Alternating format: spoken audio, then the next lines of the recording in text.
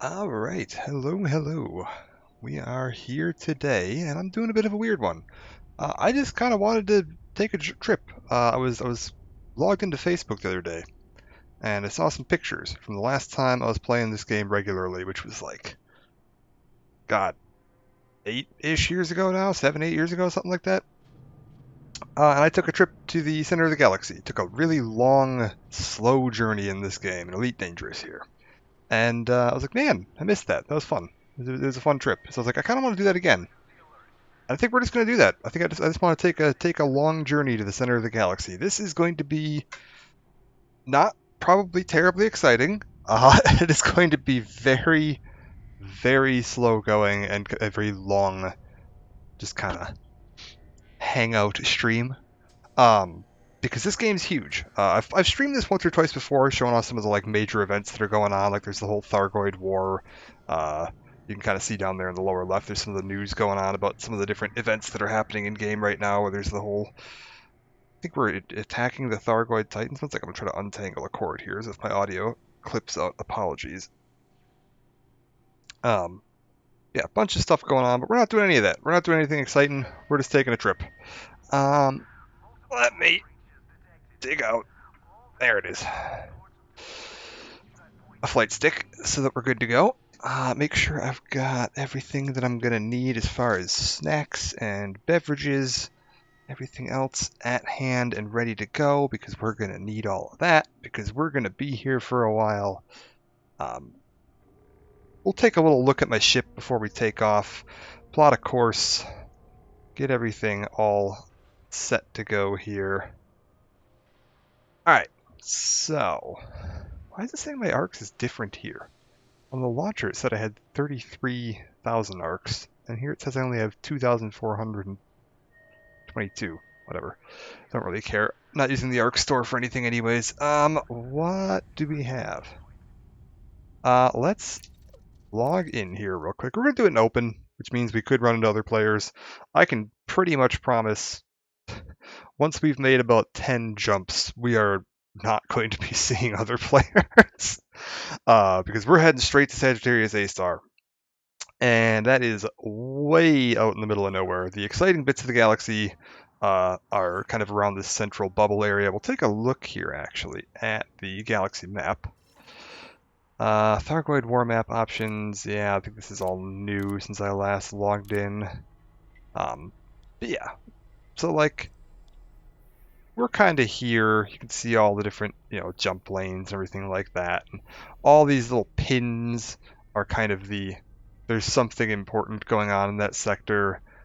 It can be that I've marked something as far as a resource goes. It can be that I've marked where an engineer is. The kind of hexagon looking ones there are where engineers live.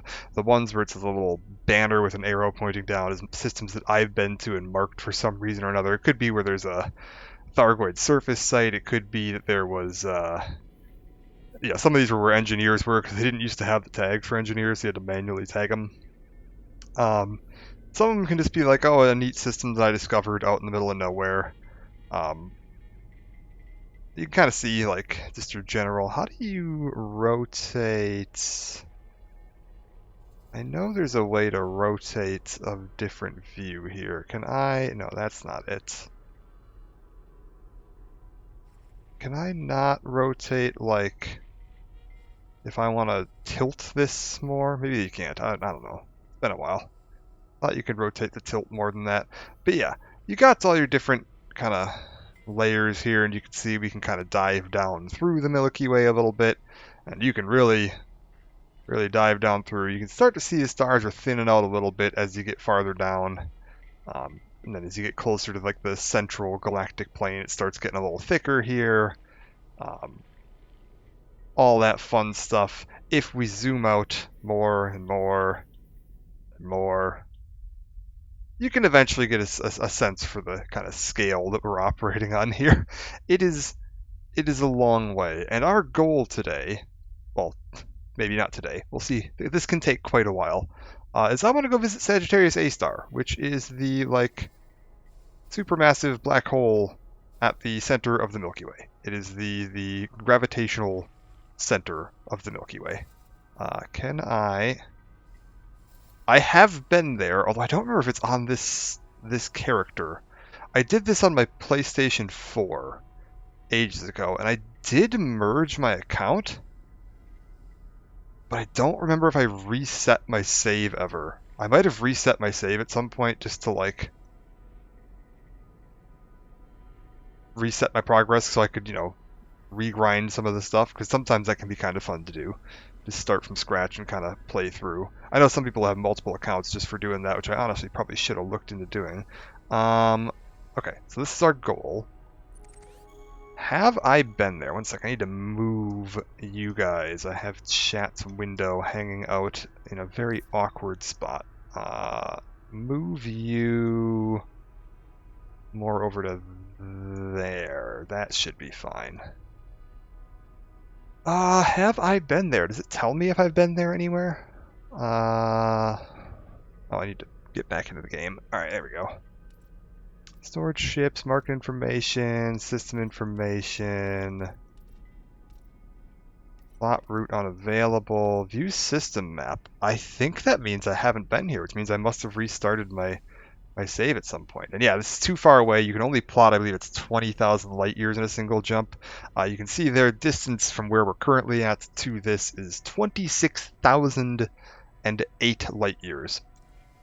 It is, I mean, a long, long way away. We are going to be flying for quite a while. Where are we? We're over here. The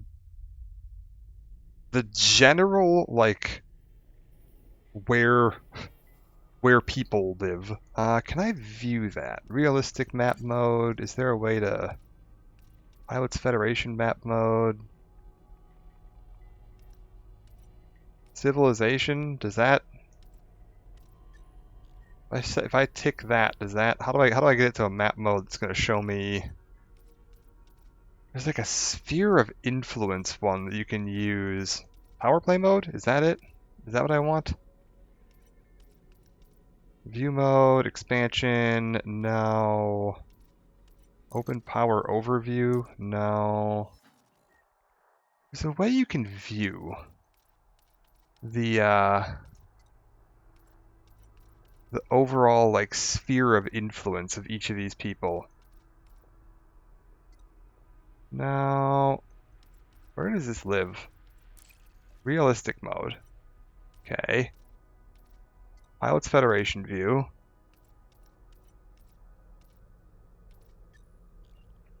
No, that's not what I want. Use plays quietly, yeah. I should. I get copyright claimed, but... How do you view the bubble these days? There used to be a really convenient way to view the bubble. There we go. Okay. So this little blob here is the sort of sphere of influence of each of the major, like, power play factions, the major governments, I guess you could, of the Elite Dangerous universe, with the capital of each little bubble kind of highlighted there. That is not every star, that is just the sort of, like, control point, and then you can kind of see there's smaller stars scattered around there. But this is kind of how the Elite Dangerous power play system works. All the different governments and all their different spheres of influence all kind of make this big little blob. Earth is in the middle somewhere here of this blob. You can kind of see how, like, everything expanded out from this central point where Earth is. Matter of fact, I think I can probably just find it real quick if I type Sol. Yeah, take me to Sol. Beautiful. All right, so there's Earth, and you can see the bubble kind of just expanded out from Earth. Is there not a way to tip this? I thought there was a way to tip this. Oh, well, whatever. But yeah, for a reference, like, once you get past this bubble, there's not much in the way of, like, space stations or docks or anything. It's basically this empty void once you get past this point. There are a few things that are worth noting, but more or less you're just looking at empty empty, nothing void once you get past the edge of this bubble. And this bubble is so tiny that the map icons overtake it once we zoom all the way out there. It is a very, very small bit of influence. I think it's like 1,000-ish light years across, or it was the last time I looked at it. It's been growing. Part of it, as the game continues to expand, it'll just keep expanding out, and more places will get taken control of. And there's kind of an ongoing back and forth struggle between the different superpowers that I don't pay any attention to, so don't need to worry about that too much. But that's basically where we're going to be going. I'm going to have to plot a route and head out that way. As far as how far we can, jump, it's like 26,000 light years to get there. My ship, if we, somewhere in here, I should have ship statistics. Yeah, there we go. I can jump about 70 light years per jump. So if you want to run the math on that, it's a lot. 26,000 divided by 70 is basically how many jumps we're going to be looking at. Screw it. Let's get a calculator up so I can do this. I'm going to need a calculator for this eventually. Calculator, you live there. All right, I'm going to want that. 26,000 divided by 70. We're looking at about 370 jumps. We'll probably assume it's going to be closer to 400 just because not always going to get perfectly optimized jumps. Honestly, you're definitely not going to be getting perfectly optimized jumps, so we'll assume 400, and that's probably not even accurate on its own. That is about 1 jump a minute if you just keep maximum pace. So at the absolute maximum pace, it's going to take about 6.5 hours to get there, probably closer to 7 hours. And that is assuming I don't stop and explore or scan or do anything on the way out there. It is quite the trip, and that is just one way. It is then another 7 hours to get back. So it is quite the journey getting out to the center of the galaxy here, which is why I haven't done it recently. But I kind of want to. I miss doing that. It was a fun trip.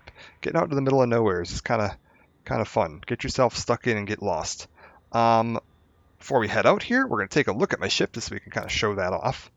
What we're going to be journeying in. This is, I believe, the same ship that I used the last time, although maybe not. Maybe if I reset my save file, I guess it might technically not be the same ship, but it's the same model, same style of ship.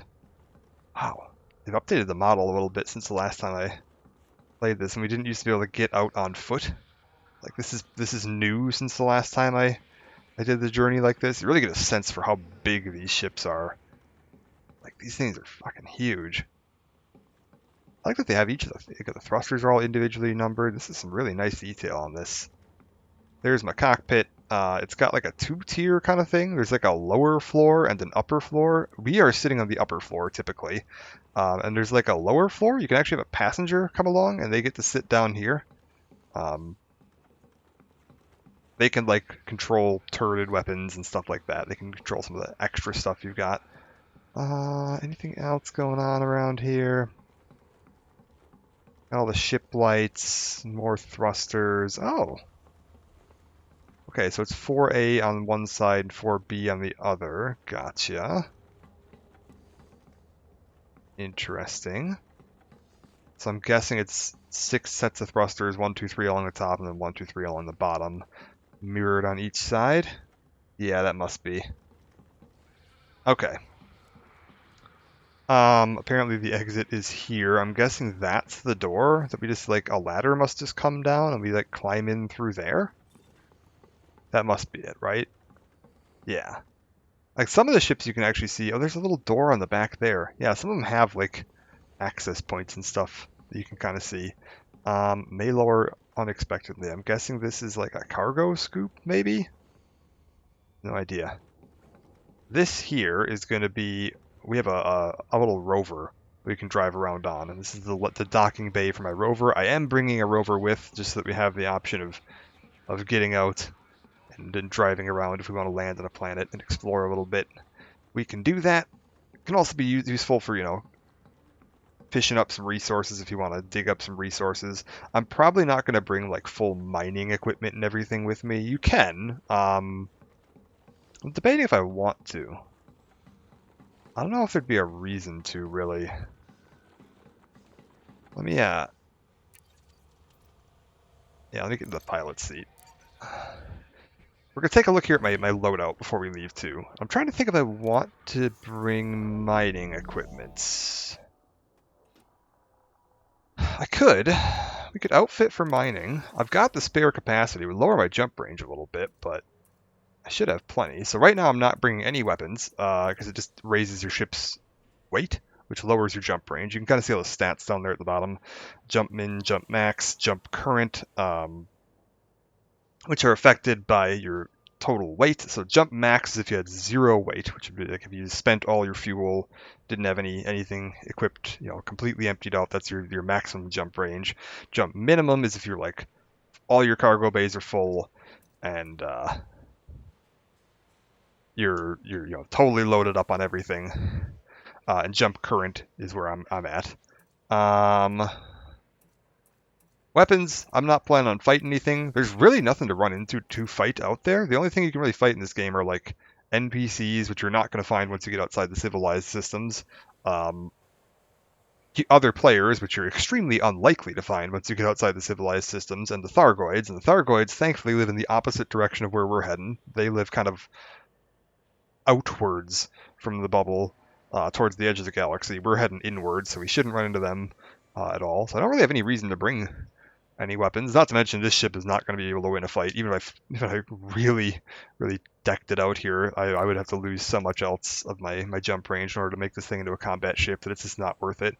Utility mounts, take a look at what options are for that. Chaff launchers, which are useful for evading like missile locks, electronic countermeasures, experimental stuff, which I think is like the caustic sink launcher and the Xenos scanner, which is how you can like identify alien ships, and then this is for avoiding the toxic clouds around Thargoid stuff. I shouldn't need any of that.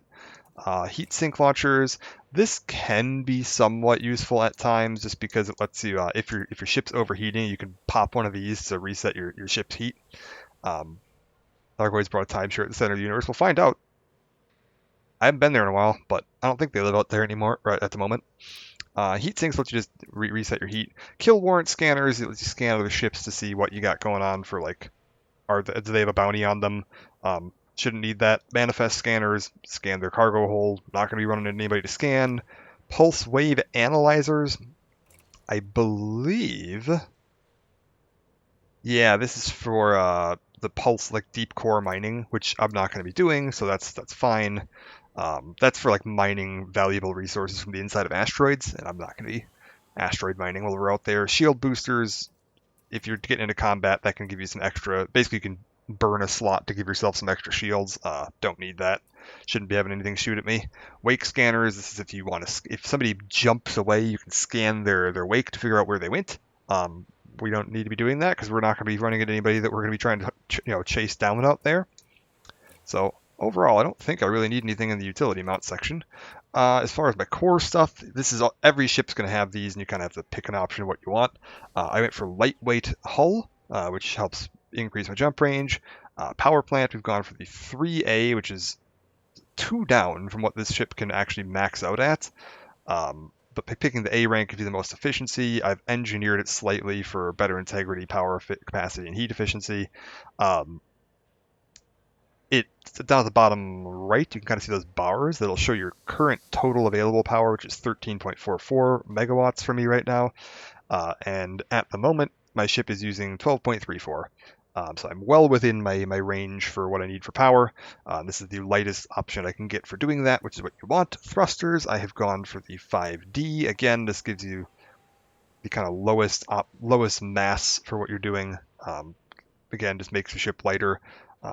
I could be slightly more maneuverable if I upgraded these, but I don't. It doesn't matter. I'm not gonna need that. You can kind of see all your different options there for it'll affect your power draw, how all your mass and everything works, thermal load, all that. Don't really need any more of that. We have the 5A pre-engineered, re-engineered frameshift drive. This is the best frameshift drive you can get. There's some videos on YouTube that can show you how the options of getting this. There's like a little resource grind you do, and you talk to an engineer, and you can buy one of these. Resource trader, resource broker, I think they're called. Technology broker? That might be it. And this lets you, yeah, see your... can I view the modifications this thing has? Yeah. So increased frame shift drive range as well as the mass manager. Um, just the best possible option. Pre-engineered cannot be modified. This is going to give me the best possible jump range I can get. We're going for 4D life support. Again, D class is typically the lightest weight but lowest performance. But that's fine. That's all I want. So my ship will run out of life support in 7 minutes and 30 seconds. What that means is that if my canopy were to crack or I were to run out of think if you run out of power, this kicks into. It's how long you have to fix things before you die, before all the air in your ship runs out. Um, 7 minutes, 30 seconds, whatever, it doesn't matter. I'm not going to be able to get to a station in rescue time anyways. If something happens to me, I'm pretty well boned, so not the end of the world there either way. Power distributor is just kind of your how quickly you can shunt power between your different systems. Completely irrelevant for what we're doing. That's useful for mostly combat, but you can, if you're doing mining or advanced stuff, you can be being able to switch power between systems faster can be useful. And how quickly it'll recharge can be useful, particularly if you're like mining and you want to make sure your lasers are up and running quickly. That's another non-combat scenario where you might want that. We don't need it. We're not doing anything with that. Sensors going to basically tell you how far away you can detect things at and how likely if something's running in stealth. How well you'll be able to detect them. Stealth in this game comes down to low heat emissions. The lower your heat, the lower your detection is going to be. I think there's a noise component kind of too, but whatever. Not really noise, but emissions. The lower your emissions, the lower your detectability. This will allow you to detect more capably. There's nothing for me to detect. Don't need to worry about that. Fuel tank. How much fuel I can store. I don't think this comes in different... Yeah, it's a C. And you might as well just bring the most fuel. Technically, if you wanted to optimize your jumps even more, you would go for the smallest fuel tank you can get that still let you complete a single jump. But I don't want to have to be refueling every single jump, so we've gone for the highest capacity fuel tank just because it'll let me fly a little bit more reliably. There's all that. Oh, didn't want to back out of that. Optional internal fuel scoop. I should probably get a 6A. This is still going to refuel pretty efficiently. But we could look for a 6A. I might swing by Limbava. They should have a 6A. They have pretty good options for tech there. This lets you refuel by flying around certain types of stars. Keeping your fuel topped up without having to swing back to a station. This is going to be absolutely essential for making sure that I don't die on this trip or have to call the fuel rats. Refueling around stars is basically going to be my only option for refueling once we get outside the bubble. The higher your grade, the faster it refuels. It doesn't actually have mass, so the higher ranks just mean you refuel faster. Your scoop rate there. I probably could go for the 6A. It's quite expensive, but I've got enough money. I should be fine. Guardian frame shift booster. This is an optional grind you can do. What it does is it just boosts your frame shift range. Gives you a 10.5 light year boost on what you would have had. So this ship would normally be just under 65 probably, right around 65 light years. I've boosted it up to 74 max, so pretty darn nice to have. Not too bad. If you look up a guide, you can do this in about, I don't know, 2 or 3 hours. Not too bad to grind out. Shield generator. This is somewhat optional. I'm bringing it along so that if I decide to land on a planet and I touch down a little bit hard, I'm not damaging my hull because I don't want to bring a way to repair my hull. I don't even know if you can repair your hull. There's like repair limpets you can bring, but I don't remember if those repair your hull or if those just repair your modules. Don't remember. Cargo rack anti-corrosion. I can probably store the anti-corrosion cargo rack. That's for storing Thargoid stuff. I don't think I'll need any of that. Cargo rack. I'm debating if I need to bring one of these or not. I'm probably not going to be getting any cargo. I think we can just store this. I don't think I need that.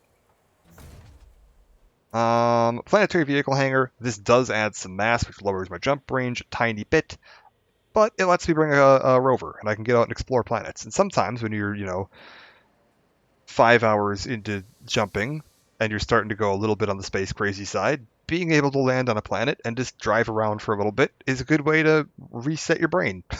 So we're going to bring a ship just so I can run around and explore. Anti-corrosion, we'll store that. Screw it. I don't think I need any of those.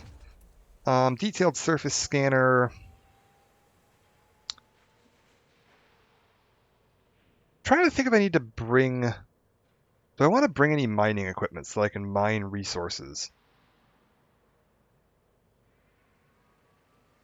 I'm going to look at my crafting menu in a minute, and we'll figure out if I want to bring anything with. Detailed surface scanner basically just lets me scan the surface of planets if I want to, get some info, which we're going to want to do, because gathering intel on unexplored systems can pay off pretty well. We're going to be finding a lot of unexplored systems, and then planetary approach suite, which is how you land on planets. Is there anything else that I need? AFMs. This is auto field maintenance. Repairs internal ship modules, can restore broken modules.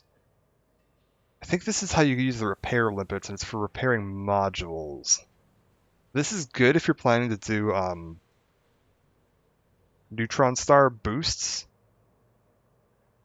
But I'm not really planning to do that. I think we're just going to go regular. Neutron star boosting is faster. If you want to just get there as fast as possible, you neutron boost, because you can... every time you find a neutron star and power up on it, you can basically supercharge your frameshift drive, and it triples its jump range for one jump. And there's an entire website you can use for plotting out a neutron highway, like trip out to the center of the galaxy. I would need a better, power supply also if I wanted to do this, because this would currently put me over power. Although I guess I could just go for a shittier... could I get a crappier one? Could I get like a bullshit... Is there one of these that I could use? I'd probably need to drop the shield is what I'd need to do. Yeah, I don't want to do that. That's fine. I'm not planning to do that, so I don't think I'll need those. Cargo racks I shouldn't need. Collector limpets are for mining. I won't need that. Frameshift interdictors for pulling other ships out of frameshift drives. Basically, if you want to pirate somebody or hunt down a bounty. Don't think I'll need that. What is flight assist? Is this my auto docking and super cruise assist? Yeah, that's autopilot. Don't need that. Fuel scoops. I think this station, I looked, and this station does not sell 6A. Yeah, they don't. So we're going to need to go find a 6A if I want to get that. Fuel tanks. If I wanted to get some more fuel with me, I could bring some fuel along. Don't think I'll need that. Fuel transfer limpets. This is kind of a fun one. Fuel transfer limpet controller. This lets you launch fuel from your ship to another ship for refueling them. I won't need that on my ship, and hopefully I won't need that on anyone else's ship. If you run out of fuel, you can actually contact a player rescue group that can come out and refuel you using those. So hopefully we won't need that. Hatch breaker limpets for pirating cargo. Don't think I'll need that. Hull reinforcements and module reinforcements for just, reinforcing your ship against damage. Shouldn't need it. Multi-limpet controllers. The hell is this? Mining multi-limpet. Collector and prospector. Oh, this is kind of cool. Deep space mining and asteroid belts.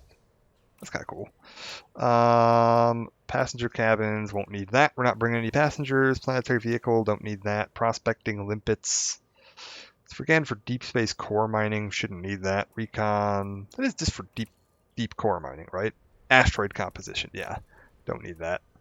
Recon. What do you do? Oh, hack into data points. Is that for remote hacking into data points? Yeah, I don't need that. Refineries. What does this do? Refined resources into tradable commodity uses. I might have to take a look and see if I need these. I'm going to take a look at what I can all craft and see if there's anything that I might want to craft while I'm out there, and if I need a refinery in order to craft it. I don't remember if you do or not. Repair limpets, again, for repairing, I believe that's other ships? Yeah, hull of targeted ship. I don't even think you can repair yourself. Research limpets. What does that do? Biomatter from the surface of an alien vessel. No kidding. Shield cell banks is just like, again, temporary shield boosts. Shield gen, don't need one. I've already got one. Surface scanners, there's only one type. I've already got it. So we should be good on that. Let's take a look. If I go over to my synthesis, where do I do that? Inventory, refinery, materials, encoded, synthesis. Frameshift drive injection, that's a boost. Small caliber munitions, this is all ammo. Limpets. AFM refill, chaff, heat sinks, life support, caustic sinks. SRV ammo and repair.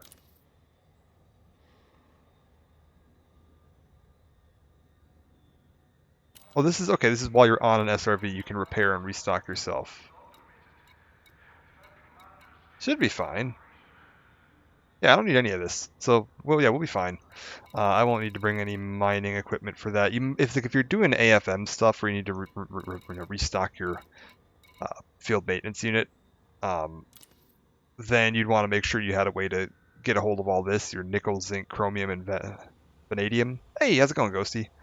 But I am not planning to do any AFM repairs while we're out there, so I shouldn't actually need this, which means we don't need to equip for mining, which means I can leave that all empty. I might do the 6A fuel scoop.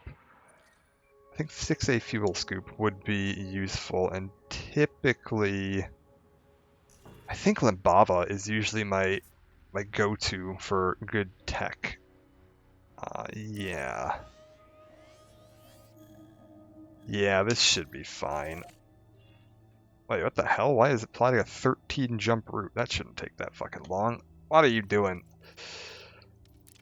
Realistic mode. Oh, god damn it. How do I... Route settings. Teelan to Limbava. I want fastest route. No jet cone boost. Recalculate route. 2 jumps. That's more like it. And then can I want to get star types. Star types. I want all of these turned off, I believe, and then apply filter to route.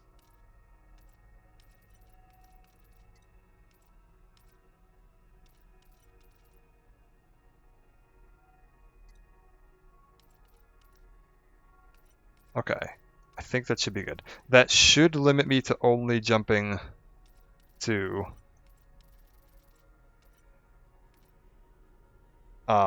stars that I can actually refuel off of.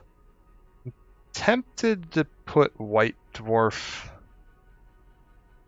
and non-sequence on just because it would let me jump to systems that have no, you can run into too many problems with that. I think we're going to leave it like that for now. That should be good. Alright. 2 jumps to get to Limbava. We'll look to see if they have a 6A fuel scoop, and then we will plot a course towards the center of the galaxy and head out. Like, that's basically the end of the rundown of what we're going to be bringing with us, what we're equipped with. I also need to, when we get out in the middle of space, I'm going to need to test some controls, because I have not played in a little while. I need to make sure my binds are not all erased. Okay, oh god, that's inverted. I don't want that inverted. Oh god. Oh god. Why are my controls inverted? Hold up. Turn, yeah, okay, we gotta reverse some controls here real quick. Ship controls, hold up. Light rotation, yeah, I don't want that inverted, and I don't want that inverted. That should be better. Is that more what I'm expecting? Yeah, that's more what I'm expecting. There we go.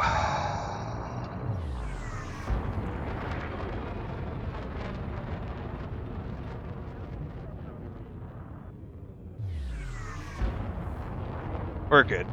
Okay, so 2 jumps to get to Limbaba. Oh, we got a nice long jump on this first one too. Beautiful.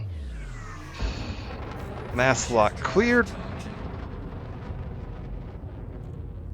I'm hoping they'll have that 6A fuel scoop. Limbaba's got pretty good, like a pretty good industrial district, so I would think they would carry it. If they don't, I'm gonna have to see if I can find an online resource that'll help me find one of these. They shut down one of the bigger ones. I think it was... Oh, which one was it shut down recently? One of the big, like, online player databases. They just decided it wasn't worth funding the website anymore because it was costing them too much, so they shut it down. But that unfortunately means we lost a bunch of reference material. Why am I not refueling? Is Star not fuelable? Oh no. Oh, that's gonna be fun. Okay. I'll have to see why my plot is not actually applying correctly. I was like, I told it to filter to only fuelable stars, so it should only be jumping me 2 stars that I can fuel at.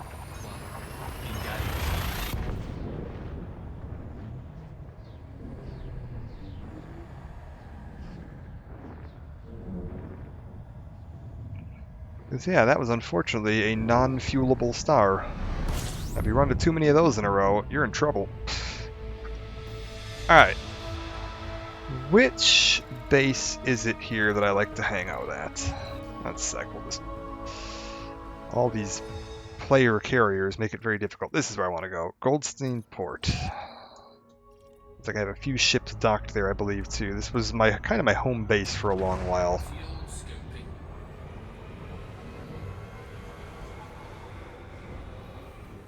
Just because they have a really great selection of modules available for sale.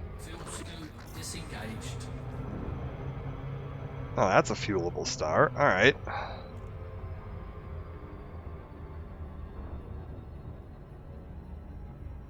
Is there... What's going on with the news lately?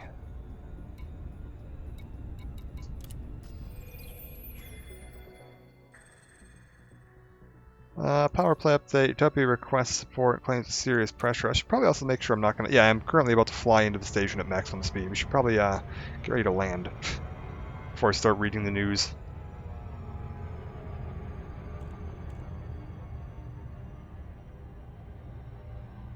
Alright.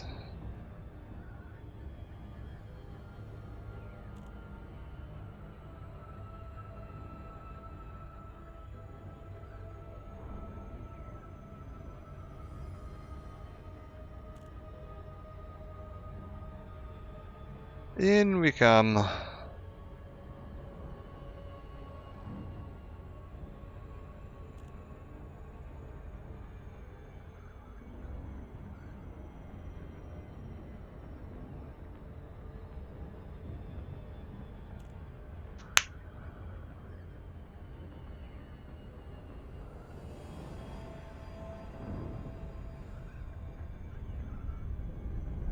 Surprised I'm not seeing any players out here. This is a pretty popular system just because of the module availability here.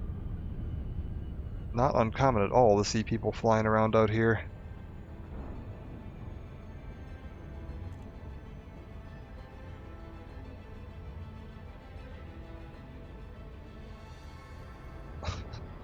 Come on.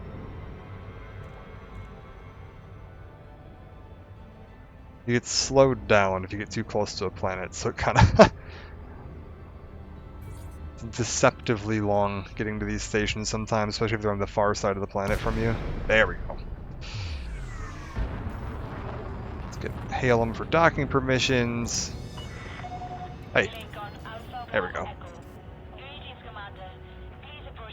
Ah. It's been so long. So long that I'm no longer considered friendly with them. These jerks. Oh, I got the front landing pad. Nice.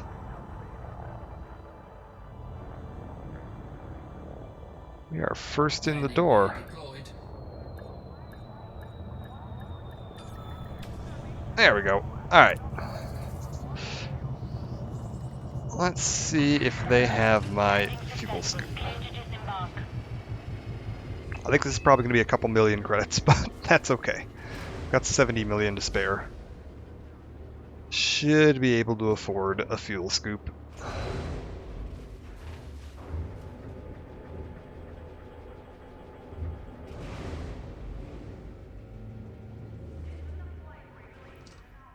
Okay, I want optional internal fuel scoop, replace.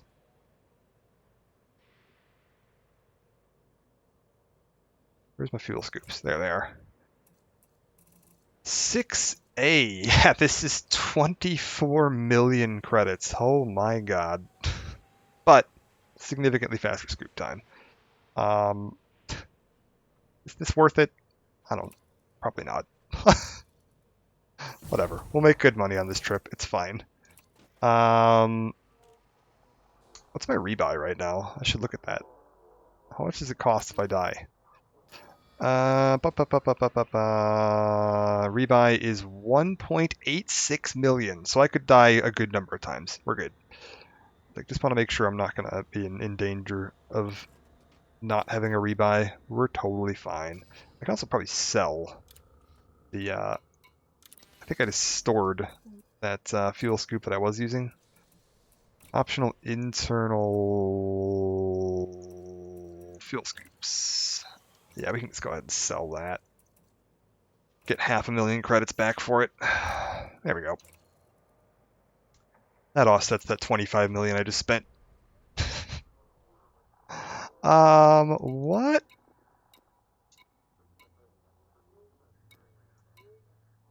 What's a pre-built ship? I don't remember this menu. Oh, right. They launched the Type 8. God, this thing looks fucking horrendous. I love it. It's expensive. 33,000 arcs from the look of it, which I think is quite a lot if I'm not mistaken. That's like the real world money. How much are they charging for this thing? Oh, is it taking me to a website? Why is it taking me to a fucking website? Allow cookies. Why not? Currency in American money, please. If I wanted 33,000 arcs, the cheapest way I could get them. There's a 25,000 pack for 19 bucks. And an 8,000 pack for 7 bucks. Like just under 30 bucks to buy the ship. That's fucking stupid. I hate they did this. They never used to sell ships for money. It was all in-game credits, but they've been the last 2 ships they've done, they've released as like yeah, advanced maintenance. One sec, let's real quick.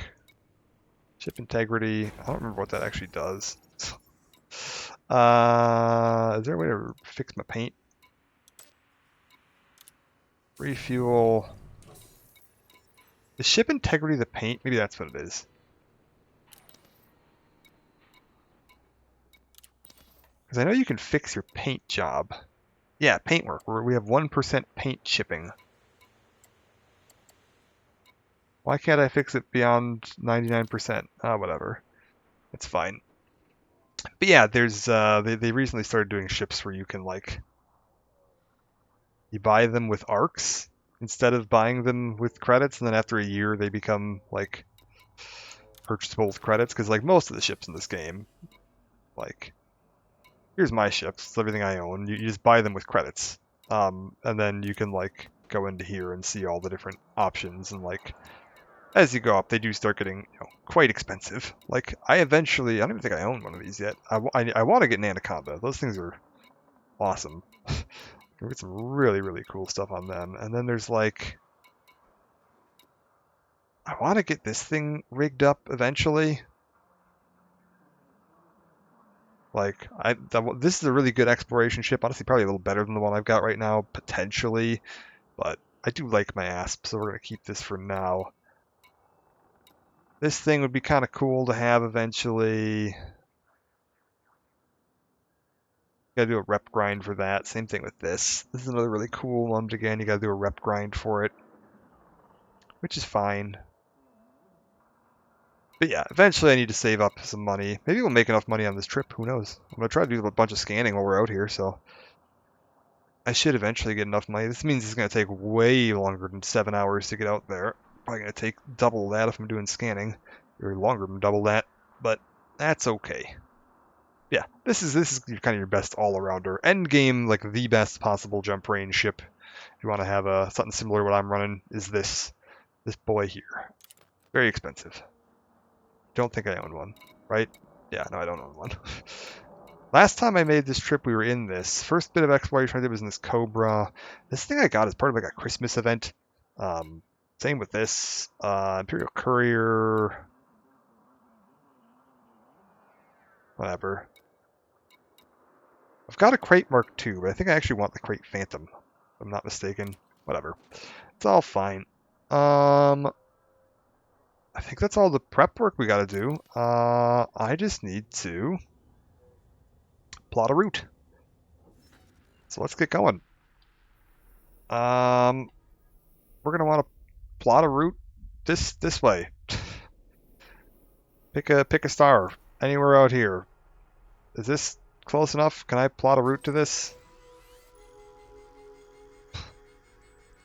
Should be able to.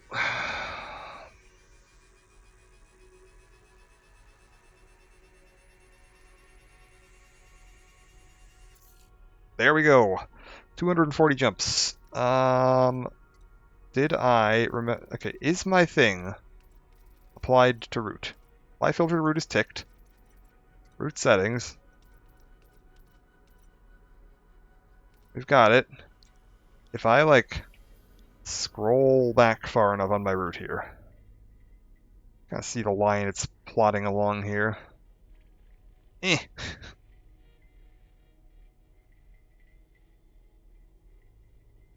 We've got a long way to go.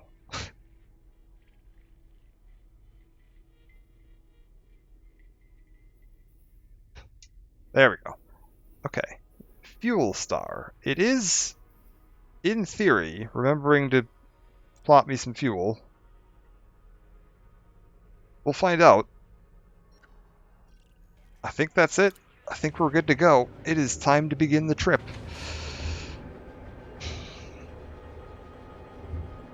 And we'll take a look at scanning and how that all works once we find a good system.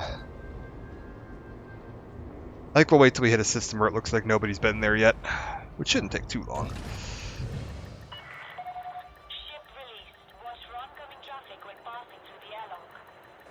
Alright. Take off, retract.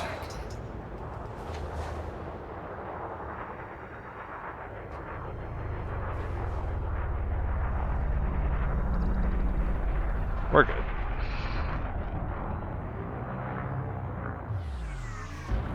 And goodbye, civilization. We might run into some more ships for a few jumps. Like the first, I don't know, 10 or so jumps, we're still going to be pretty close to, like, places that people live. Like you can see there in the little preview, superpower independent, but security status low security. That is still technically an occupied system. Like it's within the bubble sphere of influence, so we will be potentially seeing some NPCs running around out here. That is going to stop very quickly, though.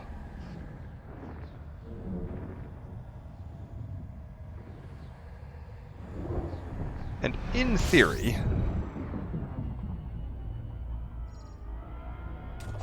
yeah, we are able to fuel scoop off of pretty much every star, in theory, if my filter's applied correctly. Fuel scooping complete.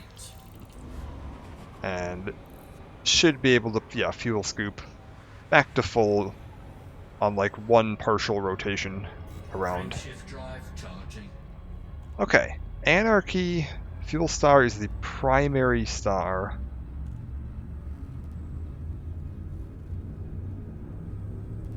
Good, good. 4, 3, 2, 1.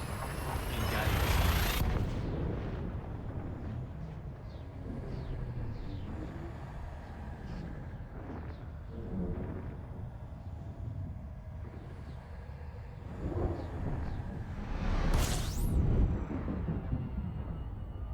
Have we reached the...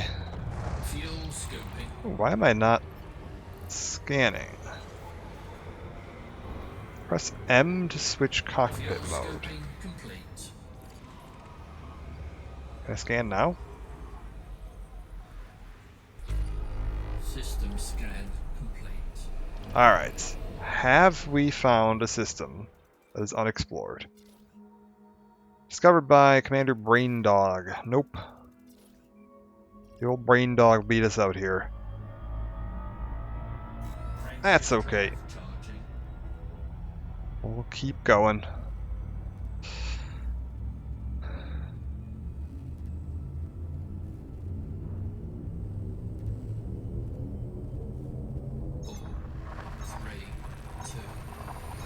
I was like, we should pretty quickly start finding systems that are completely undiscovered, where I am the first player to have ever set foot in them. There are billions of star systems in this game, so it does not take very long to start finding new stuff. Fuel scoping. Alright, everything's scanned. Fuel scoping complete. How are we looking? Is this another... Nope, somebody's been here. Not interesting to me. Frameshift drive Away we go. There's a more detailed version of scanning you can do, where you actually scan all the individual planets and, you know, get some more detailed data. Right now I'm basically just getting a list of what all is in the system. If you want to get the actual detailed info about the planets, you have to fly over to them and manually scan them and launch some surface probes and all kinds of fancy stuff. Which we'll be doing once we get to systems that are, like, new. But for now, I just want to get the am I the first person here? Fuel scoping. Alright. Fuel scoping complete. How are we looking? Nope. Somebody else discovered this one, so keep moving. Charging.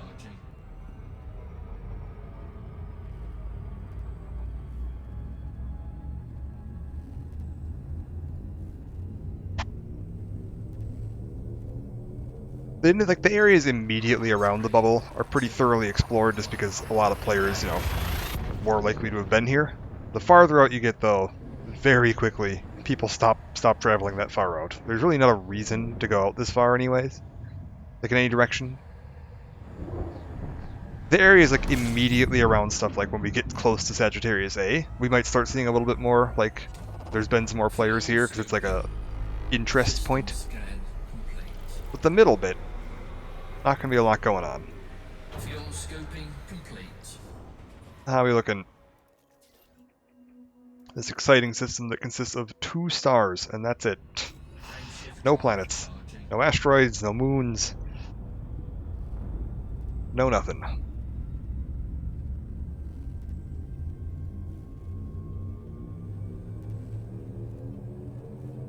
Four, three, two, one. Engage.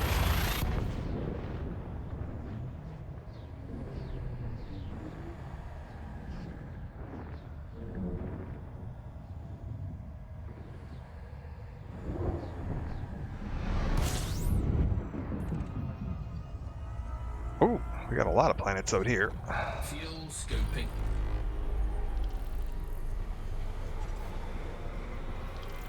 Alright. Fuel scoping complete.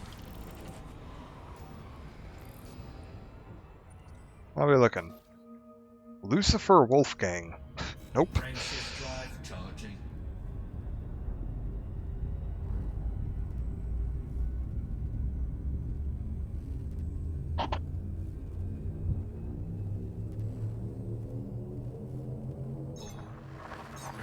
I'd say we're probably going to go about the first 1,000 or so light years of like, it's probably been pretty well explored.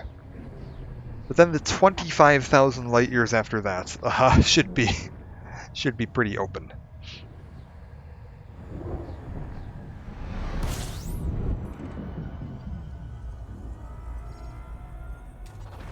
Fuel scoping. All right. Fuel scoping complete. Ah. Damn it. I borked my thing. How do I target next plot? It's like there's a button. I need to find the button. I hit a button that I shouldn't have hit. I hit the target planet button instead of just the highlight planet button, and I need to now get select next ship on jump route. Target next system en route. We'll go with...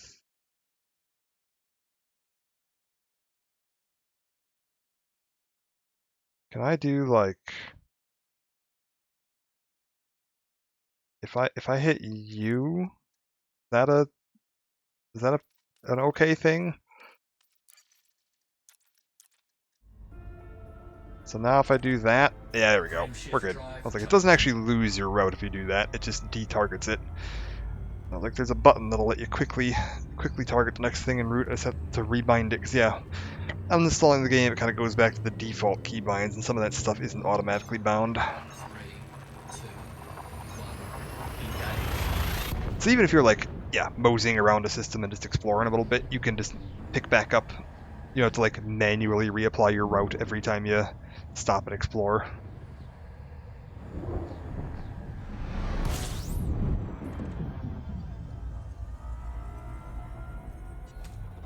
Fuel scoping.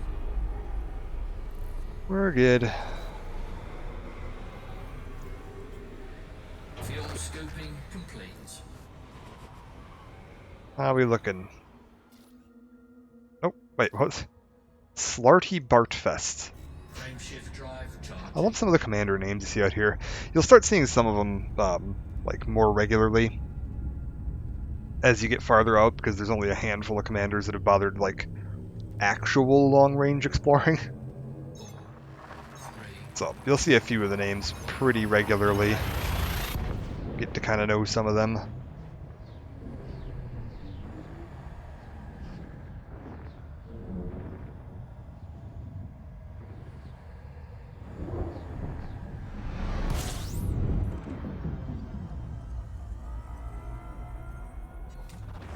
Fuel scoping.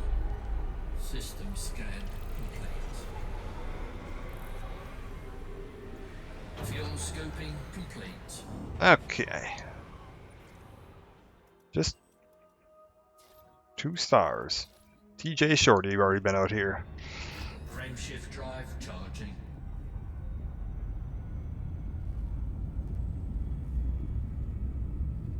I need to rebind my look around key too. I don't think I have it bound right now.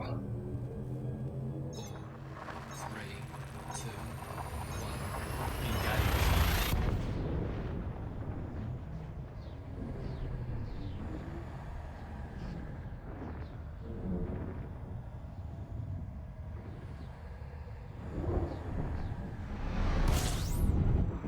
Other nice thing about streaming like this, I don't have to worry about getting ambushed by stream snipers, because we are far enough out and jumping fast enough that they will never catch us. Scan complete.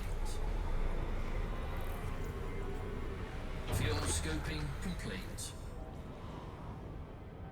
What do we got? Pictas. Nothing. Charging.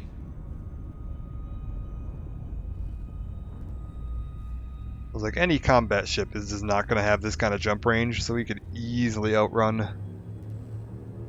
anything going on out here, which makes it nice and relaxing. 2, 1. we're already well past the, like, we're going to be running into other ships range. It's just going to be empty space from here on out.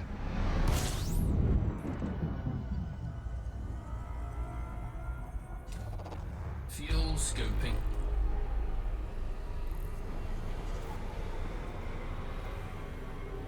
Fuel scoping complete. Alright.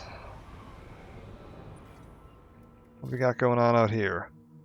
Commander Boddington. Frameshift drive charging.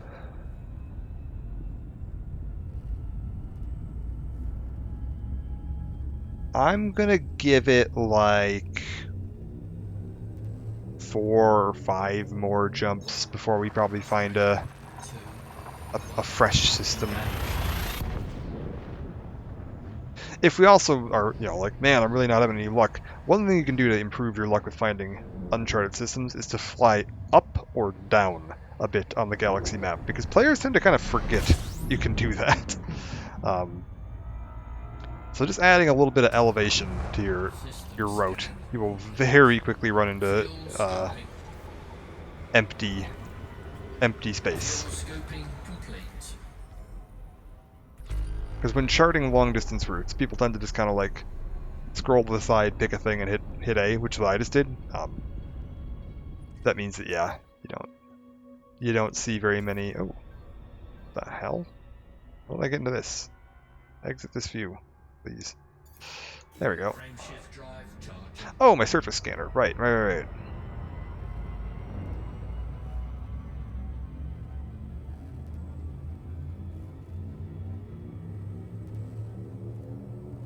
You remember how you turn on the Discovery scanner, or the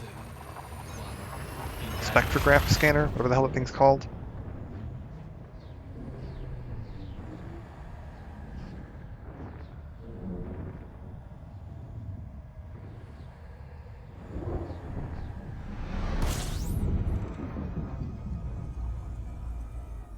Whoa!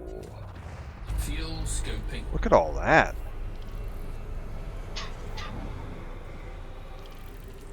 What is going on with this system?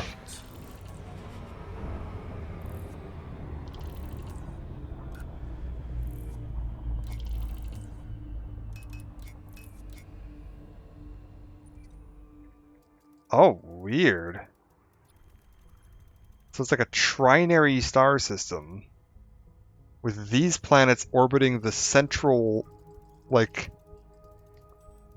these two are orbiting each other, basically, which each have their own planets orbiting them, and then this pair and this pair are orbiting a central point here, and these are also affixed to that central point there.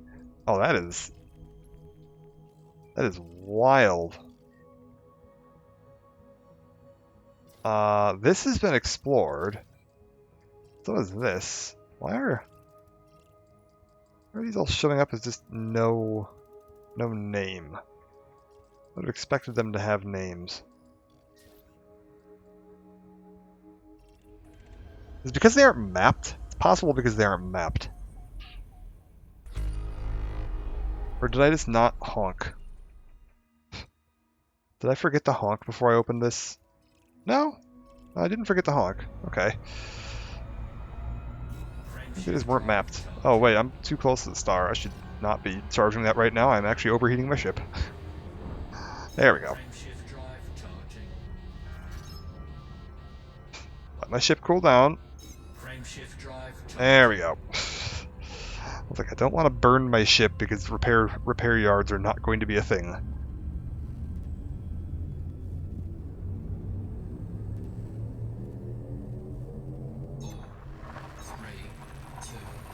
Why do I have a flashing caution light up there? Maybe it's because I was almost setting my ship on fire. That might have been it. We're fine. We didn't actually set it on fire. We just came pretty close.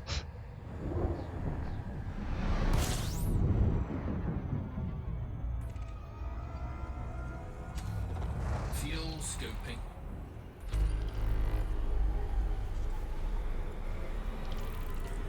Fuel scoping complete. What do we got? One star being Orbited by quite a few icy rock planets from the look of it. Frameshift drive charging.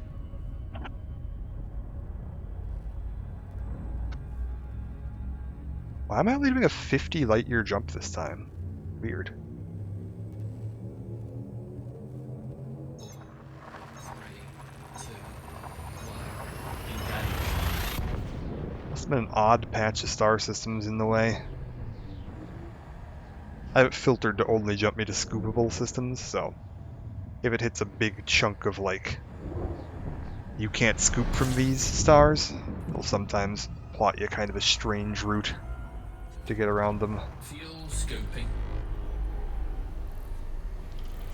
Fuel Makes it easier to scoping fuel though, complete. because then I don't have to worry about keeping an eye on my fuel gauge, because I can just refuel on every single star that I get to. Ubernaut, fantastic. Ooh, this is explored by several different people. Ubernaut explored the star at the center. Another player was adventurous enough to wander out and explore this star, but they didn't explore any of the planets. And then, yeah, there's a third player that went and explored all the planets. Interesting. I always kind of like when you can see the history of how a system was explored. Like, which players were interested in what. Like, Ubernaut seems like they were likely just like, I'm going to scan the star that I, land in front of, which is, yeah, understandable. I think you automatically get the scan just by flying in because you land close enough to the star usually. They've changed how exploration worked a little bit throughout the years. It used to work a little differently. I don't even remember the specifics of how it used to work. It's been so long.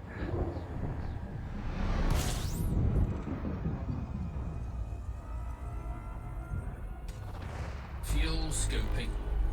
System scan complete. Fuel scoping complete. Yeah, these were discovered by two different people. Frameshift drive charging. Because yeah, a lot of pilots will just kind of like, I'm just jumping along and I'm just going to take the scan on that closest star and not bother to go put my name on the star by flying over to it. 3, 2, 1. Engage.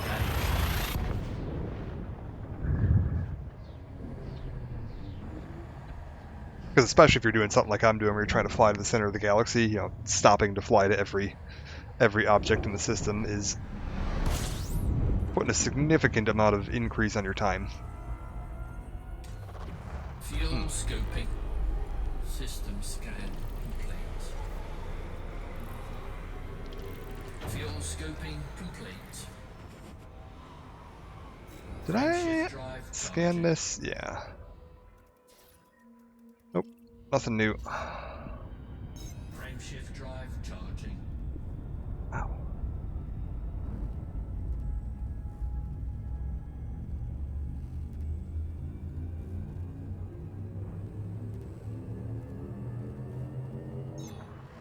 Three, two, one. Engage.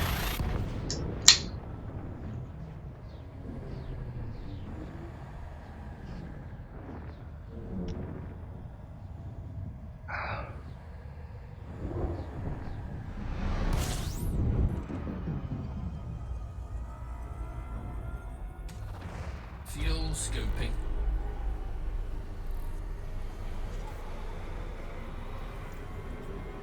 Fuel scoping complete. Alright. Nope. Other explored system. Frameshift drive charging.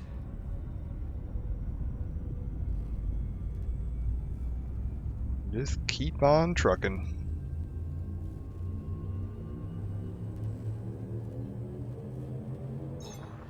Three, two, one. Engage.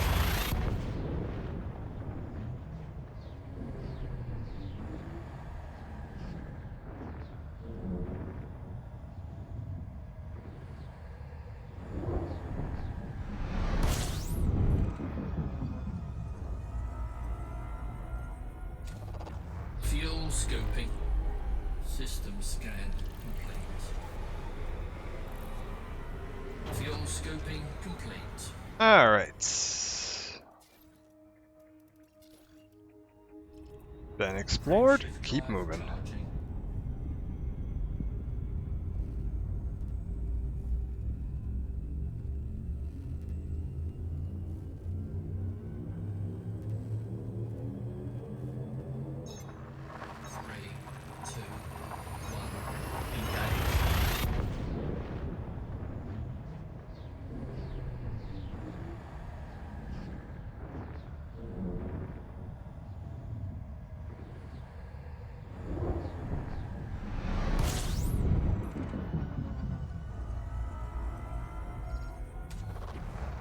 Field scoping.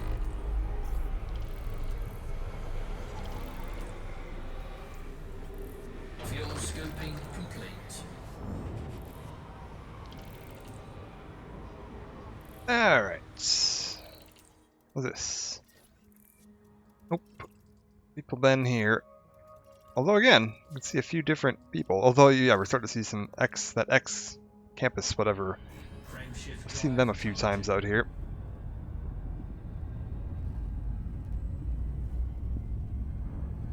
And yeah, again, looks like we had a player that just wanted to catch the stars and wasn't bothered with the planets. There is like a method to figuring out the most Engage. cost-effective things to scan, because you get paid. You take these this data back to the bubble, you can get paid out for delivering scientific data about the systems you're exploring. And there's definitely like some worlds are more valuable than others. I think Earth-like worlds are like the most valuable thing you can get paid for. So if you see an Earth-like world, it's Field scoping complete. smart to stop and go explore that. I haven't even been looking, to be honest, because I don't really care. Until we start getting to I can put my name on it, I'm going to be flying through so many systems that it is totally fine ignoring a few along the way. Water worlds are pretty valuable. I think there's a few other types that are Frameshift drive relatively worthwhile as you go.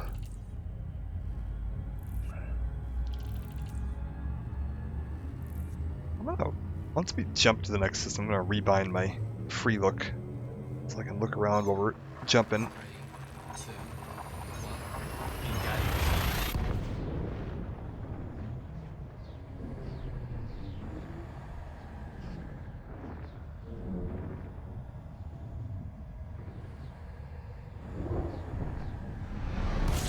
Engage. Okay, park it here for a second.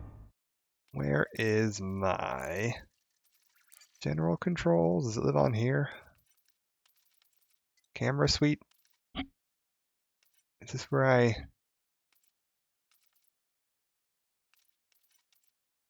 Enter free camera. This is on B1. I don't think that's the free camera. Is that right? It is. Okay, that's the button I want. So we want to rebind that from useless to useful. Controls. Camera suite. Put that onto here. Yeah, that's fine. Alright, there we go. So now if I want to... Why is this not working? Oh, I didn't apply it, did I? Come on. Camera suite. No, I did. Apply. Why is this still not working? Hello?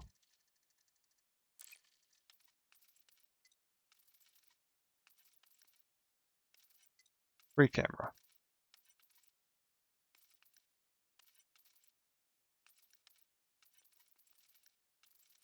Why does that not work? Does that work now? No. What the hell? Why is my camera not working?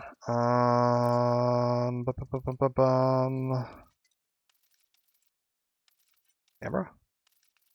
Free cam. Scroll down. Toggle free cam.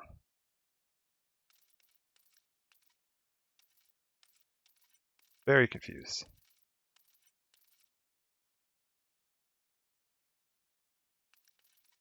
Why are you not letting me free look around like this game? I go under here? Is there like a special one for head look? Mouse head look. Ah.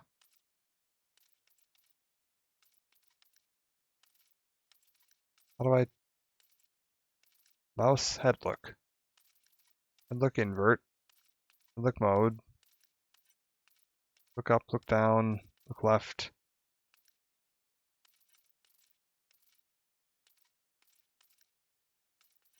Why do you not work?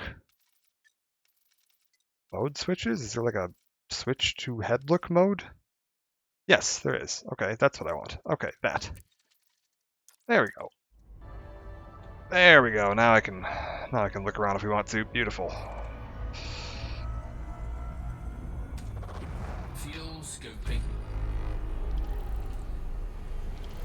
Why the hell is it not letting me look around? Fuel scoping complete. How are we looking? Ooh, where the hell is this? Already been discovered. Again, we had another player that felt like going farther out here. Very cool. Nope, Frameshift drive charging. we're good. And yeah, now we can kind of get a look around while we're flying.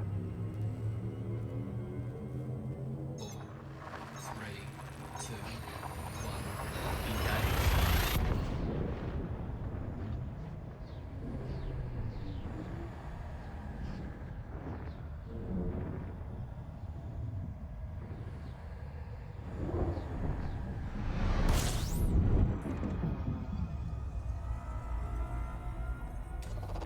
Fuel scoping. System scan complete. Fuel scoping complete. Anything here? Nope. And, oh! Okay, this one technically hasn't been discovered yet. How far? I mean, it's more or less in the direction that we're heading.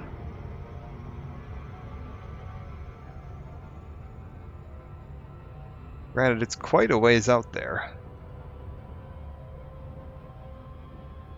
Let's just fly for a second and see how far out we're actually talking about here. I don't remember how long of a flight 350,000 light seconds is.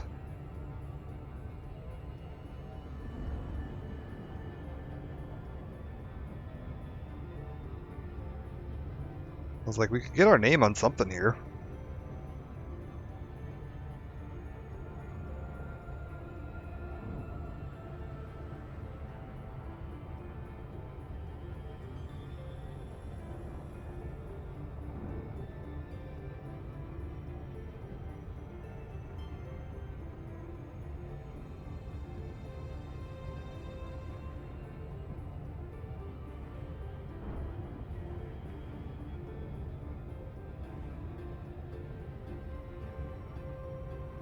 It looks like it's a pretty significant time to fly out there.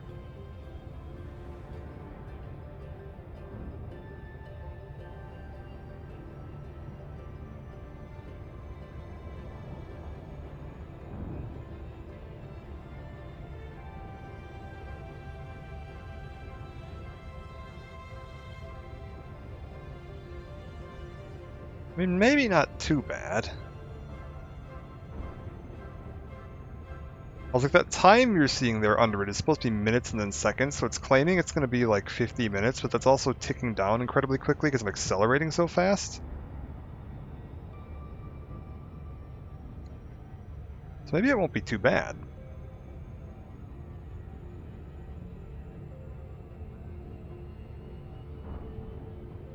It's like, I'll go get my name on something, screw it. Break up the monotony of flying a little bit.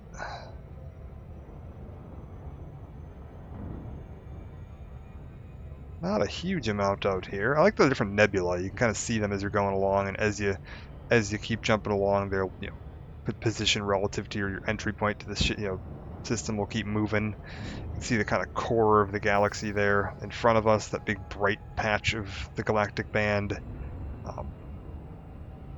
All that'll slowly kind of shift around as we get closer and closer.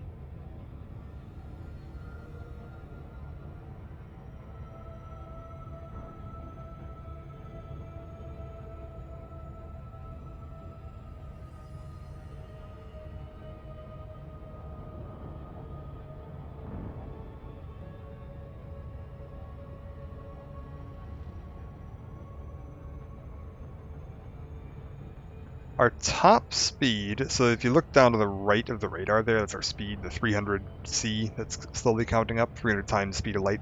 Top speed on this thing is, well, on every ship in this game, 2001C. It is relative to, your maximum is relative to how close you are to a gravitational body. So the closer you are to a star, the lower your capped speed is going to be. As we fly farther away from the star, you can see our capped speed is increasing. So this will keep climbing until it hits 2001C, or we start getting close enough to this other star that it starts pushing us back down again.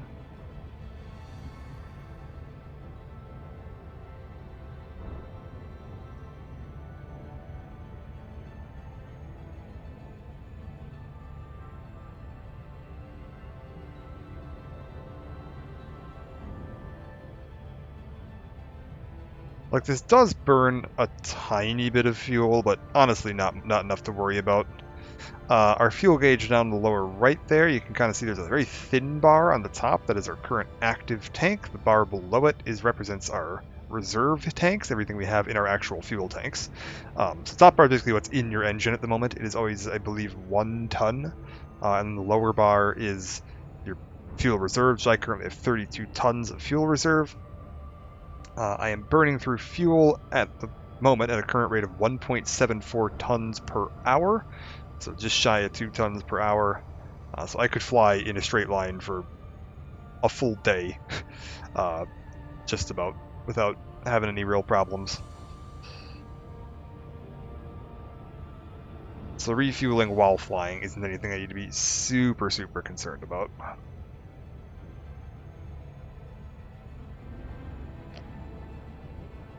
That's why you see that active bar not moving particularly much right there.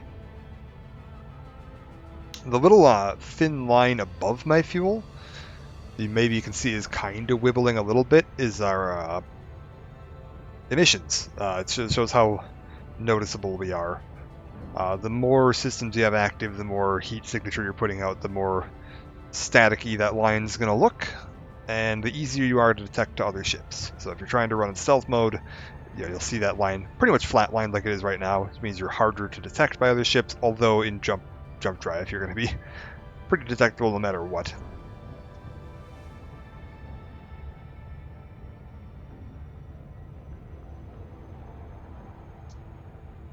I don't remember how close we need to get in order to count as having scanned this thing. Or if I have to do like a surface scan on it. I don't think you have to surface scan stars. Could be wrong, but let's look at something here. I don't remember how this all works. When do I get like my how do I know that I've gotten my detailed view of this? Target focus, copy name, no.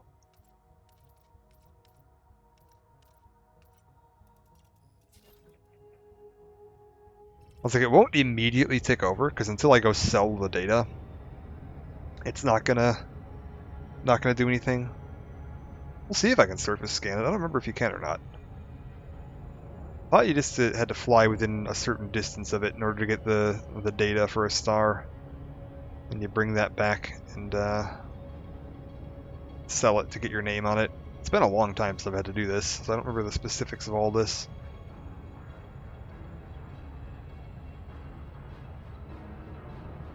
I was like, I don't think mapping the surface of a star makes a huge amount of sense.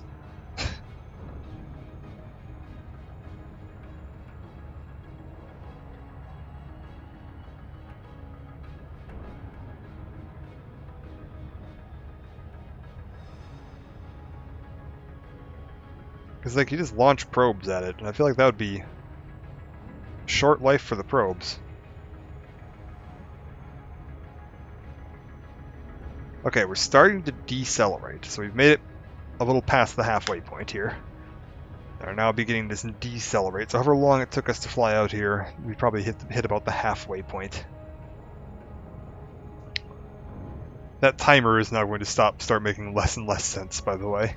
That 3 minutes and 5 seconds it's saying we have left. It's it's going to start time dilating pretty badly as our acceleration decreases. Potentially to the point that it actually starts counting up.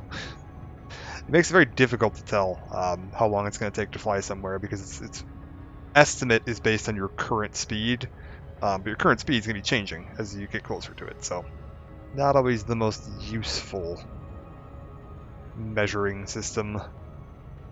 And you can see why, yeah, not every player is going to want to scan every star in a system they fly into. A lot of players will just hit the star they fly in at and then just keep moving because they don't want to do this every system they fly into, which is completely understandable. Like, it's a long trip. And it used to just be that you had to like fly around each system and get close enough for it to like tick.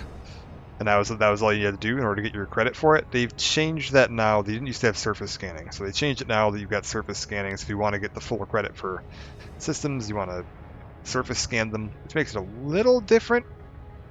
Like, exploring compared to how it used to be. I think some of the systems actually see two names on some of the planets, which is the like one person discovered it the old way, and then one person discovered it, like, did a full systems like surface map of it.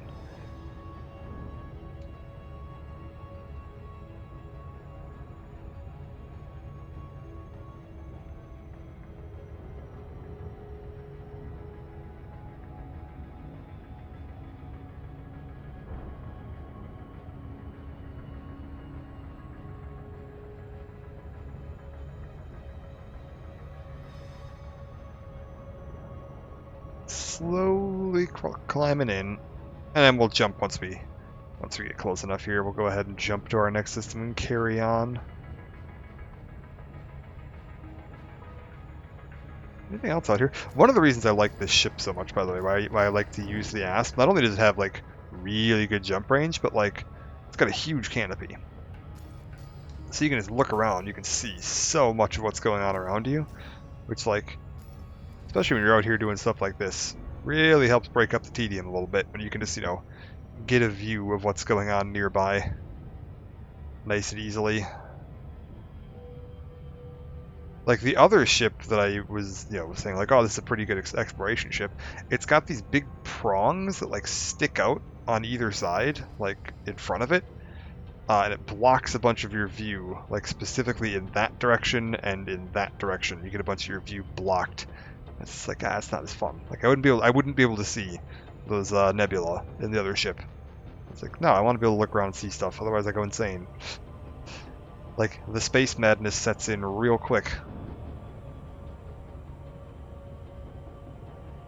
when you've spent 14 hours jumping, and it all just looks like this.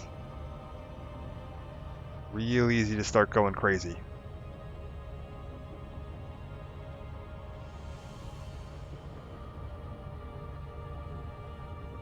Just take a look at it from the other angle. Anything out here? No, just those two nebula right now.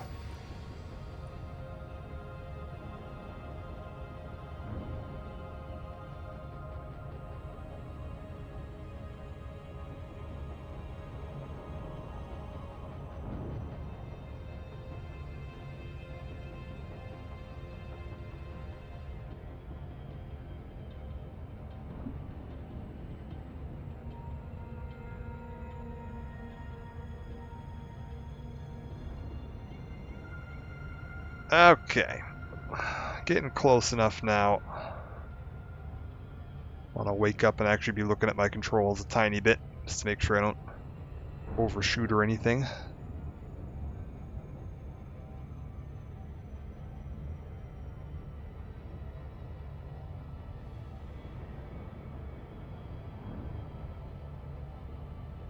Oh, this would have been a good chance to actually catch up on Galnet.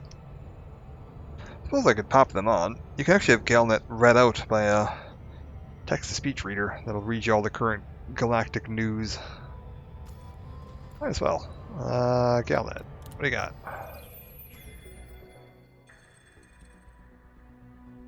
got? We'll just turn on the Galnet reader. Can I just like...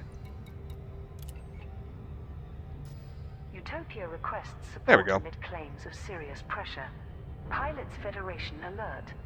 Utopia has asked for encoded materials and commodities in the Pelevnik system as part of an initiative to update its reference library.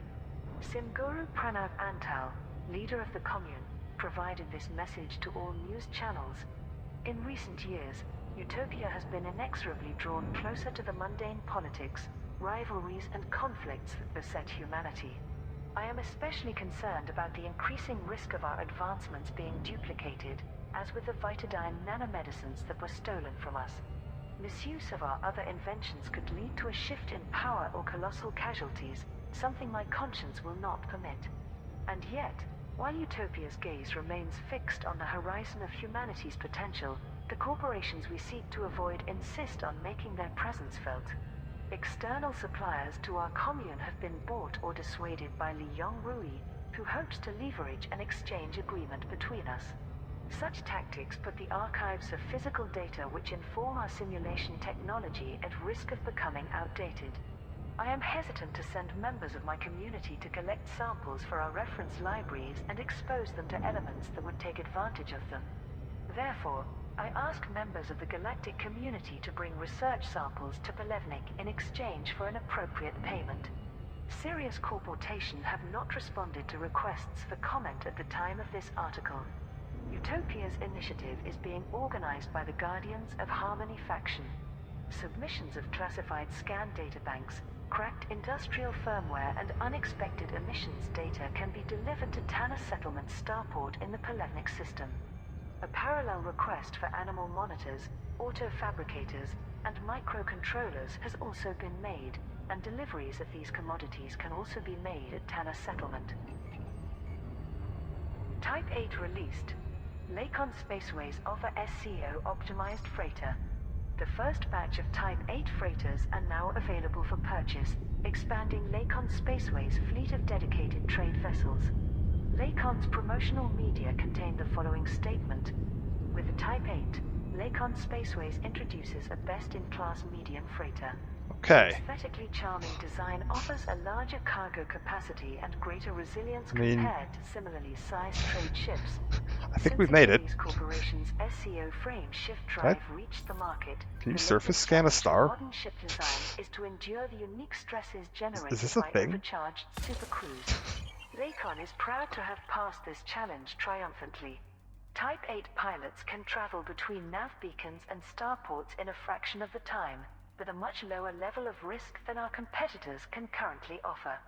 The Type 8 is a fine choice for any entrepreneur looking to maximize the profitability of their trade routes.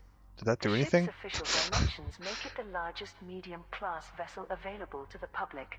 Early reviews confirm that the Type 8 is effective at minimizing the downsides of Probe? SCO frame shift drive travel, much like Falcon de Lacy's recently released Python Mark II. I don't know if this does anything. Engineering supply commitment. An announcement by head of Aegis, Alba Tesro, has revealed a new opportunity for pilots engaged in anti-Xeno operations. During her monthly communication with representatives I'm gonna assume of that's all not doing three anything. superpowers which fund the Aegis project, Tesro discussed a recent agreement to provide AX pilots with additional support. The military fleets Well, and that's operatives fine. of the Alliance, We learned. Empire and Federation have Oh proven god. vital to resisting the Thargoid war machine. But independent pilots have On we also go. sacrificed so much in defense of humanity's Frameshift drive charging. sovereignty. By funding their own vessels and equipment, they earn their keep-fire combat, trade and humanitarian dedications. It is clear we need to do more to reward these pilots leading the charge. 3. Alright. Engage. Towards the remaining Titans, liberating systems and protecting billions along the way. After discussing options with Professor Palin and Ramtar, Aegis has agreed to arrange a supply of materials which can be applied to various engineering blueprints. We hope these Well, that's cool. contributions will improve the Fuel scoping. effectiveness of our System scan complete. AX efforts, while recognizing Fuel scoping complete. the incredible efforts of our brave pilots. A follow-up statement provided further clarification. Frameshift drive charging. Independent pilots active in systems harvested or controlled by Thargoids will be tracked by Frameshift drive charging. Okay. Aegis comms networks. When a Thargoid force has been eliminated from a system, Aegis will review this data and provide engineering materials based on each pilot's individual contribution. Because they rebalance how Titan war efforts being balanced. That's interesting. Hesro stressed that all activities which aided the defense of a system would be contained in this review, including non-combat efforts. Pilots that contributed to clearing a system of Thargoids will receive a direct message from Aegis with details of any earned engineering materials. The initiative will begin Fuel scoping. on Wednesday, 7th of August, 3310. Fuel scoping complete. Emperor Arisa ambushed in Cubio system. Oh. Emperor Arisa has survived an assault on her convoy in the Cubio system. Imperial Guard pilots fought off the perpetrators in a brief but intense firefight. Frameshift drive charging. The Emperor was returning from a state visit to Cubio 3, where communities across the planet were hosting a biennial harvest festival in her honor. En route to the orbiting INV Achenas. 3, 2, 1. Engage. A squadron of unidentified ships dropped out of Supercruise and attacked her shuttle amidst a dozen Imperial Guard vessels protecting it. Callum Tornquist wrote the following for the Imperial Herald. As far as we've been able to ascertain, the conflict between these shameless aggressors and the Imperial Guard was significant. There is Fuel scoping. no doubt that the Emperor was the target of a mission in which no participant expected to survive. Fuel Thankfully, scoping complete. the overwhelming skill and firepower of the brave Imperial Guard were able to screen the Emperor's shuttle from severe damage. The hostile vessels were destroyed in short order. Senator Denton Patrias labeled the attack as outrageous as it was foolish and proposed an Frameshift drive charging. increase in the Emperor's security presence for public appearances. He stopped short of blaming any specific entity for the attack, but claimed that the Empire's traditional foes have nurtured their true ambitions in 3, 2, 1. Okay, so Empress was attacked. When was shadow that? of the Thargoid conflict. Denton also stated that further aggressions would invite a reminder that the power and resources of the Imperial fleet can eradicate human threats just as efficiently as Xeno was. Princess Aisling, who regularly uses QBO as a headquarters for her many state Fuel scoping. programs, condemned the incident as a regrettable act by the lost or desperate and spoke of her relief at her Fuel scoping complete. survival. At the time of the attack, the Princess was in Duanta as part of her collaboration with the Aegis Initiative. Aegis confirmed reports of Thargoid Spire reactivation. Pilots engaged with Thargoid forces around Titan Thor have reported unexpected activity from previously dormant Spire sites. So the 2nd of Renowned August. xenologist Professor Seamus Madigan, part of the federal delegation to Aegis, offered this update. This morning, our operatives verified multiple claims of energy readings from 2 inactive Spire sites. It appears that Frameshift drive charging. Alright. the Thargoids have restarted industrial efforts at these locations. It's possible that the aliens have developed a method of cleansing the spires of our sabotage compounds. The spire's internal function Okay, so the Thargoid spires are reactivating. That's actually good. That means there's gonna be more may to have been do. repurposed by other means. What we know, however, is that further contamination of these sites will be needed to shut them down for good. In addition, AX fleets on the front line around Titan Thor also confirmed the withdrawal of Thargoid fleets from several unpopulated systems in the air. System scan complete. Fuel scoping. Madigan noted that Aegis' special advisor, Seo Jin Fuel scoping complete.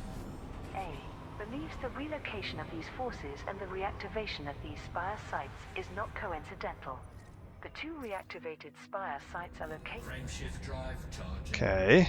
in the following systems: Col 285 Sector PPEB-12-3, Col 285 Sector OGEB-12-1. Okay, Coalsack Nebula. 3, 2, 1. Engage. discusses Supercruise Overcharge Challenge. A shareholders function hosted by Lakon Spaceways has revealed further details of its recently announced Type 8 trader. Several hundred individuals with significant financial ties to the Ship Development Corporation gathered at Lakon Spaceways Central on System scan complete. Fuel Helios 1A. scoping. The stylish presentation of the Type 8 was met with Fuel scoping complete. enthusiastic applause, with one attendee claiming the ship should prove remarkably Frameshift drive charging. capable in its position as a specialized medium freighter. Chairperson Naomi Landseer discussed the design challenges posed by the recently released SCO frame shift drive. Lakon 3, 2, 1. Engage. invested heavily in research and design initiatives to incorporate Achilles frame shift drive variant. The drive's potential to accelerate in system travel goes beyond anything previously imagined. We had to ensure Lakon could provide a Whoa. design capable of minimizing the incredible stress placed on Okay, ships a little crowded out here. Scoping.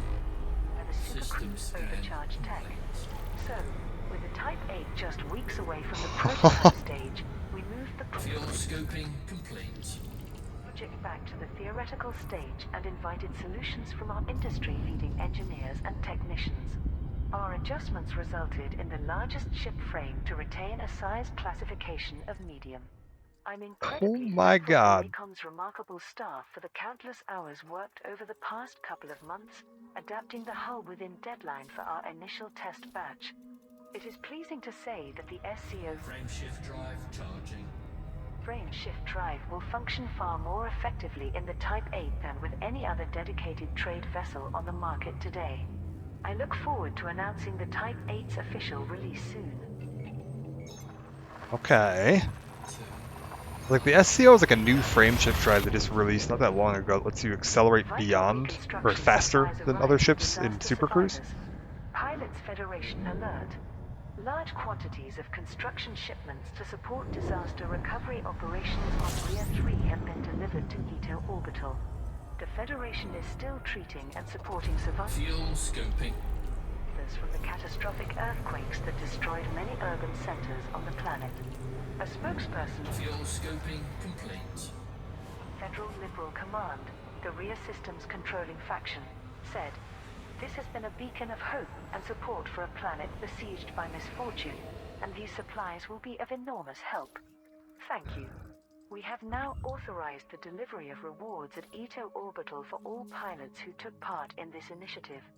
President-elect Felicia Winters gave a statement to the press from Frameshift drive charging. There we go. a newly built medical facility outside the recovering capital city New Greenacre.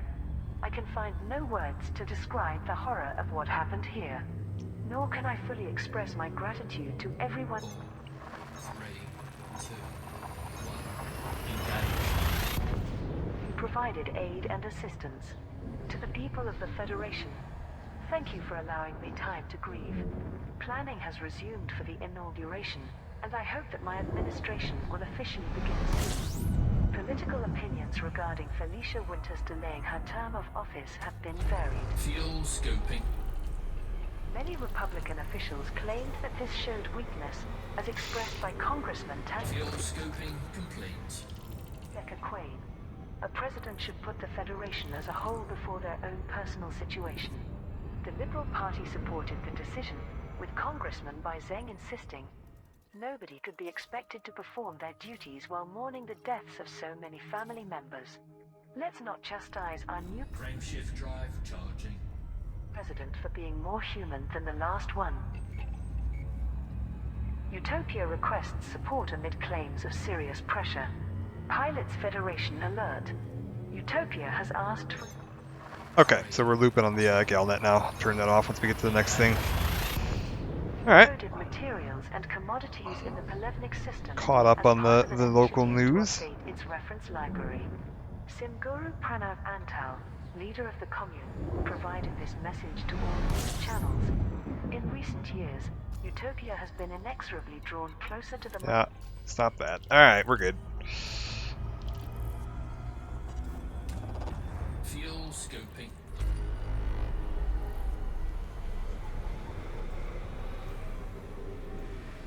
scoping complete. How are we looking here? Still all Frameshift explored. drive charging. That's okay.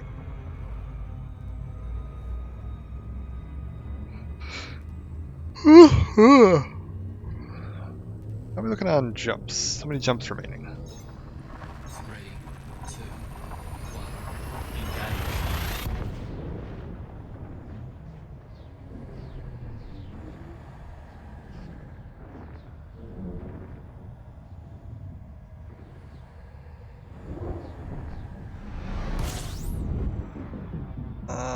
Let's fly this about Fuel here. scoping.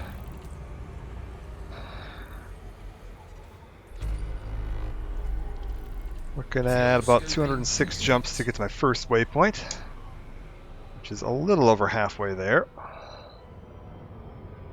Frameshift drive charging.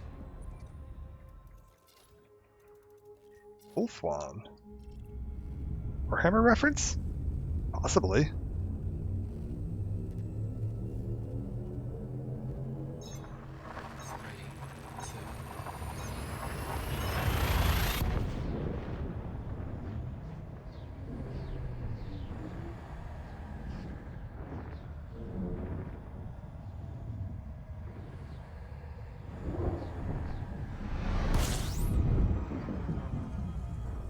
Alright.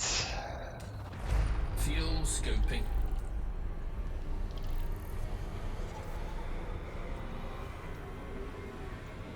Fuel scoping complete. Frameshift drive charging. Pooh Bear.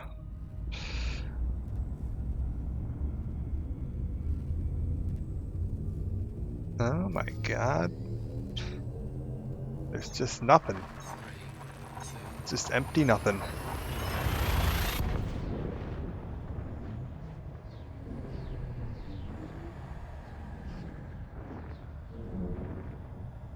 That's okay.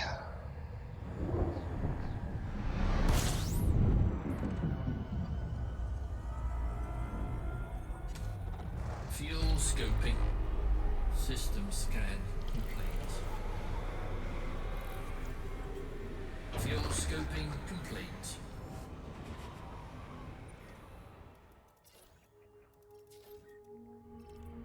Frameshift drive charging.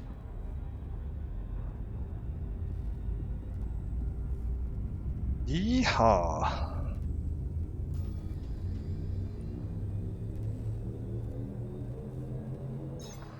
3, 2, 1. Engage.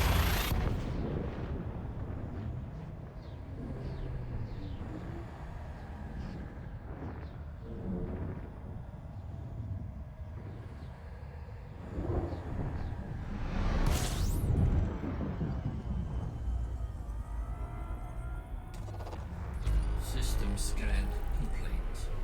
Fuel scoping. Fuel scoping complete.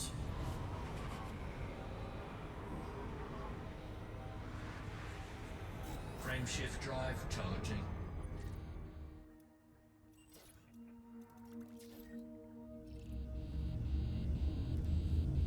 Okay, we got a little toasty there, but not too bad. 3,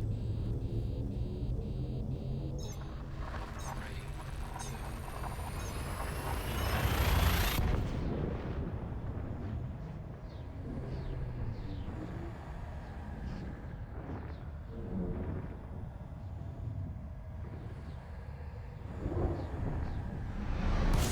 Temperature critical. Temperature is not critical. Calm down. It's all fine. Fuel scoping. System scan complete. Excitable ship. Fuel scoping complete. We're all fine. Frameshift drive charging.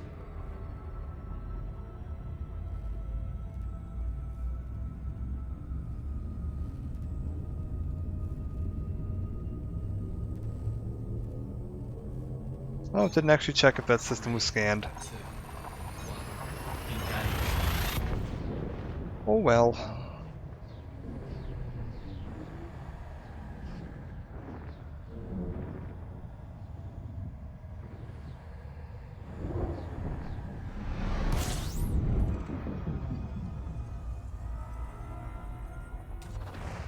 System scan complete.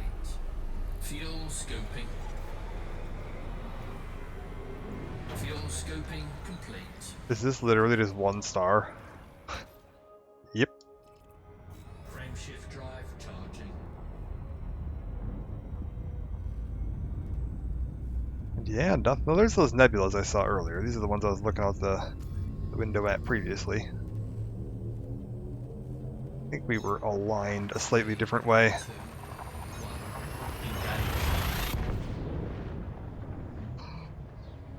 2, 1,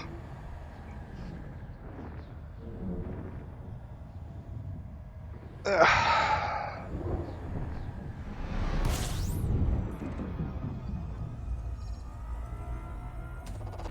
Fuel scoping. System scan complete. Fuel scoping complete.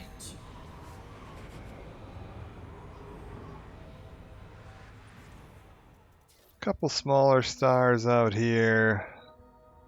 All still explored. Frameshift drive charging.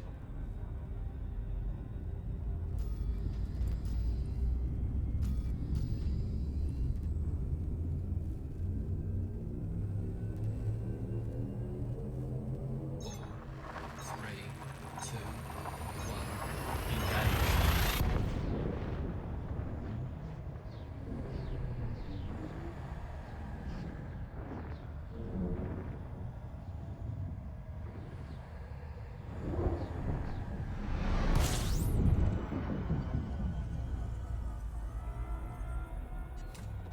Fuel scoping.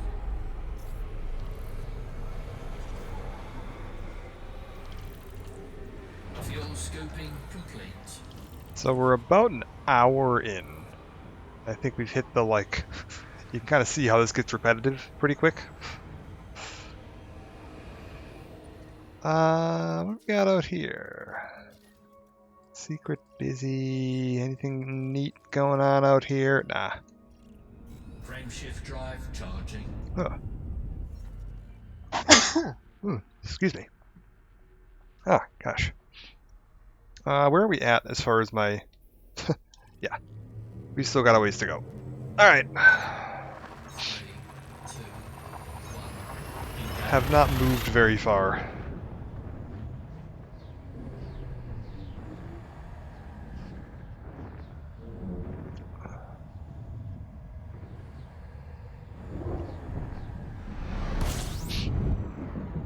Like, for reference, I will pull that up again here in just a second. Couple more. Okay, so there's a little bit more going on in this system. Fuel scoping complete.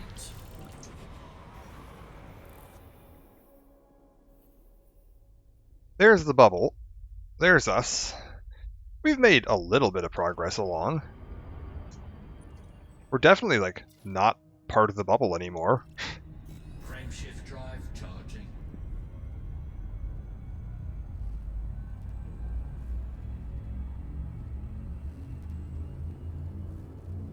I'm tempted to head up a little bit. 3,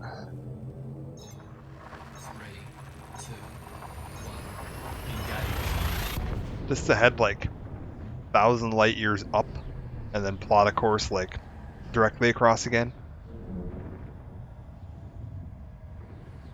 Even just, like, 500 light years up. It'll make it much more likely that we're going to run into systems that haven't been explored. Because we're still, like, Fuel pretty much scoping. every system we've been to, someone else has been there. Like, yeah. It's still been all pretty thoroughly explored. Complete.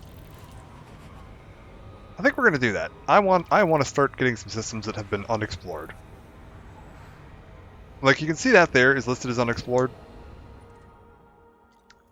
And I believe that is because, yeah, these planets out here... Oh no, somebody's been here.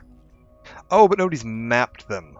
Ah, that's what it is, because these were explored before mapping was a thing, so they've been discovered but not explored.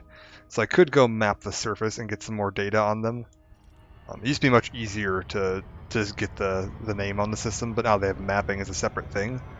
But yeah, I want to get some actual full unexplored systems. So what we're gonna do to try to encourage that, if I move up, that's moving this. We're gonna drop down, let's say,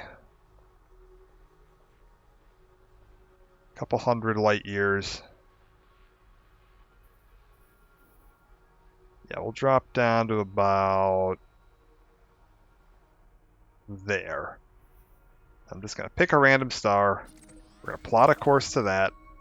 Beautiful. So we are effectively diving below the galactic plane here. And as soon as you get off the kind of like galactic level, the 0 elevation, you're going to run into a lot fewer players that have charted those areas. Because like I said, most players tend to kind of stick along the layer that they started on. Or, you know, the layer that Sagittarius A-Star is on, which is 0. So it makes it a lot easier to find stuff if you just dive down a little bit. Or go up, either one. Fuel scoping. And then we'll just kind of travel across from there. Flores. Scoping. Okay, so yeah, nobody went to either of those. Frameshift drive charging. So I could go get those both, my name on both of those if I wanted to. Not gonna waste my time right now.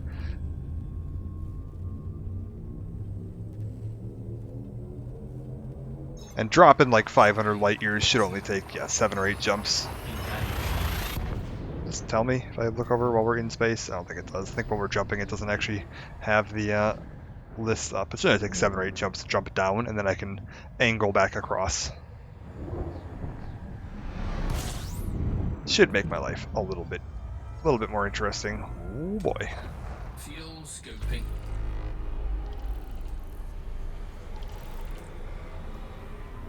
Fuel scoping complete. Alright. Frameshift drive charging. Like, it's been a while since I've done a journey like this, and yeah, last time I went out here was like, you went maybe 500 light years out from the bubble, and there was just nothing. Nobody had been any of that. So seeing all these explored systems is... it's cool. It means people have been out here exploring.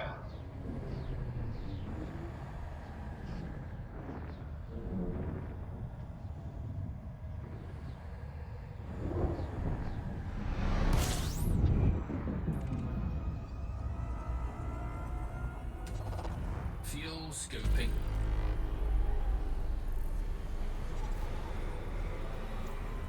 Fuel scoping complete. Frameshift drive charging. I could also turn off my only jump to scoopable stars, and that would make it much more likely we'd start running into stars that hadn't been discovered, because most people tend to filter for the only fly me to scoopable stars just because, you know, safer. 3, 2, 1. Engage. But there are piles of star systems out there that are not scoopable that I am just missing right now because we don't have them enabled. That's okay.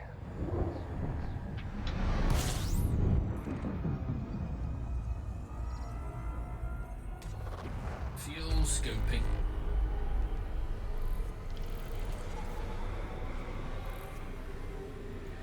Fuel scoping complete.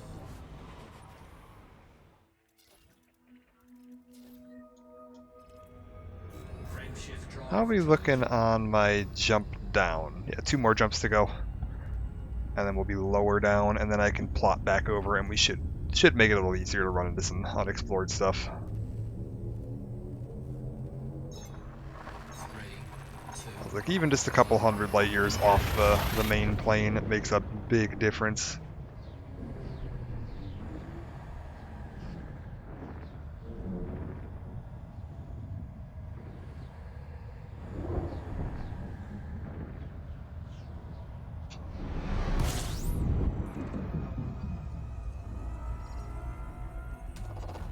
Fuel scoping.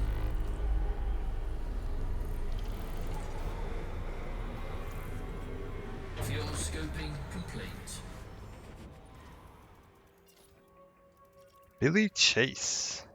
Huh, that is having some difficulty. Frameshift drive charging. And this should be my final jump to get me down to the...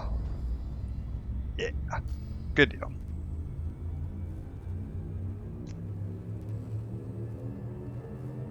Three, two, one. Engage.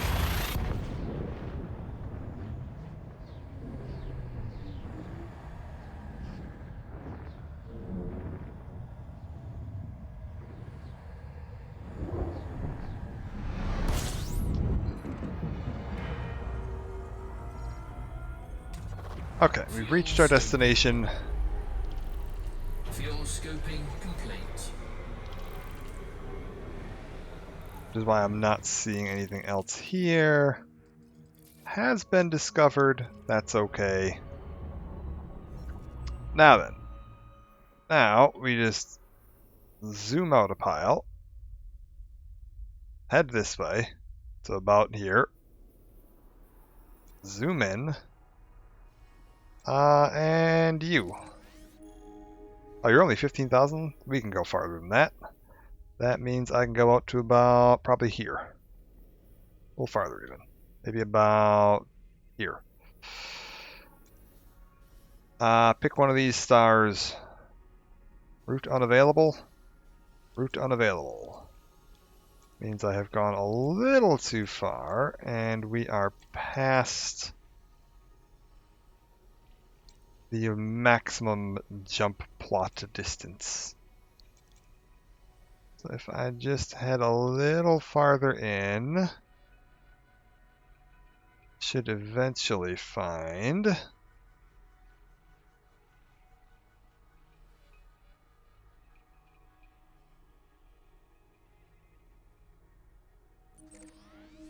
yeah, we are about 1,000 light years out. About here. Okay, so bop, bop, bop, bop, bop, bop. Right about there. We are about 100 light years out. One of these ought to do, right? Yeah, this looks like a good star. This is 19,996 light years away.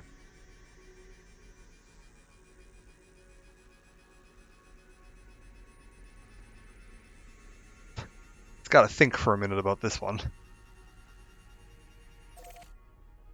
295 jumps. Alright, beautiful.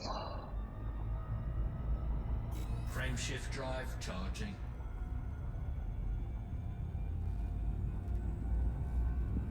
That should do it. 4,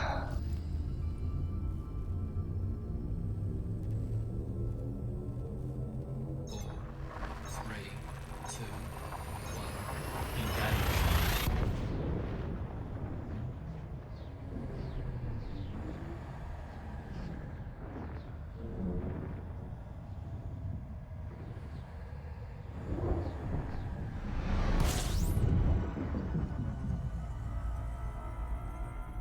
And now hopefully we should start running into some unexplored systems a little faster. Fuel scoping complete.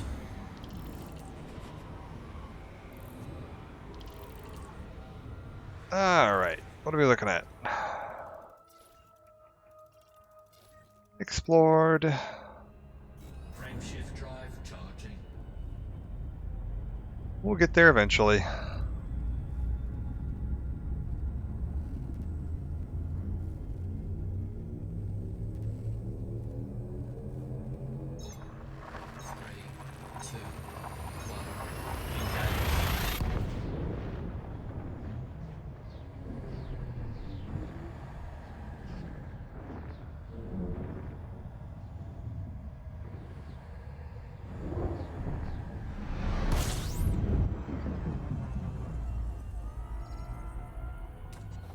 Fuel scoping.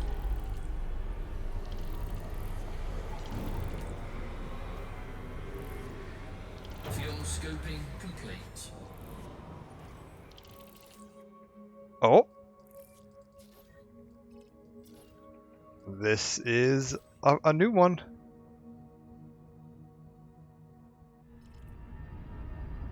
Cool. So yeah, now we're starting to hit some like actually unexplored stuff.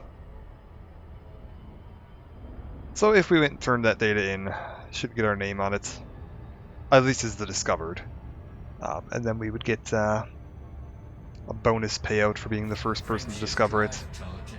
So yeah, now we're getting into the fresh stuff. Took a little bit, but we're there. And now I'm going to want to start really watching for any sign of water-like or earth-like worlds, because we want to go map those for sure. 2, 1, engage. Also, pretty much any system we get to that's undiscovered, if I want to, you know, get my name slapped on some stuff. Ooh. We'll want to go and map any of that, or if we just want to break up the tedium of flying around like this. Fuel scoping. Oh, you know what? I think I just remembered something. I'm an idiot. Yeah, I think that's not how you get your name on it. Oh, I'm a dum-dum. I think I need to activate my... Hold up, we need to find my buttons. Oh, no. Ah, well, good that I remembered this now before we made it too much farther. Mode switch. I need to get to... What is the button? Full system scan. That's what I want. Can I assign that to... Yes. Hopefully that's fine. I believe this is how you do it. So if I go into this... Yeah, whatever. I don't need instructions on this. We can now scan that body.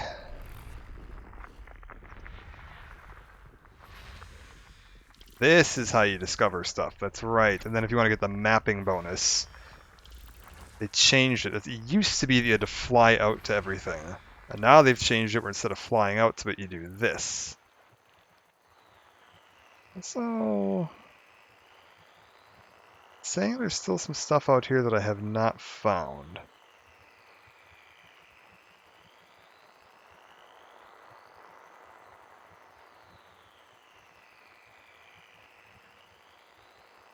Where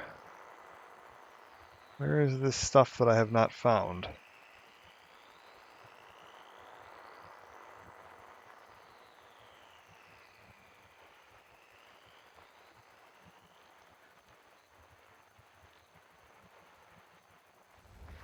Oh, right. I don't need to be zoomed in all the way like that. That's why it was taking so long. Energy tuning failed. There we go. We want to scan like this. There we go. I completely forgot how scanning got changed. I hope none of them are behind that. Let's get some data on all of this.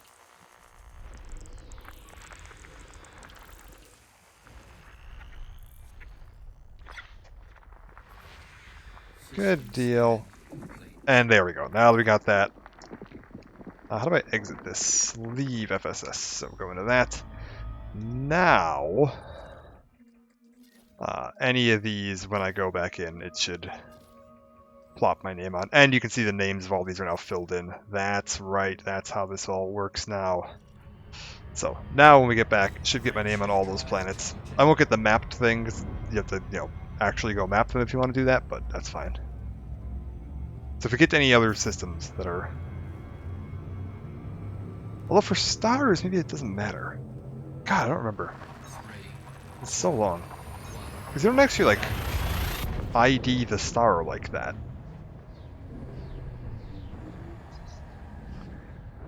I don't remember. It's been so long since I've done any of this.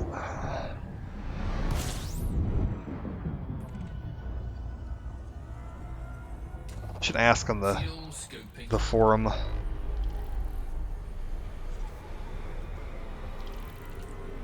Fuel scoping What are we looking at out here? Yeah, you can see these are all listed as unexplored, and I think once I did the FSS, it would fill those all in. And then you get mapping data from a separate thing. Hey, Frameshift drive charging. get jumping.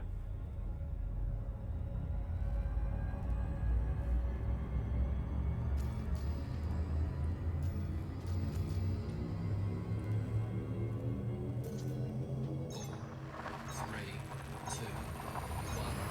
Engage.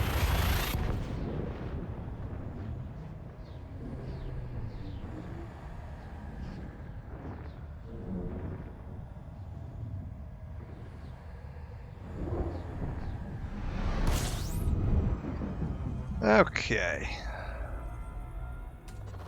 Fuel scoping. give it a honk. Swing around here. Fuel scoping complete. What are we looking at? Already discovered. Frameshift drive charging.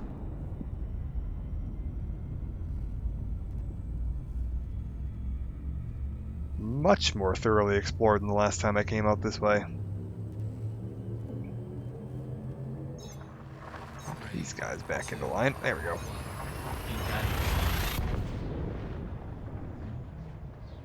My Warhammer minis are falling over. Get over. There you go.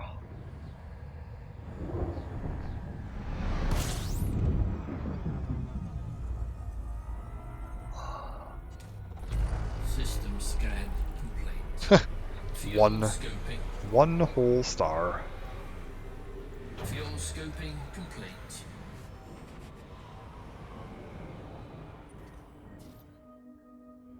Already discovered. Keep moving.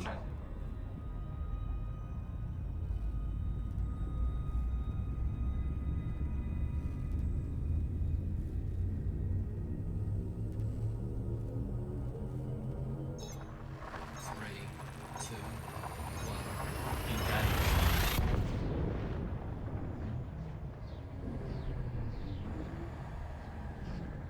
Why is that little blue lines coming off from the side? I don't think that they normally do that, do they?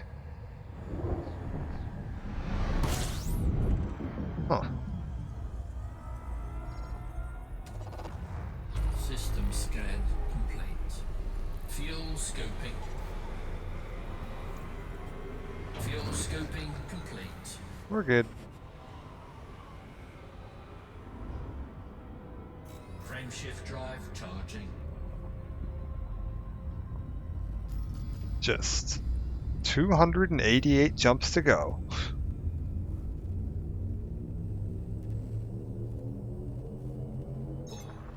Three, two, one. Engage. Ah.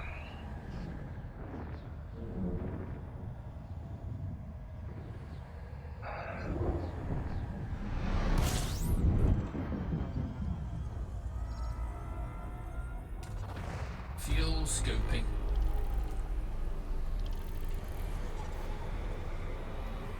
Fuel scoping complete. Alright.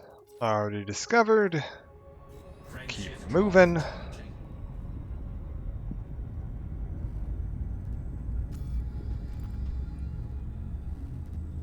Oh yeah, I definitely did reset it because I used to have Elite rank in Explorer. I got it when I did this trip the first time, so I definitely did reset my save file at some point.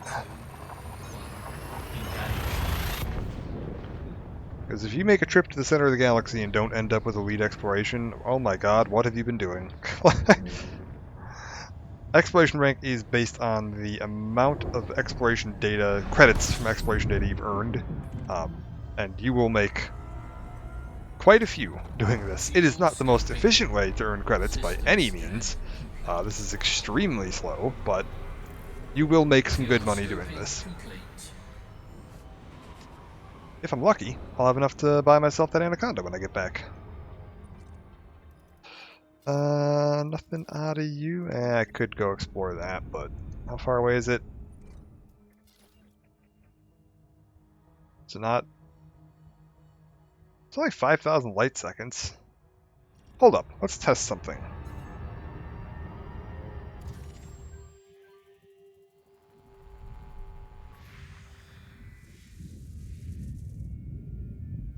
Resources none, features none. Do I have to, like, show help? X. Uh-huh. Uh-huh. Uh-huh. Uh-huh. Uh-huh. Yeah, great. Beautiful. Huh.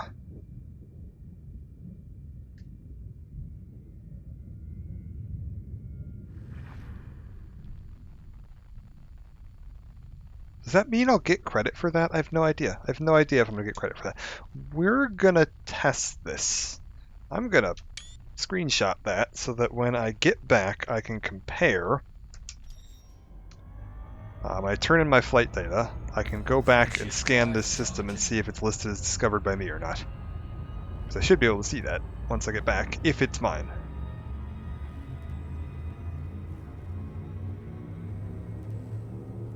If I get credit for scanning both stars there. 3, 2, 1, engage. Because I don't remember how that works. Like, unfortunately, I don't think there's any stations out by Sagittarius A. They never bothered building, like, a dock out there. I don't know why. I feel like that would have been, like, a fun community goal. Scoping. Have people, like, ferry supplies out to the mega ship out here. Fuel scoping complete. And then have it, you know, build an actual permanent space station. Frameshift drive charging. I think that would have been fun.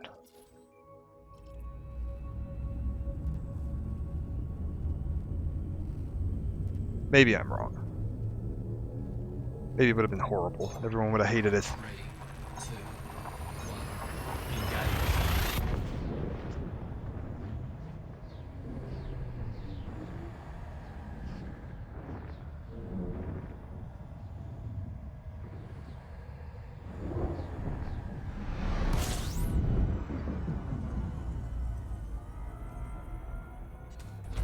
Fuel scoping.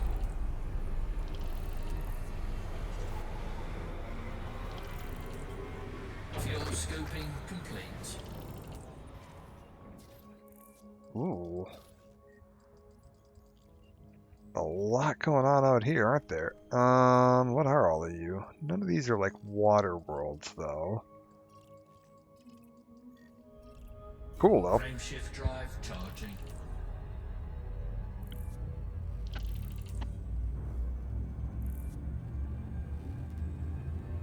Okay, slowly but surely, make our way across.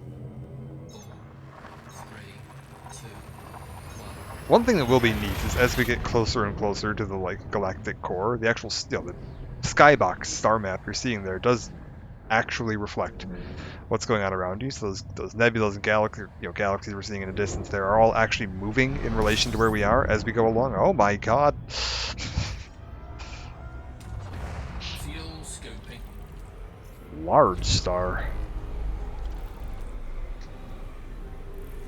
Fuel scoping complete.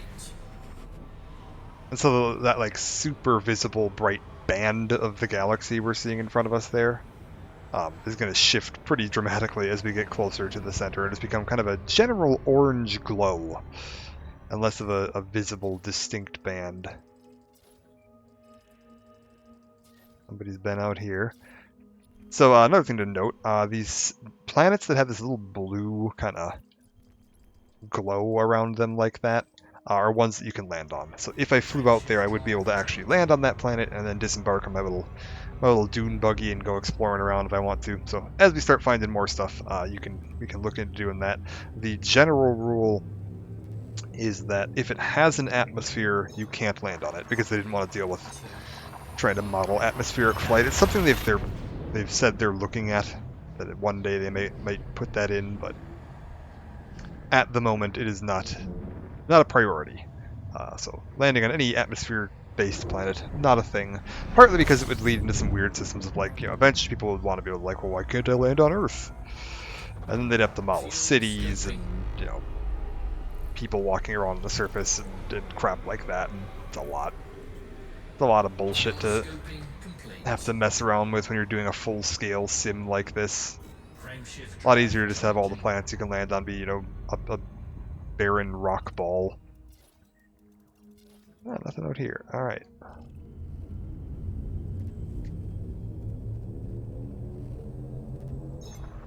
Makes it a lot easier on them to model and less prone to, you know, breaking horribly.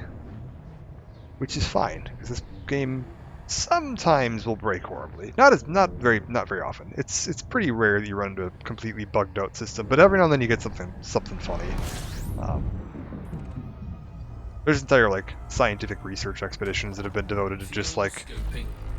systems where like a planet orbits, it has an orbit that crosses Fuel through another scoping planet, complete. and every now and then if you get lucky they'll like line up and like phase through each other. Hey! Look at that. It says this is a new one. That means somewhere out here.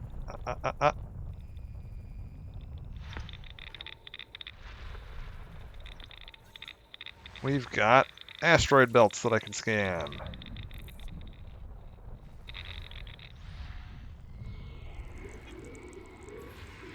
System scan. And that wasn't on my map a minute ago. Okay, cool. When we first got into this system, it was just the 2 stars. And now that I've done that, we can back out. And if I look at my map again, got a planet here now. And my name's not going to show up on any of these just yet, but that is because until I go back in and sell the data, I am not technically registered as the first person to have discovered this planet.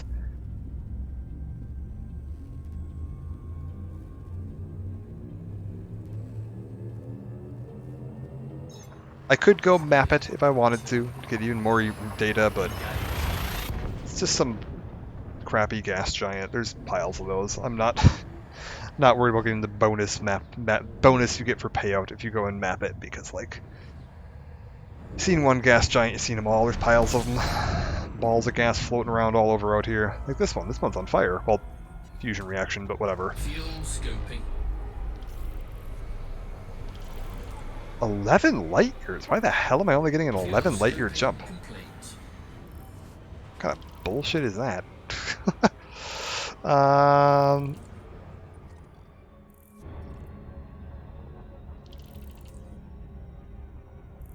Is this a I want to scan this one? Oh god, yeah, this is an I want to scan this one. Look at this.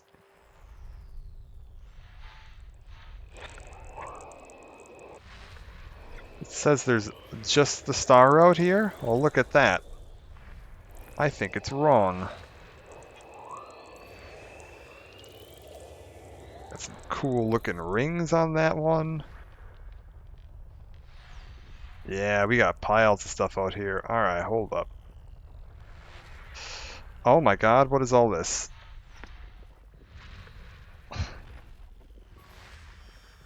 Oh, there's like moons that we would have missed. Yeah, this is what's up. Alright, pay dirt. Just gonna real quick scan all this. Again, if we happen to spot a Earth-like world at any point, or a water world, we're gonna want to stop and make sure we go actually map those. Those are the ones I'm gonna bother mapping. Any water or Earth-like worlds, because they do pay out quite a bit better. You'll be able to tell because they'll be blue, and/or look like Earth. It'll also say on the top there, like where I'm seeing that rocky body, that would change. You can also see where things are as we move along. You'll eventually kind of see that little blue kind of. There's the white lines there if you're close enough on your scanner range, like down at the bottom there. But you can kind of see there's a blue shimmery nothing. It tells you that hey, there's something living in here, and you just kind of gotta scroll your scan radius. Look at that. This is a water giant. What's a water giant? Is that worth mapping? I don't know. Icy body. It said it was like a gas giant, so I'm thinking it's probably not worth mapping. We'll take a look at how far away it is. Oh no. Oh no, that means I gotta fly up. God damn it. There is a planet hiding behind the star relative to where I currently am, so I need to fly straight up so that I can go find that thing. Ooh. Got a gas giant out here. There's still more crap I missed. Where is it? There's more junk. This place has moons. Oh, it's a lot of moons.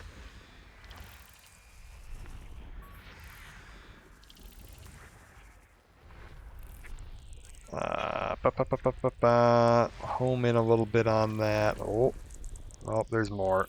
There's more that I missed.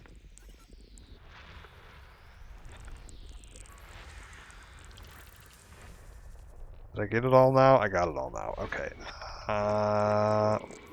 What are you? You're a water giant. Multiple water giants. I don't know if water... So, like, I know water worlds are, like, particularly high payouts. I don't remember if water giants are. I don't think they are. There's something here. Oh, there's a whole lot of something here.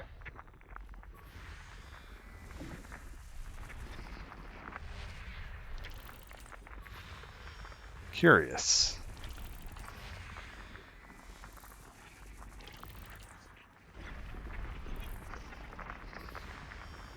Like, I'm not super interested in, like, planetary surface mapping every single moon and asteroid and, you know, everything else we find out here, just because there's a lot of it, as you may have noticed. But the particularly high payout stuff, probably worth taking a peek at. Oh no. It's just that one behind the star. Which means I need to go up. Oh wait, can I get it through the star? No, blocked. Alright, hold up. Star, we're going to angle you till you're right about there.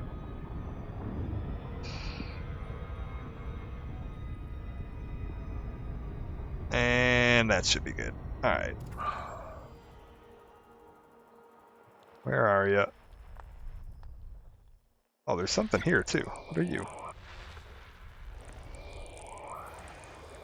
Gas giant.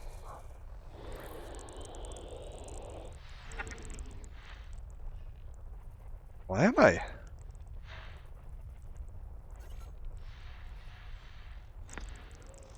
What am I finding here?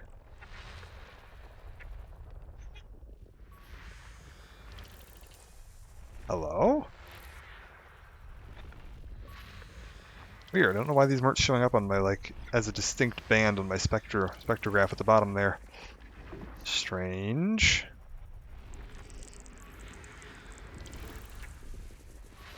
I mean, there were... Considering, like I said, when we came in, it looked like there was just a star in this system. This is why you want to check that, because, like, yeah, no, there was a lot more. System scan complete. There we go. We got it. We are fully scanned out. And now...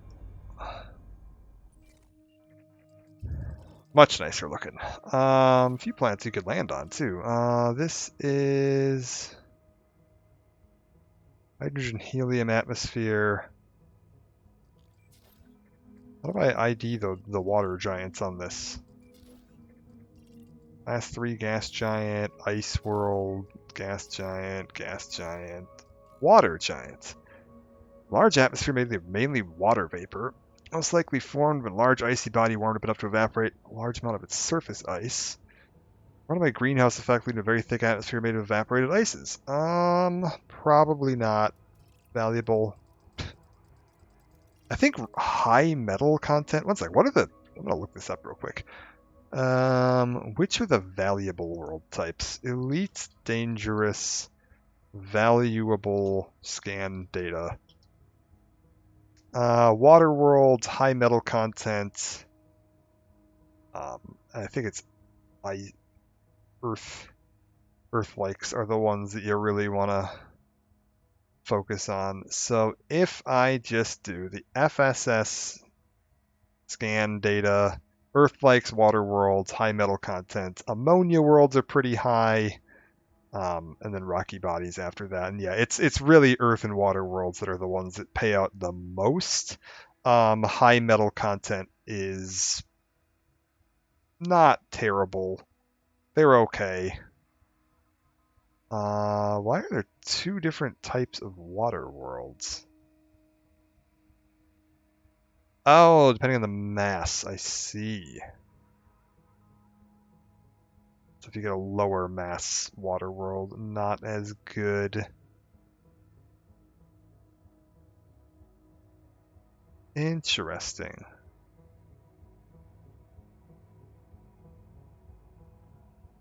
Okay, that's good to know. That's kind of what I figured, but we're good.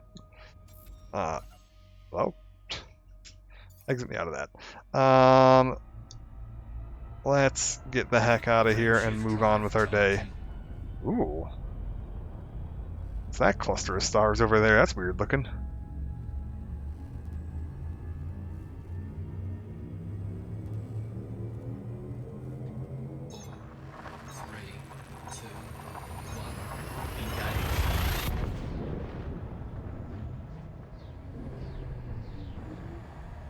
So yeah, nothing super valuable there, but that's okay.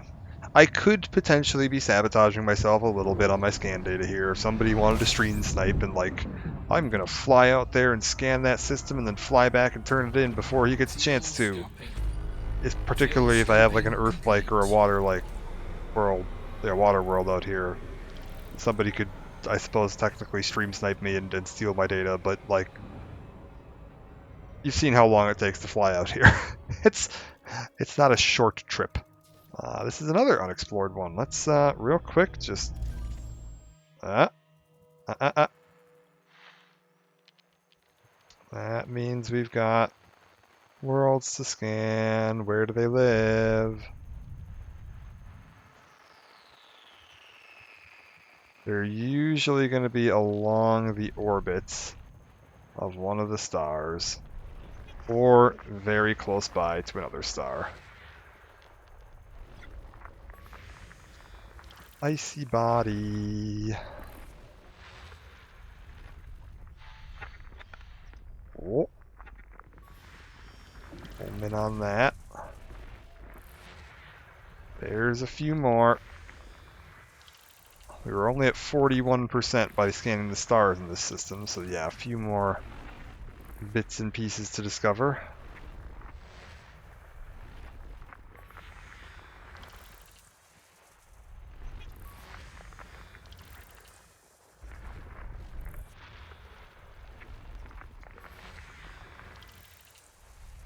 Good deal. Grab all my scan data. System scan complete. Beautiful. And away we go. Frameshift drive charging. Continue on our way. Last time I did this, we did not have the this detail or full system scan thing, this spectrograph thing I'm having to do. You just flew into the system, honked, and that would fill out your whole map. And then once you had your whole map filled out, you could go like manually discover the planets by flying over to them.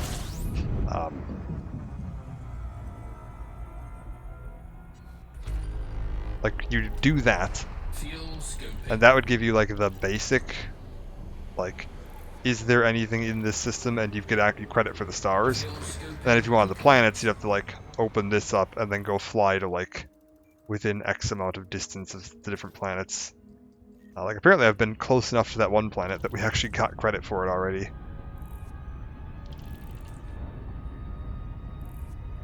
But yeah, if you wanted to get further credit, you'd have to manually go and fly to all the stuff, which I have a feeling we're about to find. There's a bunch more crap in this system. Yep, there is. So now you got this, which I mean, at least it gives you something to do while you're out here. This was a hotly debated system when it was released as to whether this was an improvement or made the game worse. I like it personally because I think it gives you something to do other than just flying to each of the planets one at a time. They also at the same time added the mapping system where if you fly to the planet, you can like launch probes at it to map the surface, and then you get even more payout.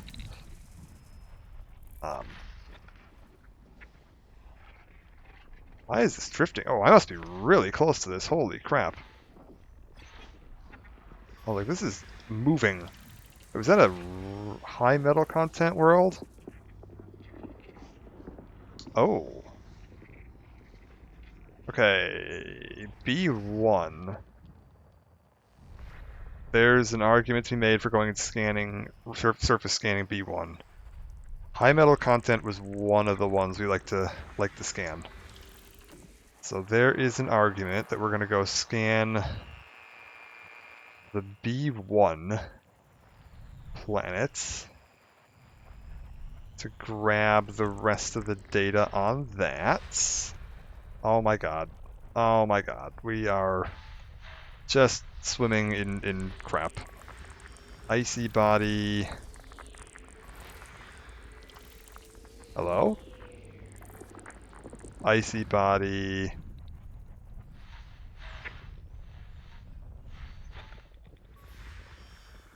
Okay, B1 and C1.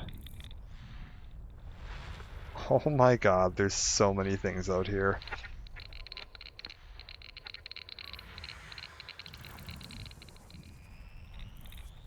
Okay, so thankfully the belt clusters just gives me like all of them at once without having to go manually scan each of those. Thank god. Belt clusters there's piles of usually. Rocky body, so B1 and C1 are sounding good. It's typically your... and C2. B1, C1, and C2. System scan complete. Okay, so we got that. Let's go take a look at my map. So B1 should be you, right? High metal content world. We're gonna go scan that. I actually want to get the surface scan on that one. It should not be very far away. Oh my god, it is extremely close. Okay.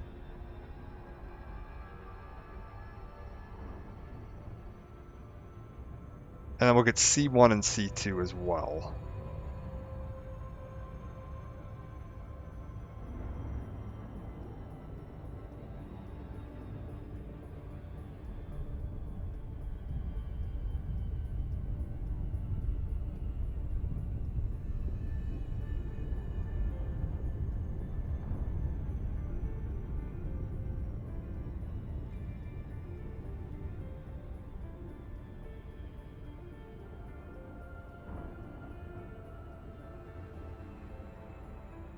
Come on.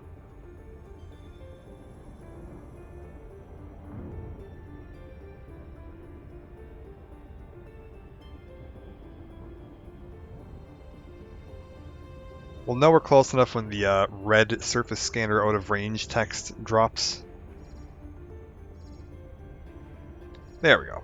I'm gonna get a little closer just because I don't like to scan from full distance away because it makes it too slow, too hard to aim. I typically go till I'm about there. This should be pretty good. And then we're gonna pop this up. Fire that off.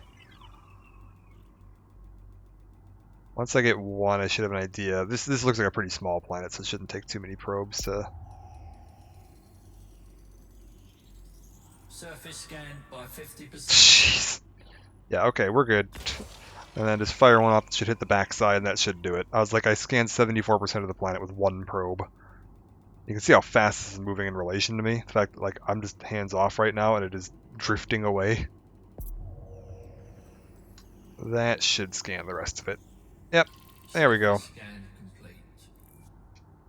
And you can see all that data there is just telling you where you're likely to find resources on the planet's surface. those blue blobs are where the minerals live.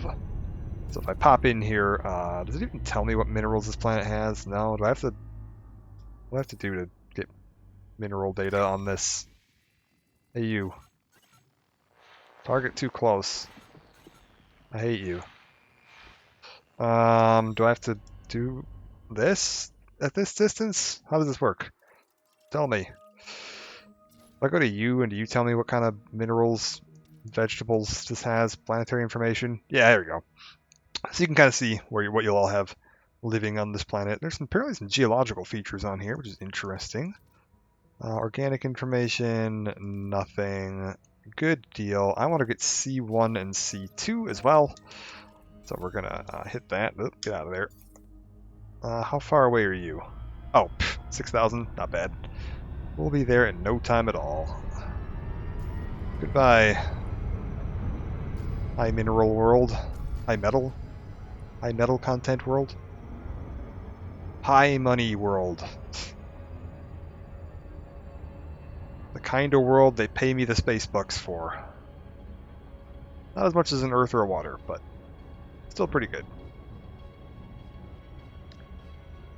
The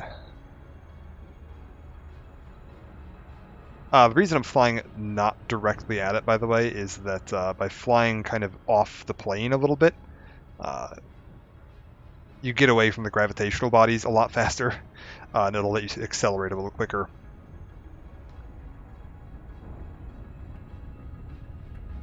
So yeah, it was saying it was going to take me 7 days to fly over there when I initially started accelerating by kind of like aiming off the plane just a tiny bit.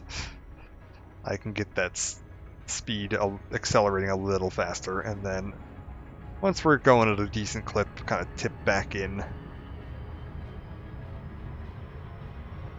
It's mostly notable when you're near like stars and stuff like that. That'll slow you down quite a bit. Just getting yourself, if there's like multiple stars near each other, kind of angling yourself away from the stars will get you a better acceleration and a better overall flight time. That turned back on. How did that turn off?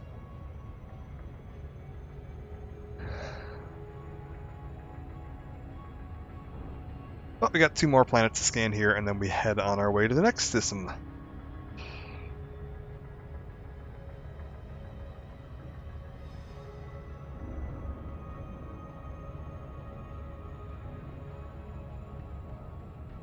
And if we find any worlds that just look cool, we can always land there.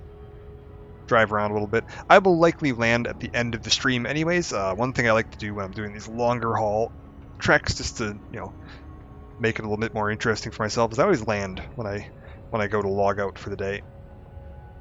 Because it's like I kind of picture that like my guy's just sleeping, you know, like I'm putting my pilot's taking a nap or, you know, reading a book or something. We're not piloting at the time. And I like to do that on the surface. We're gonna instead of just floating in space, we're gonna land somewhere before we go to sleep. That feels like something you'd want to do. I feel like you wouldn't want to just fall asleep floating through space like this. It'd be a bad idea. How you die out here. Nothing else going on? Alright.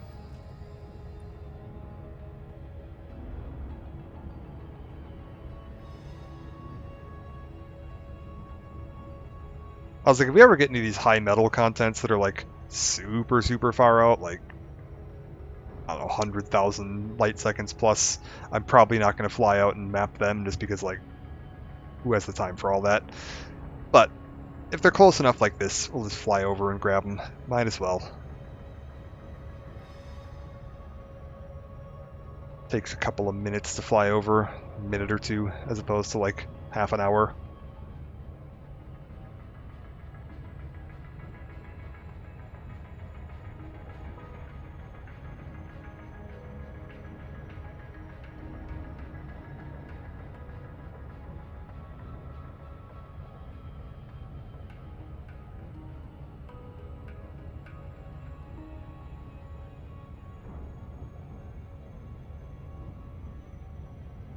Okay.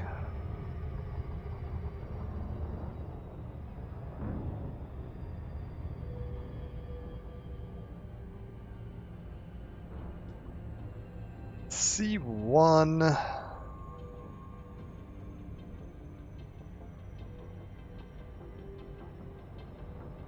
What do you got for me?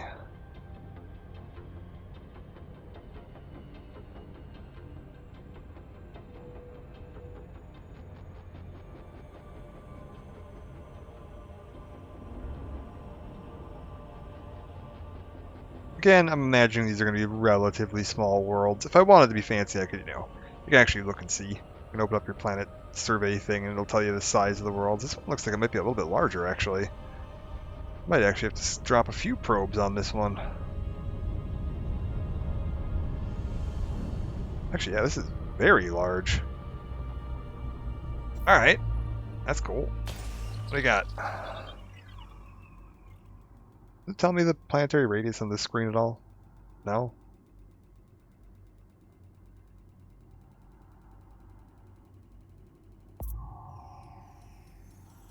What are we looking at? I know it's pretty small. So we got about a third of it there. We'll do one there, and one there ought to do it. That should fill her in. I get a bonus. I don't remember what the bonus actually does, but if I do it in under the efficiency target, which is that 4 probes down there, yeah, we're good. Efficiency target bonus. I don't remember what that actually does for me. If it gives me like bonus money or something when I go turn it in. Oh. Can I target planet C2 just from here? Oh my god, there's like so much bullshit. I can. Planet C2. Take me in.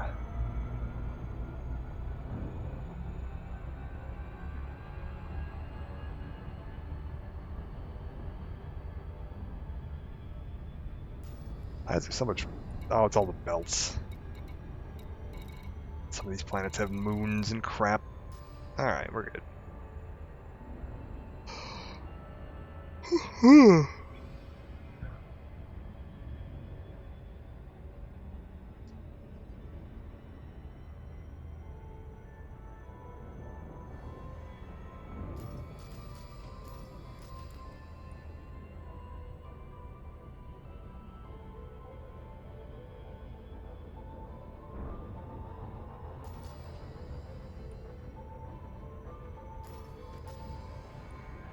Alright. C2. What have you got for me?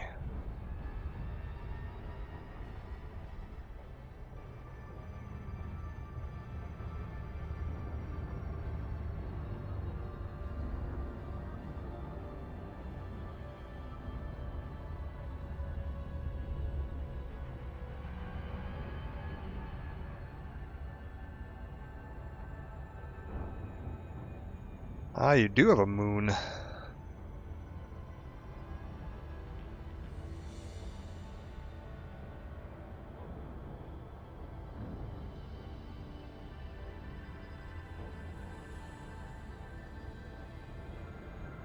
Okay. Out of range. Ooh. They're cool looking. Got some polar ice caps. Get me to, say, there. That should be fine. Pew pew!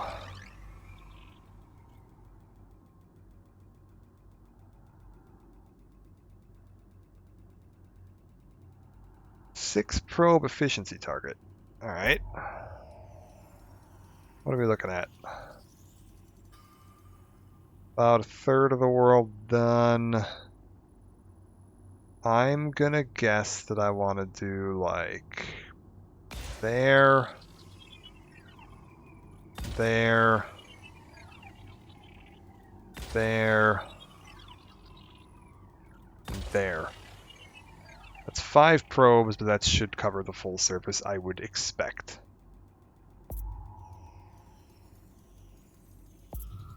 Surface scanned by 50%.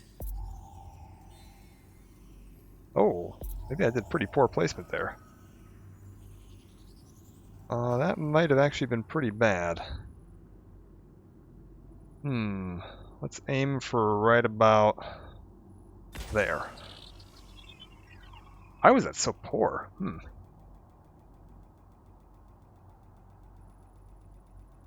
What did I not understand about how this was mapping?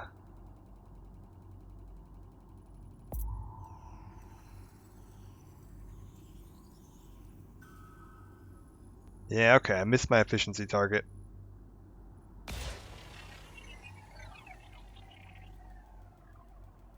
I think I might have overshot and kind of landed them all like dead square in the middle of the back of it.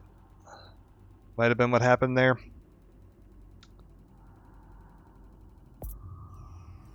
Yeah, that was definitely it. Okay, so Surface scan we're good. complete. Missed my target by 1, but that's okay. Don't get as much of a payout on that one. Are we flying my ship? We are flying my ship. Frameshift drive charging. And away we go. I'll get more practice on that as we go.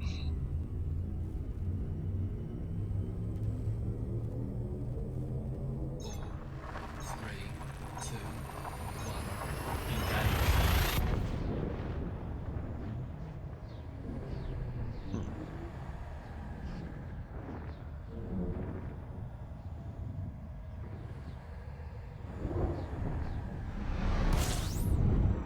And another system, another scan. Away we are. Fuel scoping. Cool. System scan complete. 2 bodies, you say? Fuel scoping complete. Does my... whatchamacallit agree? My thing does agree, so we are on our way. Frameshift drive charging.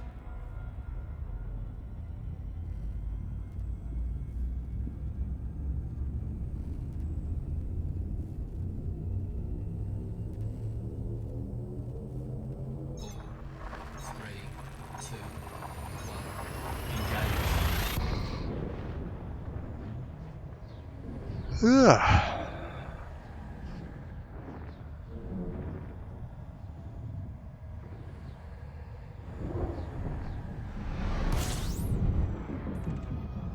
Alright. Fuel scoping. 22 bodies, you say? Fuel So, scoping what you're complete. telling me is, oh my. Got a fairly complex system here. Might actually want to veer off in sort of this direction to scan this one. Hopefully that'll be good. Alright, what do we got?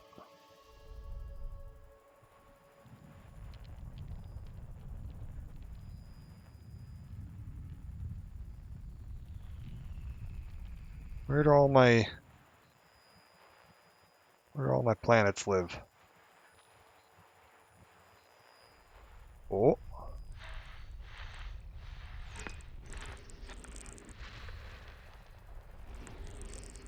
What are you? Oh, it's a high metal content. So ABC2. High metal content. And also we've got guessing a gas giant. Yeah, class 4 gas giant. And that's going to be what they're orbiting.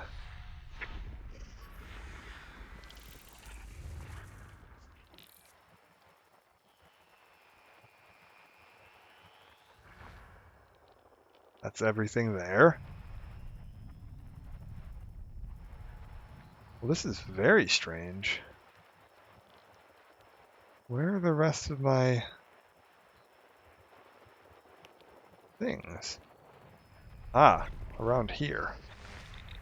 Out around the C star, which is a fair ways away from the look of it, so I might not go scan all these. Metal-rich body. I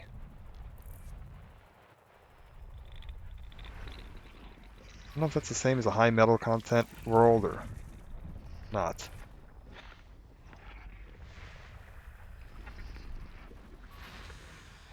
That's a high metal content. C7. Does it list the distance here? It does not. That's a long ways away. Probably. We'll figure it out. C7. End 6. End 3. Oh no. End 4.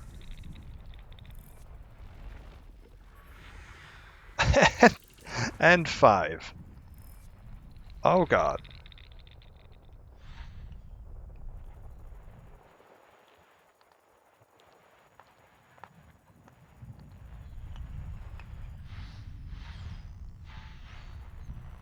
Where are some random crap out here? What the hell? Oh, this system is super weird. I'm extremely interested to see what this is going to look like on the local map because, like, what is happening here? And yeah, everything in the C system is like high metal content, so maybe I want to fly out there. It's a lot of crap to do.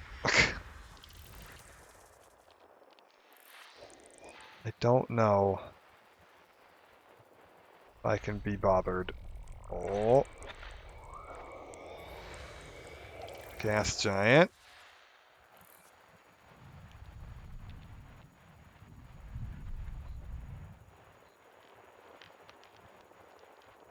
There is apparently still something that I have not found.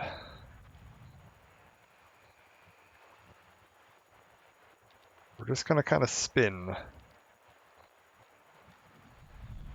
for a little bit. See if I can figure out where it's at. Likely means it's like between stars somewhere in this system. Where are you?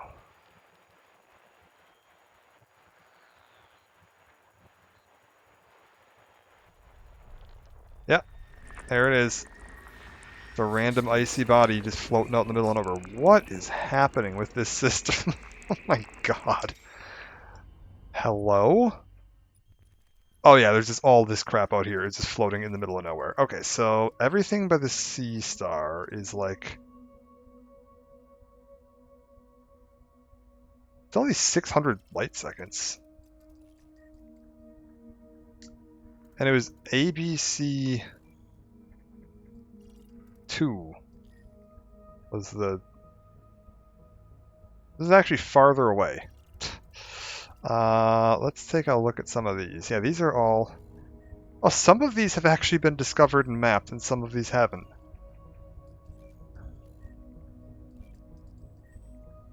Yeah, Mayan Fury actually got one of these.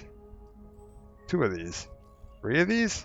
Then didn't bother... What is strange. Why would you go to some of them but not the other ones? Alright, well, whatever.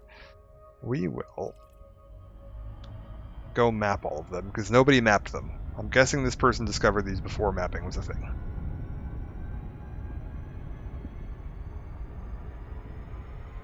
What a strange system.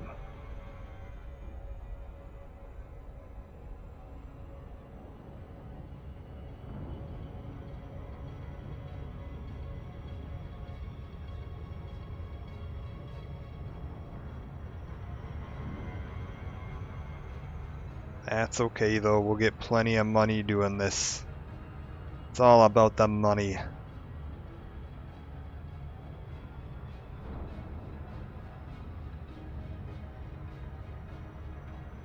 Give me some more data here. What are we looking at? Is this really worth it?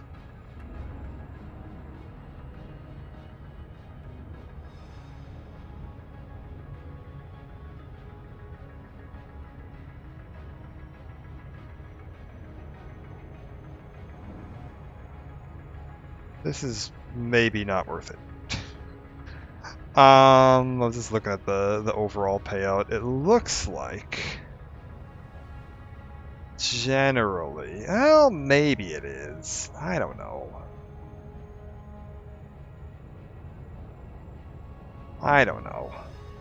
I have to start looking at the median mass if I wanted to figure out if these are actually worth it or not. Does it tell me that conveniently anywhere? Hold up. Median mass.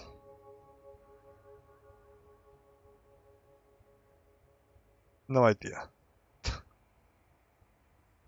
I have no clue how to tell what the hell a median mass is.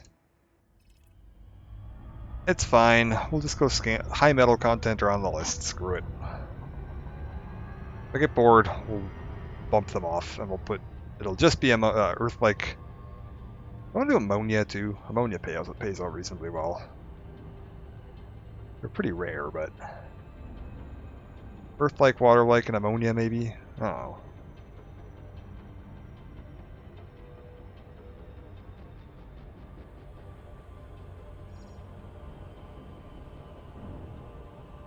It'll be fine. Ooh.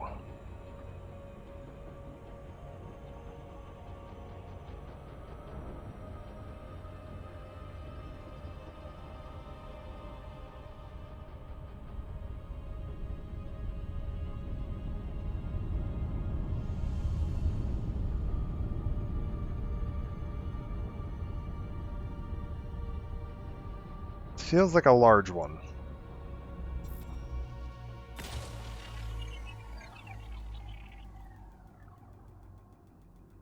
Seven probe efficiency targets. I think it is a large one. Maybe? Probe?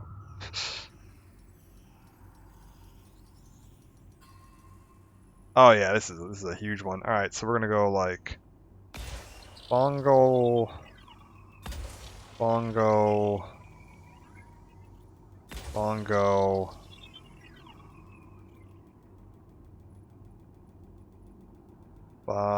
Bongo.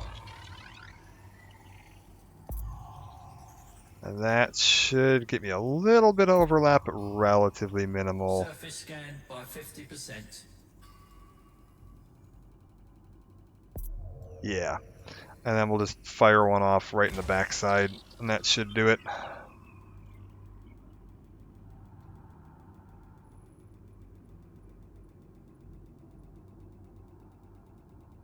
Around she goes.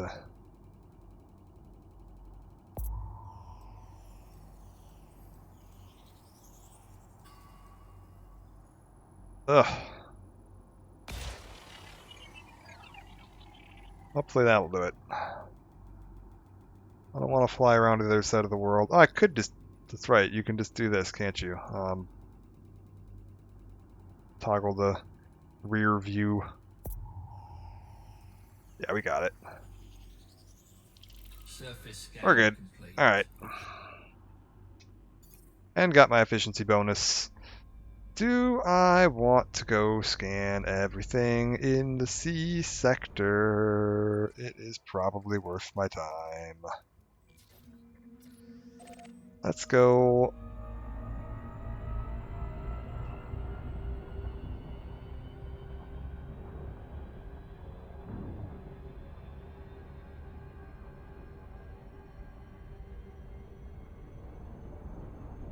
Looks like it should not take me a day to fly there.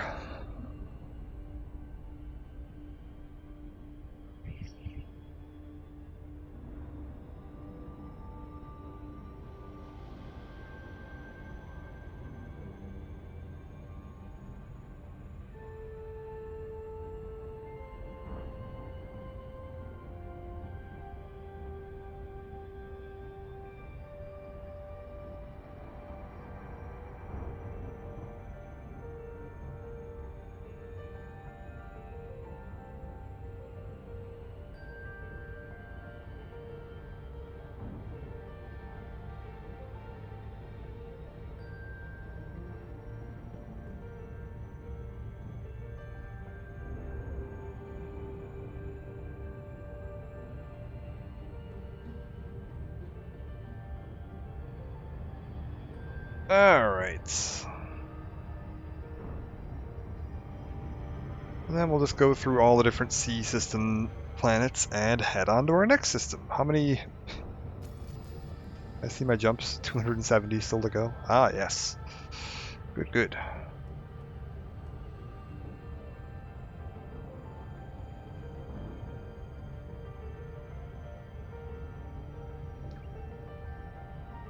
I'll be curious to see how long it is before I give up on scanning planets entirely. Because eventually, you just like, yeah, I've seen it. I've got it. It's good.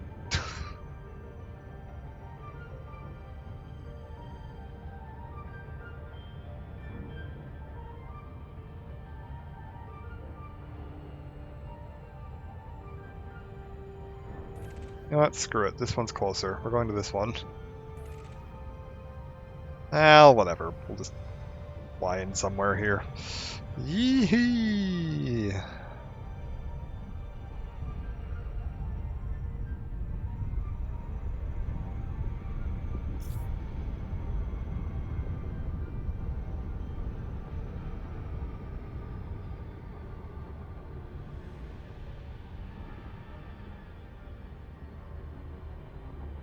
There we go.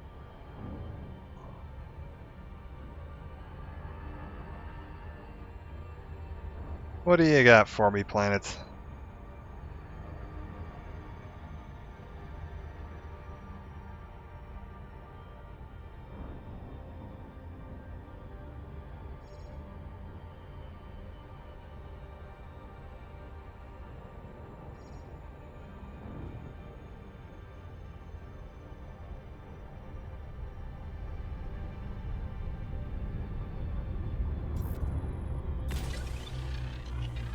This is one of the ones that was already discovered. So I'm not going to get the first discovery bonus on this one, but mapping it still gives you a bonus payout.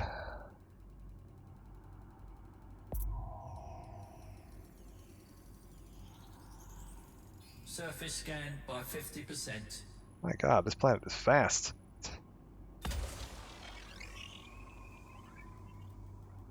Going places.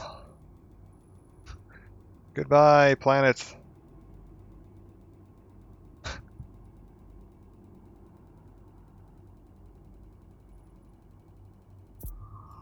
Yeah, that was landed pretty well. Alright, we're good. We're good. We'll get it. Surface scan complete. Beautiful. So that was C1. Let's go to C2.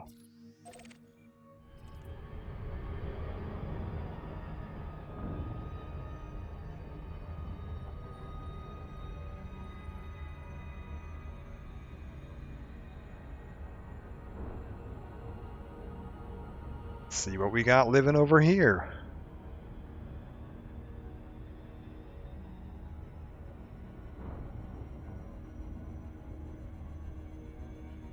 I also need to remember how to switch to external camera views at some point.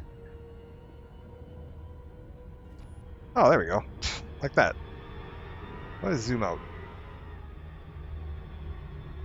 Is it... Oh god. Nope, didn't want to do that. Zoom...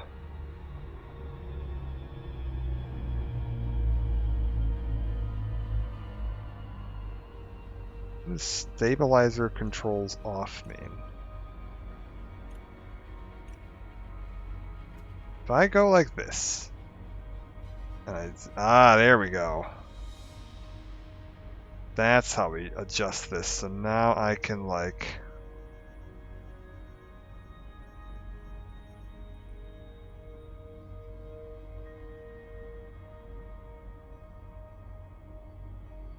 So we go to about there. That should be good. And now, yeah, I can actually fly my ship. If I want.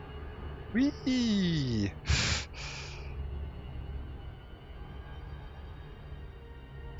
Alright, that's cool. We will get back to what I was doing. I was like, eventually I'm going to need to have more ways of breaking up the monotony. So you can switch things up a little bit and get some good pictures. Because you're going to want to take some pictures. That was the whole reason I decided to do this anyways. I saw some of the pictures I took last time.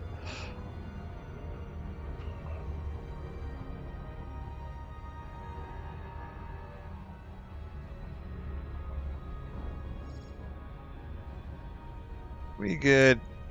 Into about there.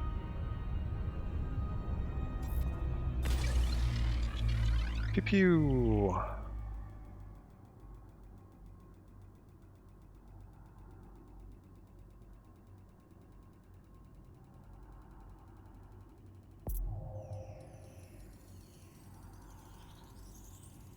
There's half the planet scanned. Let's get it to about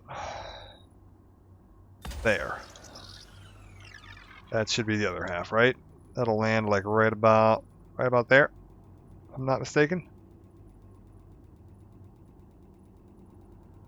I know how to aim these. Yeah, close enough. Surface scan complete. Good deal. Next planet, C3. Now we're getting to the ones, yeah, Mayan Fury didn't scan when they were out here for some reason. Don't know why. Maybe they just got bored.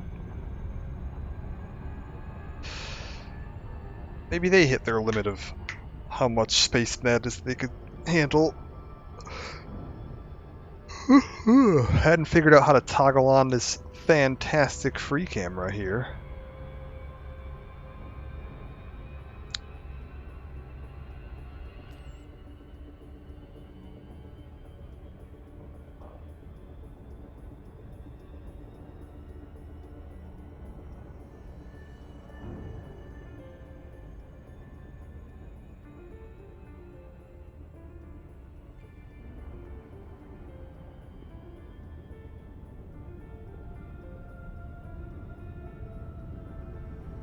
There's some neat stuff you can see. If you look at the free cam too, you can actually see where your like fuel scoops are. They're on the upper bit of my ship. We'll take a look at that in just a second here. I'll see if this star is scoopable. We'll go try to scoop some fuel. It looks like we might actually run out of our first tank. First time that'll happen. You can see down there, yeah, lower right, fuel tank. Primary fuel is just about empty, which means we'll be emptying another ton from the reserve into primary fuel. Once that ticks over, which might be while we're, yeah, flying around this little system here.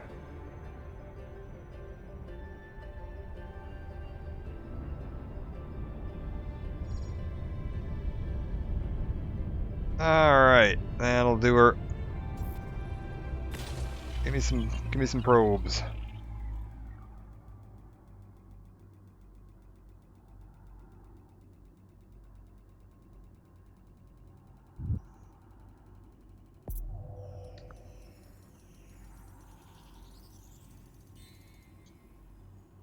Just hit that, so I'll do like there.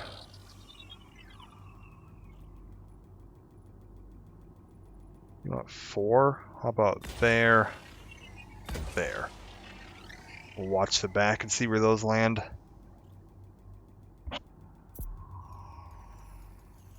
Not Surface bad. scan by 50%. Oh, not bad at all. That'll be perfect. Yep. Surface scan complete. Nice and easy.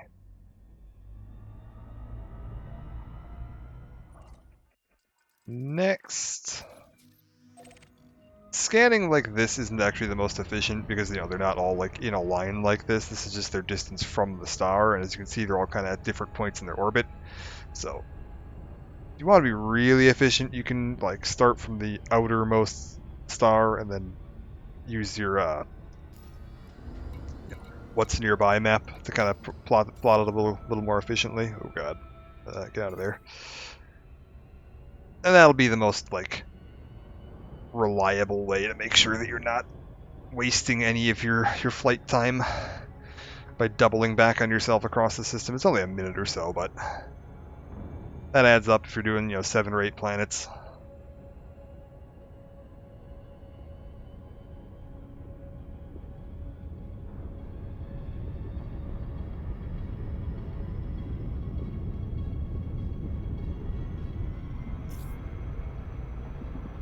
Like that's number 2. We just scanned that one a minute ago, and now we're flying past it again on the way over to this one.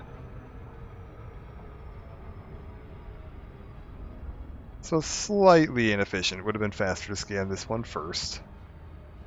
That's okay. What do I got? Why do I have mail?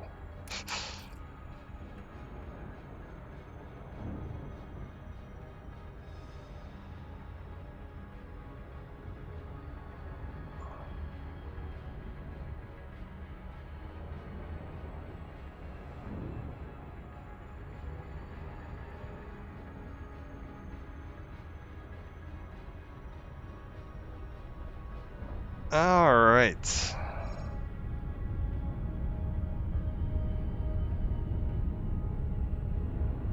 That ought to be good.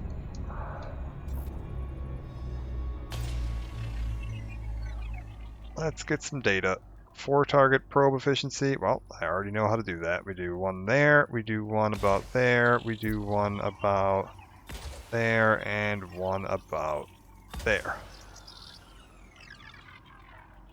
There's the front. Here's the back. Front's fully scanned. Back is now... Surface scanned by 50%. Boom, done. Surface Alright. scan complete. Next planets, please.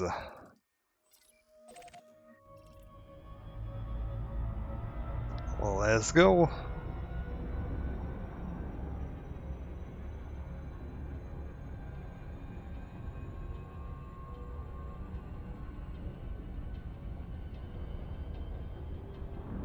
Like, thankfully everything's nice and close together here in this little system, so not too bad. What would you call this? Like, what do you call the... Is it a system? When you've got like a trinary star system? What do you call the set of planets around one star?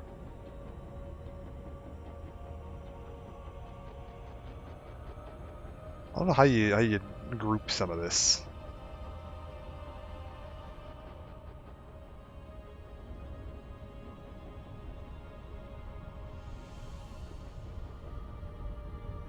I would call this a system. I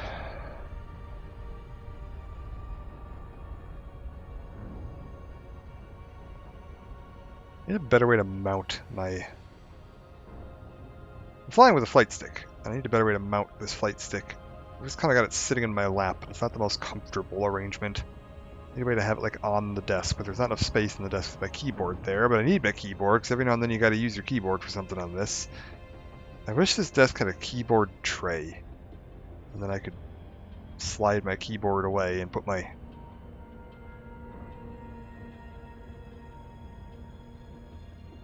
thing up here. I wonder if I could get... I wonder if they make like a separate keyboard tray that I could just like attach to my desk.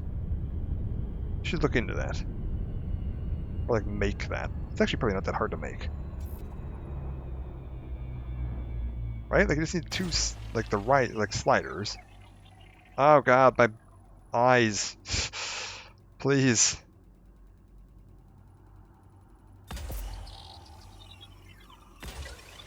Like if I put a couple of little sliders on there.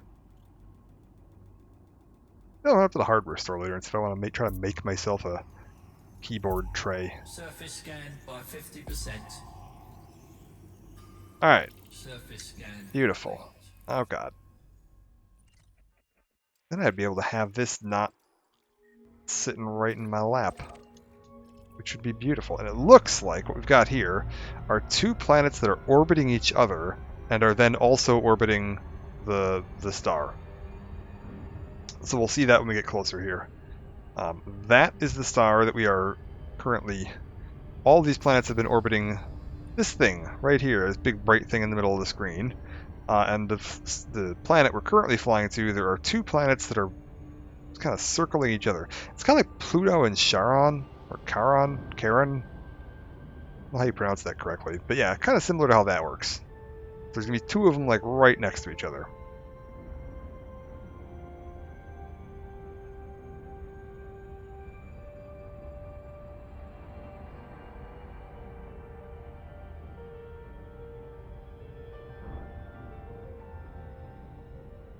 I mean, it is real pretty out here. It's gotta be said.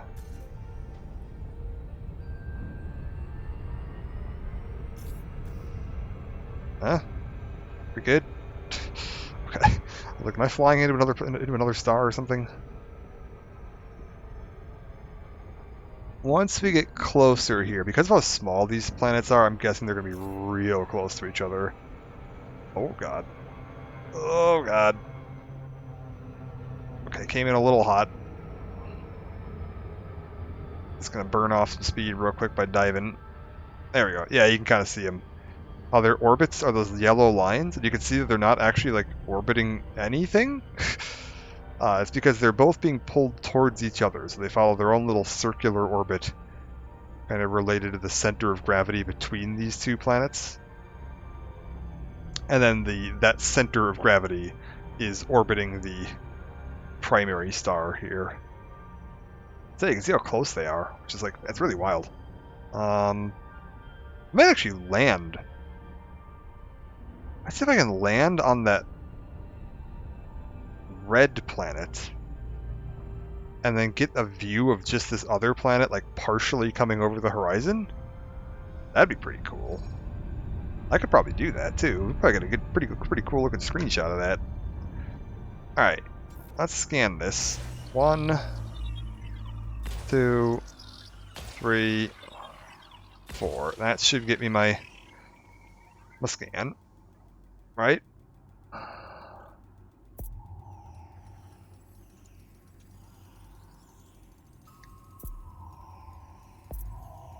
Surface scan by 50%. Beautiful. Surface scan. And then we're gonna hit.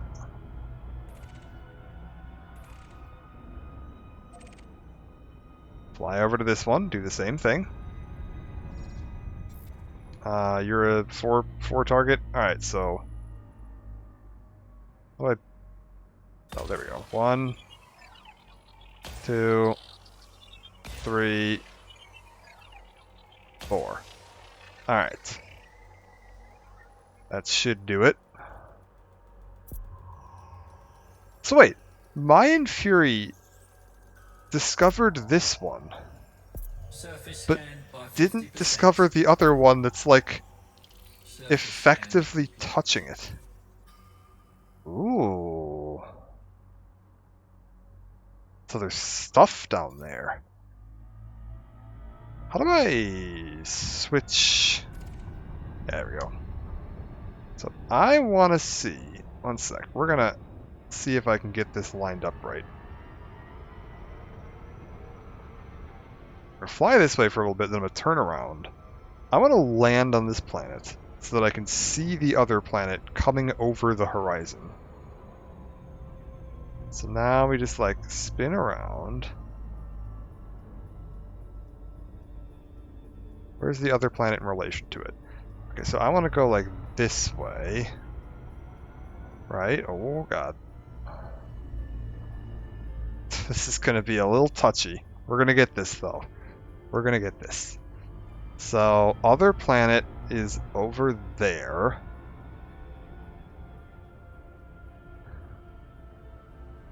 So that looks like it's about right. So then we want to land on this one, right?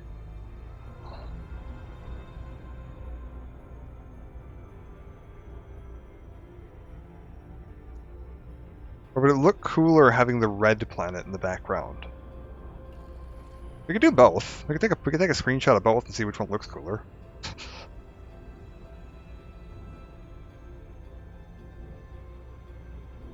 Orbital flight engaged.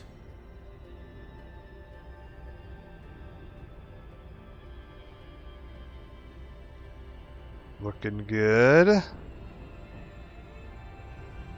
Look, I don't want to go too low. Because if we drop too low, I'm not going to be able to see it coming over the horizon.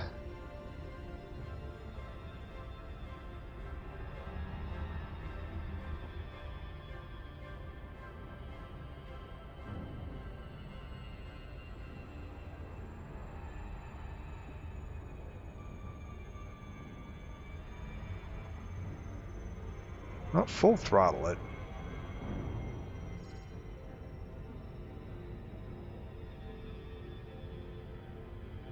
Yeah, alright, this is pretty cool looking.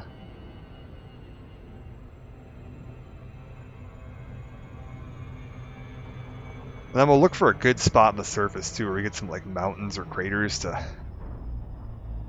mix up the topography a little. Dropping from orbital. Give me that orbital glide.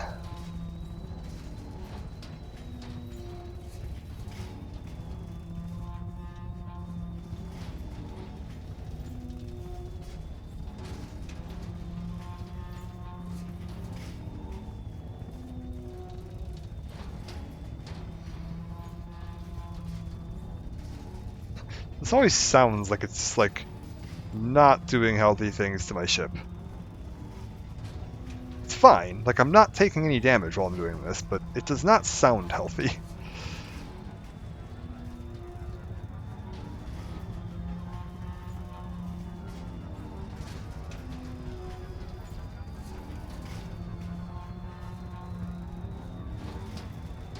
Ooh, looks like there's something cool right in front of us actually. Yeah.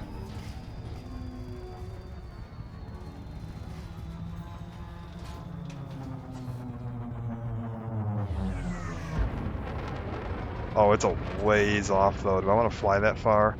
Okay, are we good or am I gonna need to go... If I like... Hold up. Did I come in a little too...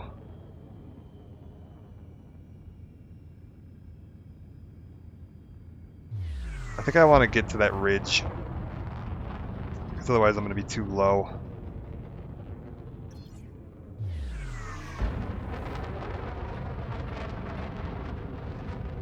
Possibly might even need to hop back up a little.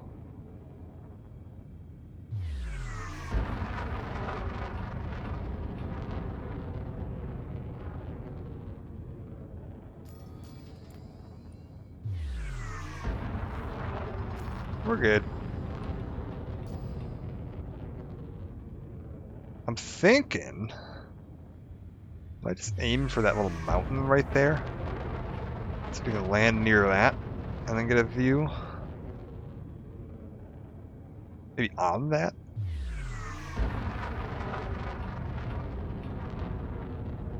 I could land at the base of the mountain on the far side and then drive my SRV to the top of the mountain.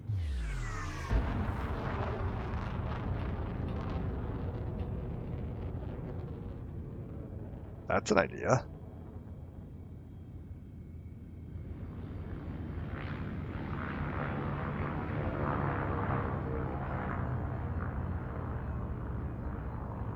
Yeah, what if I land like right down there and then drive my SRV up a little bit and then we can get a shot of my ship in the foreground and the planet in the background. Yeah, that should be fine. Alright, so right about... We land her right about here, I think. Nope, I didn't want to do that. Oh god. Oh god. We're good. We're good.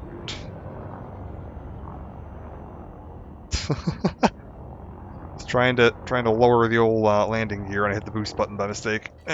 There we go. Landing gear down. And we'll just bring her about to here. Oh, that's looking good. Slow down. Oh, we're fine. Oh, there's like volcanic fissures out here. Perfect. Look at that. And now, let's get the car out. Low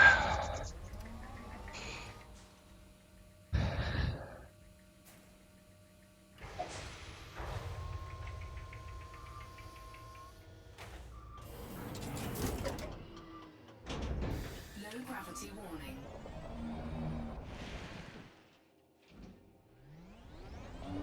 Okay, hold up. I need to adjust the controls on this. This isn't set right. Controls, SRV.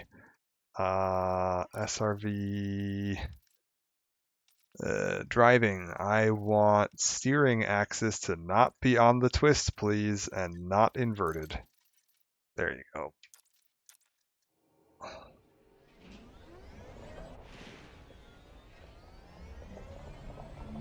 And we're going to try and drive up that mountain. See if I can get myself a picture with my ship in the background and that planet behind it.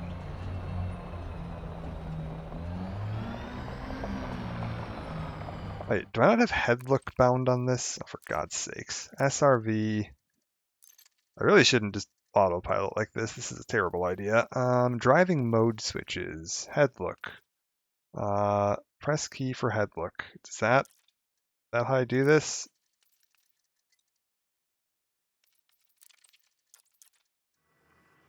That didn't work. God damn it.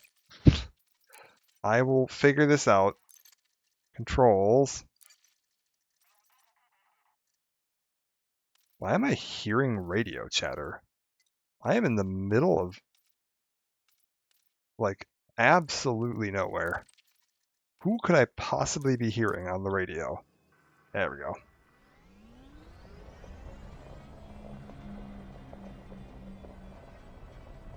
And yeah, you can like scan and mine some of this stuff here for more minerals and data. Like there's science to be done on our little rover. Not gonna do any of it, but it's there if you want. Oh God. Like see, there's some piscious cobble over there. It's probably really useful for something. Oh.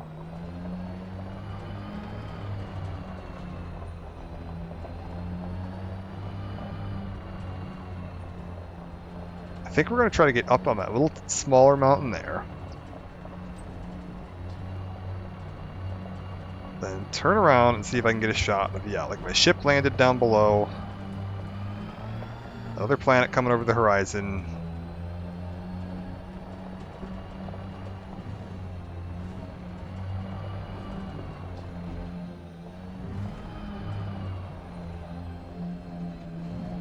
Yeah, what's my jump button? There it is. Found it.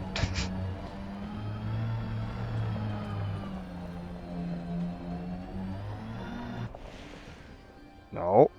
No.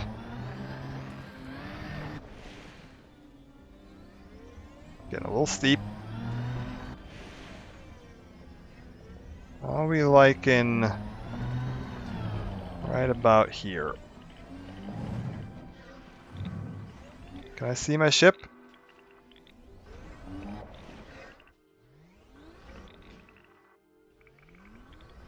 Okay, if we go like onto this little ledge here.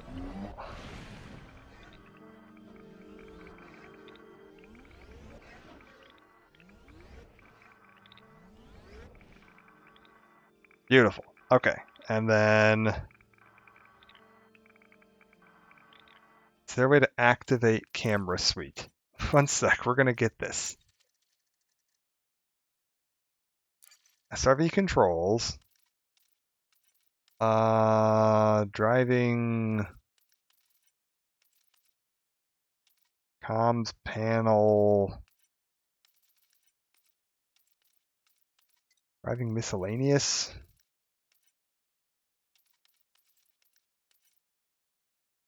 Which cockpit mode?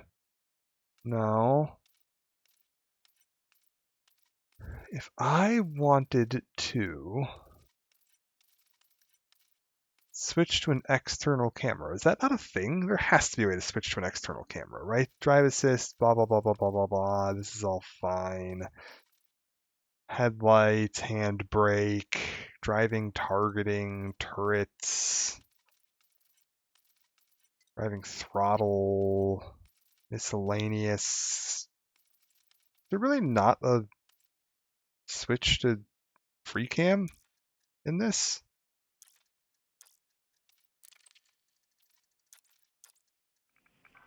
What if I just go to my turret view? There has to be a way to switch to free cam, right? There's no way there's not. What am I missing? Hold up. Elite, dangerous. Activate free cam in SRV. Free cam.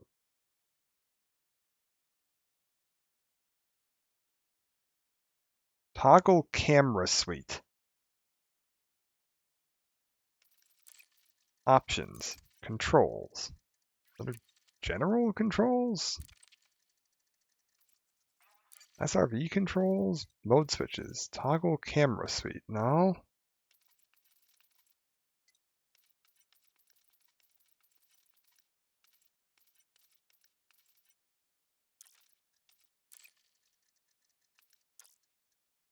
What if I switch general controls?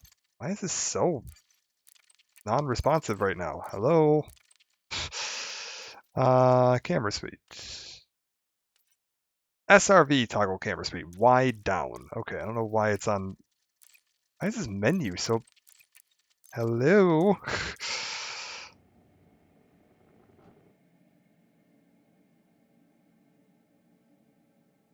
That's not working. God damn it. Ugh.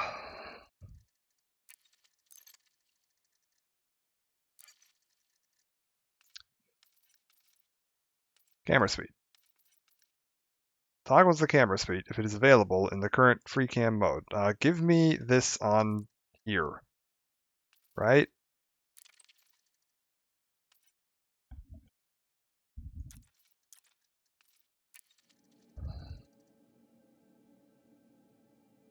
No. No. No. Why is this not working? I don't understand. Game.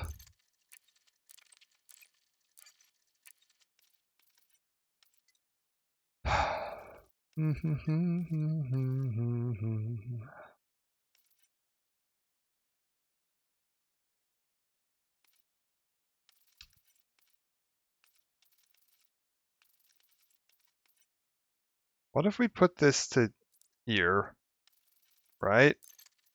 And then we go to SRV controls. Come on. And then we go to, where's the toggle headlights that I had? Where does that live? Not that, right? No. Driving? Headlights? Headlights. And then we put that over here. Right?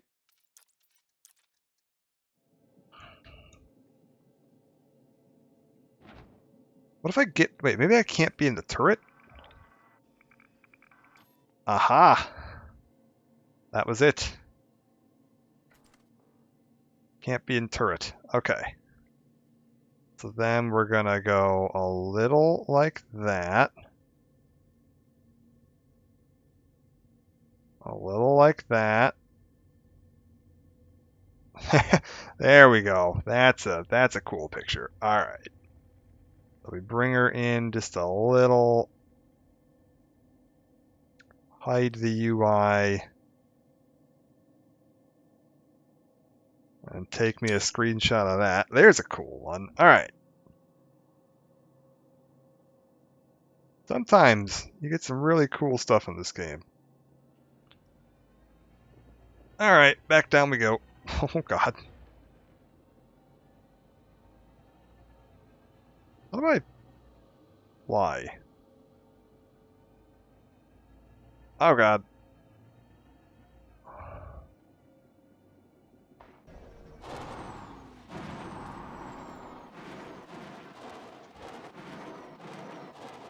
We're good.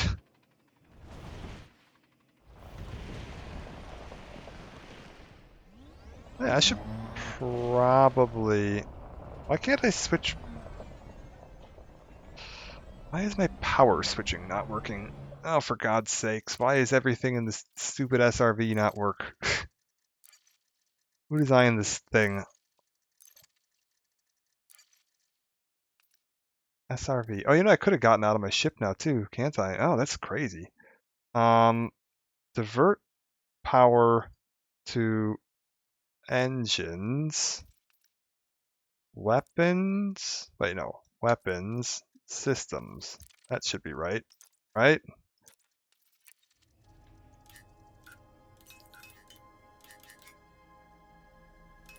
I think we want that.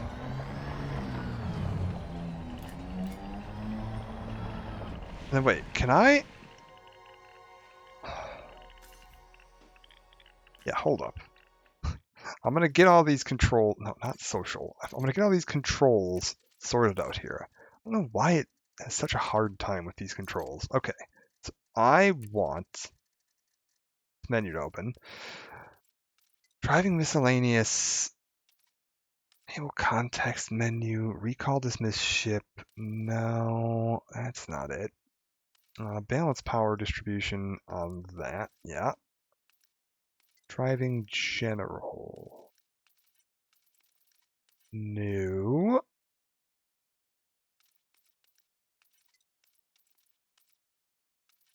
How do I activate drive assist?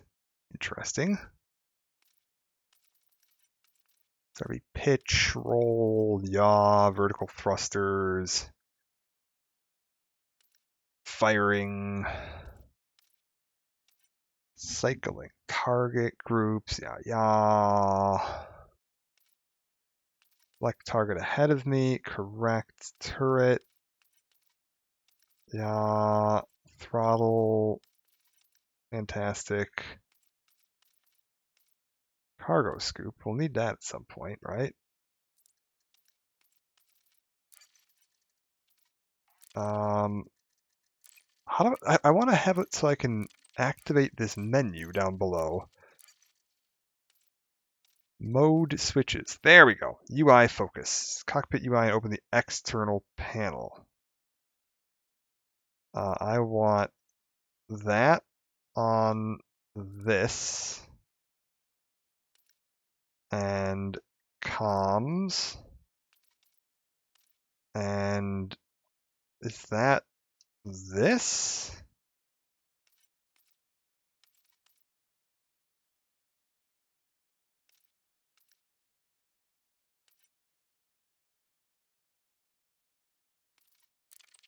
Did I set that right? Hold up. No, that's the right-hand panel. Okay, I need. Ugh.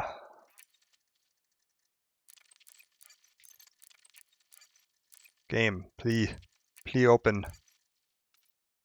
Mode switches. I want that. And then is this my? Yeah, there we go.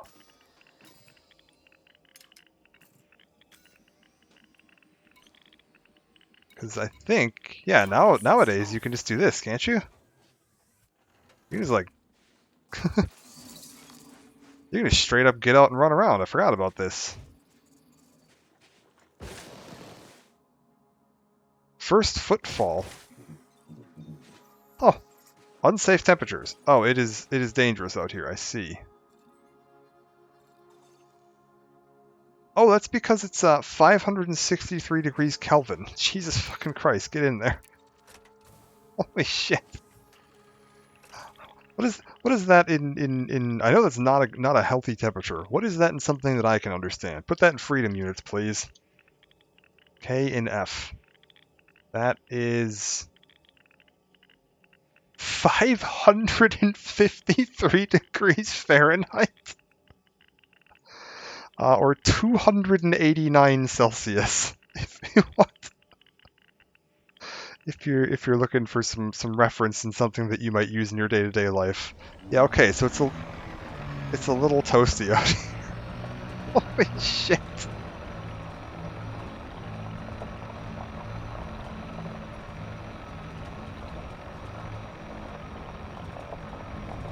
Also, if I said degrees Kelvin at any point during that, apologies. I'm aware that's not technically correct, but whatever. Because Kelvin's an absolute measurement system, not measured in degrees. I am aware. I also don't care. That is insane. Holy shit. All right, so we don't want to get out of our SRV here. Keep the air conditioning on.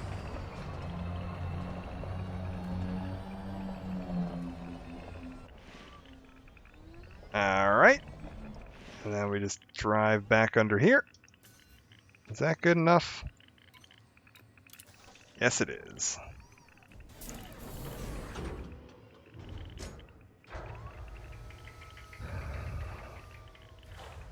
Drive assist off. Cool. Well,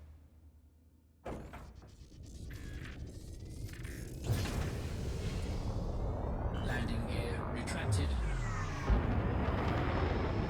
let's get out of here. We've now got ourselves a cool little picture. We've set foot on a planet for the first time. We are the first ever person to disembark on that planet. Very easy to hit, considering that Odyssey's only like a couple years old now, but not that many people bought it when it came out. It had some struggle to hit some appeal. Oh, hold up.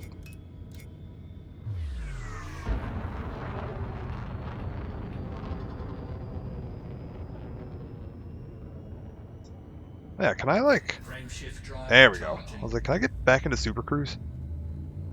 4, 3, 2, 1. Ascend with some haste? There we go.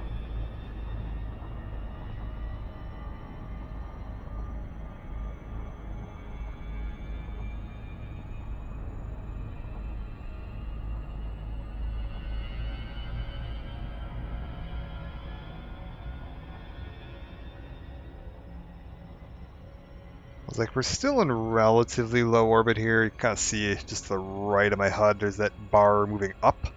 160, 180, 200, 225, 250, 300. That's our kilometers above the surface. Until it crosses that OC line, we are technically within orbital, whatever we want to call it. Also, let's target my next jump and get the hell on our way. We spent enough time in this system. It is time to move on.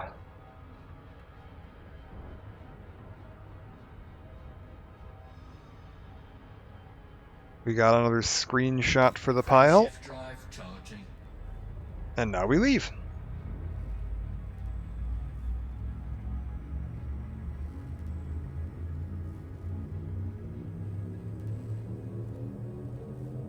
Four, 3, 2, 1. Engage.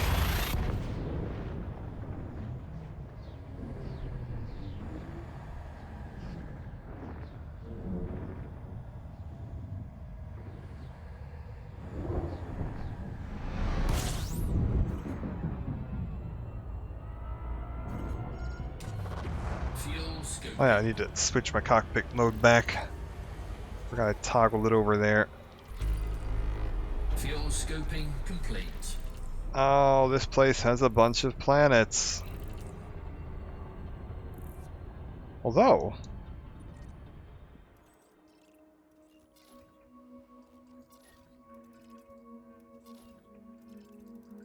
it looks like somebody else has pretty thoroughly explored this one. Interesting.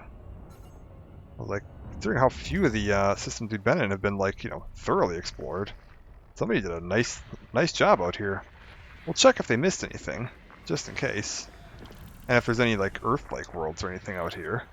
That was my rule the first time I came out this way, is I would full scan any system that had an Earth-like world.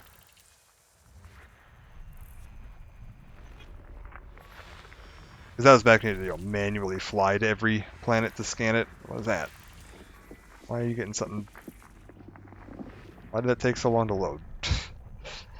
Yeah, if it had an Earth-like world, I was like, okay, I'm gonna scan everything in a system with an Earth-like world. I want my name nice and plastered all over that.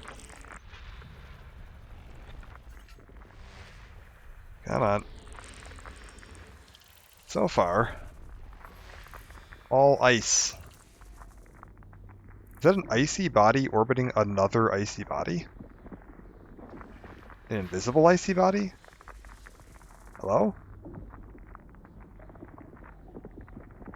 There's biological features on that one, which is kind of interesting.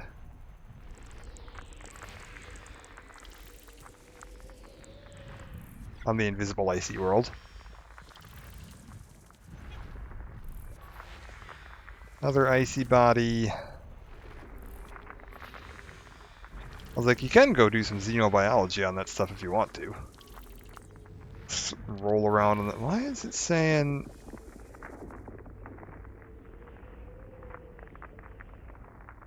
Huh.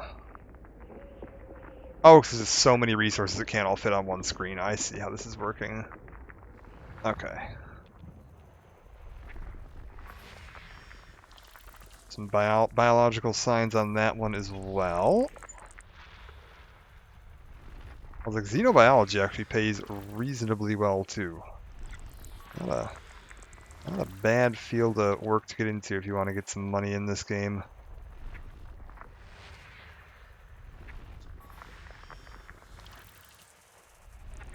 Wouldn't necessarily recommend doing it this far out.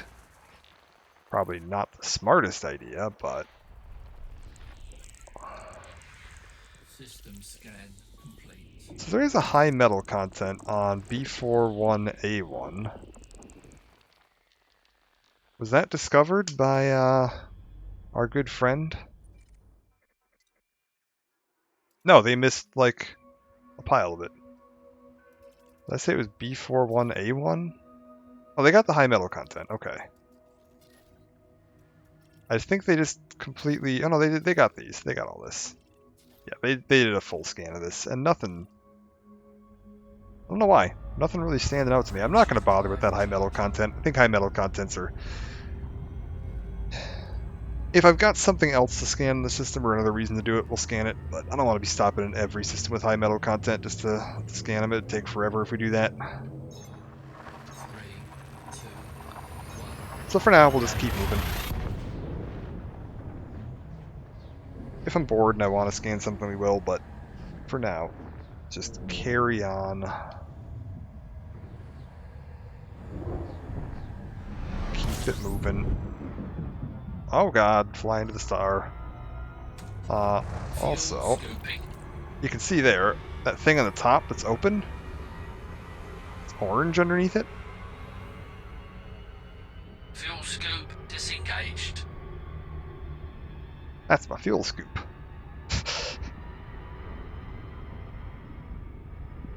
So I just thought it was kind of cool. It is actually an animated thing on your ship. I'm also going to go back because I don't think I fully fuel scooped. Maybe I'm going to go back. Fuel scoping. Fuel scoping complete. There we go. Alright. Did I get everything that I want to get out of here? 29%. My god. We got stuff to scan.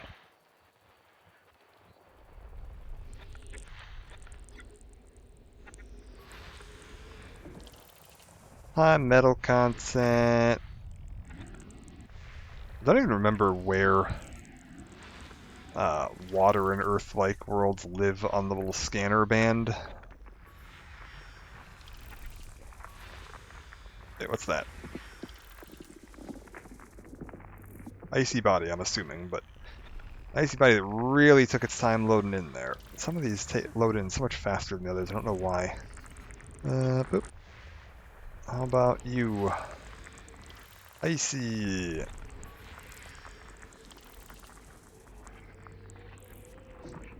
Icy.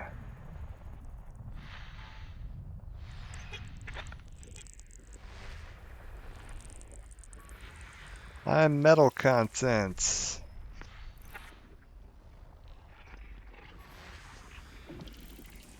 Ball of rock.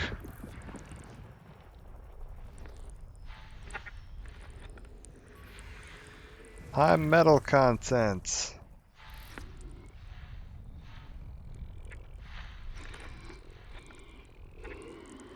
What am I finding out here? Hello? Gas giants.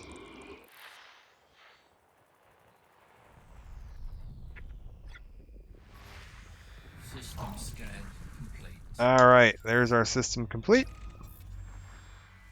Get out of there. Why am I in that?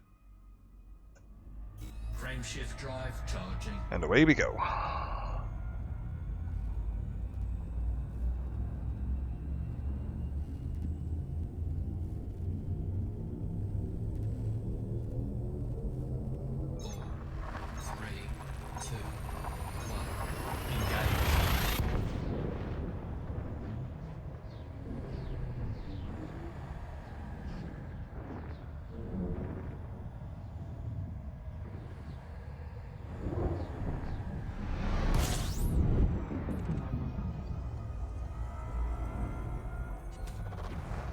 scoping.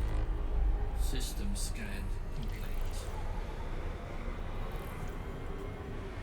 Fuel scoping complete. Alright.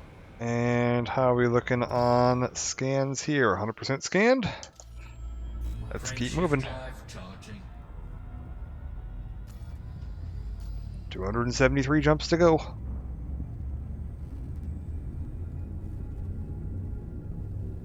Well, till the end of the first bit. 4, 3, 2, 1. Engage.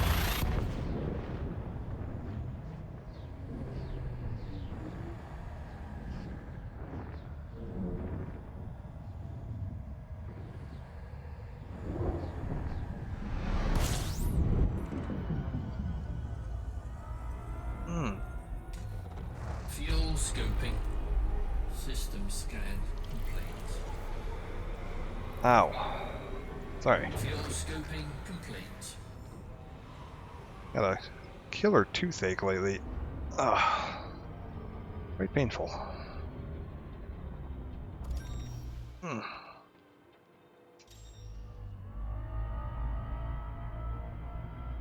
Frameshift drive charging.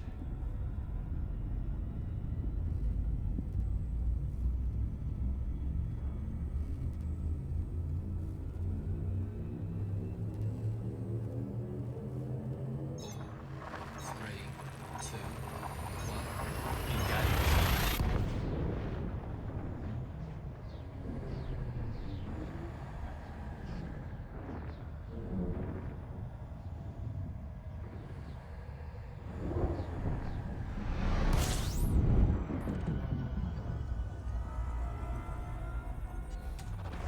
Fuel scoping.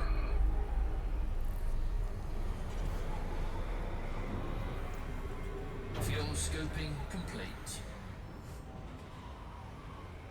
Okay.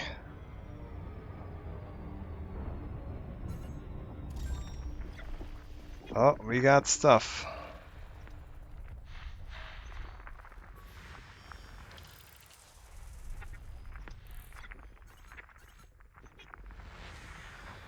Rocky ice.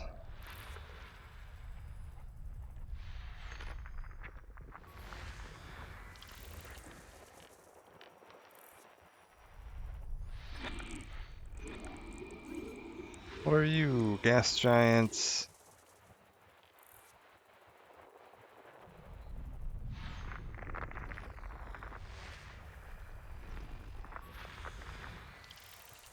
Beautiful.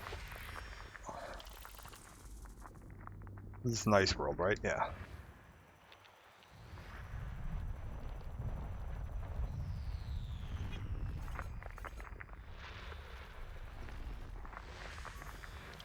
Icy body. Bigger icy body.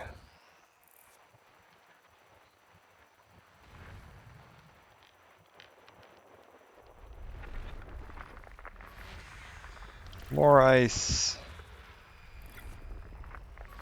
Even more ice.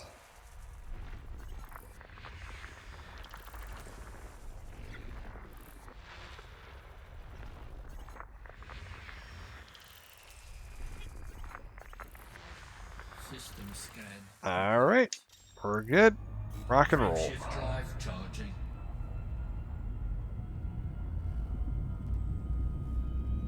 Ow.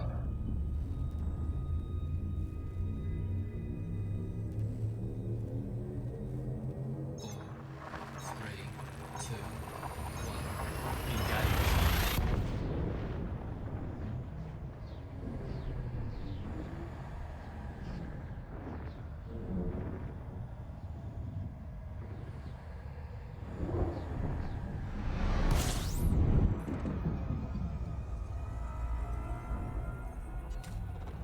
System scan complete. Fuel scoping. Fuel scoping complete. I think it's just this star. Yep. It is just this star. Alright. Frameshift drive charging.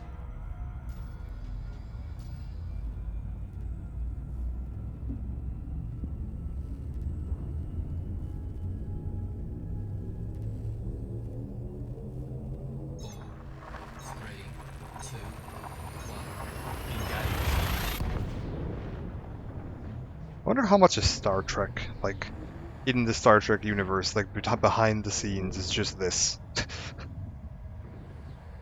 Like, between them getting their minds wiped by intergalactic space slugs or something. Fuel scoping. It's just like, yeah, we pop into the system. Yep. Sure are some rocks. On we go. Fuel scoping complete.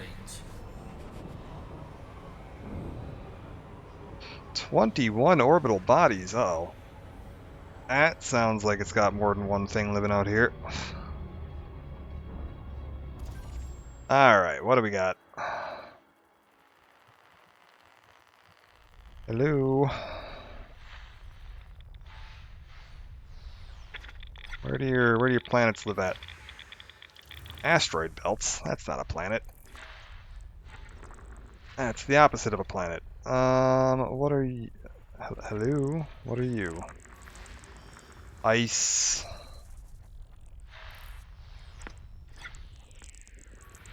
Rocks.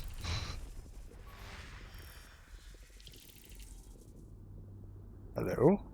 More rocks. There's like a gas giant here in the middle, isn't there? Yeah, class 3 gas giant. Alright. Anything else? No. Got everything out of that one. Gas giant. Bunch of stuff orbiting it. Probably all rocks and ice. Ice. Ice. Ice? Or rocks? Ice. More ice. Why does some of these take so long to load? More ice. More ice.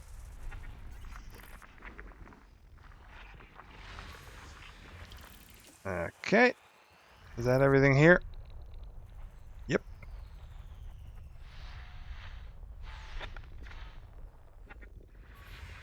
High metal content.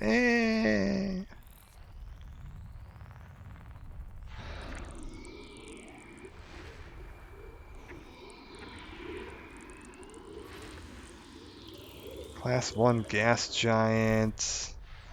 What are the different classes of gas giant is all about? Like, what makes it a class 1 versus a class 4?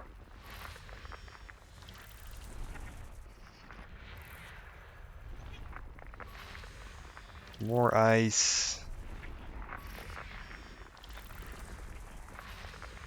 System scan complete. Good deal. Alright, everything's scanned out of this. Good enough for me. Frameshift drive charging. No water or earth likes. Could go scan or surface scan that high metal content for a little extra cash, but we'll be fine.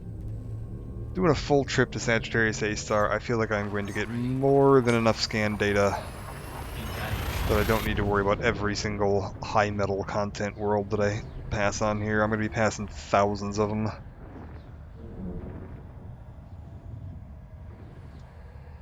Not going to be worth it. Alright. Fuel scoping. Curious how long before we hit a system with like a Fuel scoping black hole or a complete. neutron star in it. Like, I have the ones where it's the primary star filtered out, so probably not as many, but you can still get them. Oh.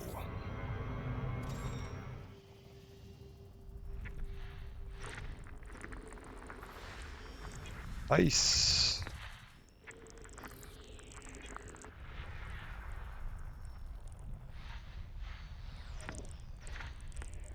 There's something there. High metal content.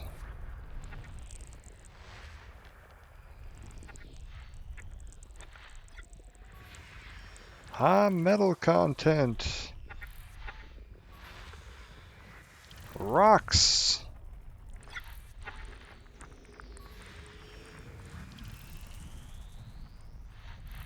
Also, I wonder if there's like certain types of stars that are more likely to have water in Earth worlds. Like if I could filter the stars more? I have no idea. I'm sure there is, but... Oh no, there's gonna be some bullshit hiding behind you, aren't there? Maybe not.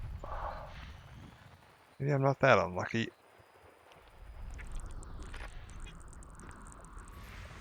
Oh, hello. Pay dirt. Okay, A1. That's where the money's at.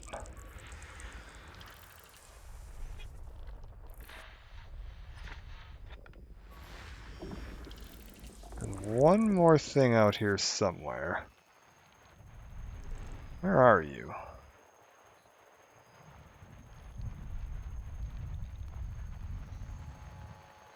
What am I missing?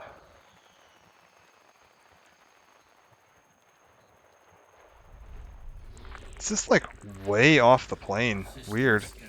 It's on a super irregular orbit. Okay. Well, we got our first water world. That's cool. Let's go take a look. What's up with that one? Why is it like way off the axis? No idea. But A1. Terrestrial water world. It's the first world too, closest to the and terraforming not yet mapped this planet. Well, let's go fix that up real quick.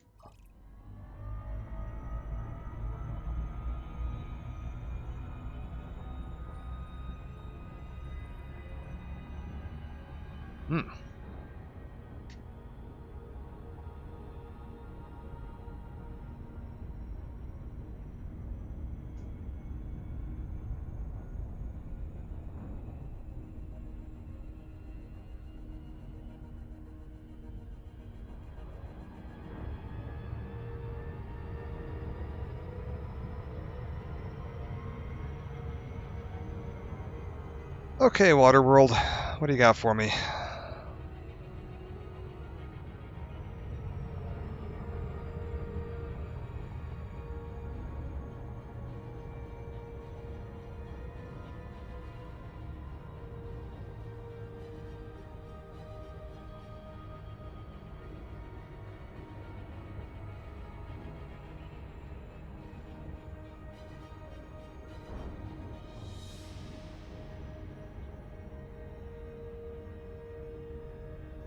A ball of blue.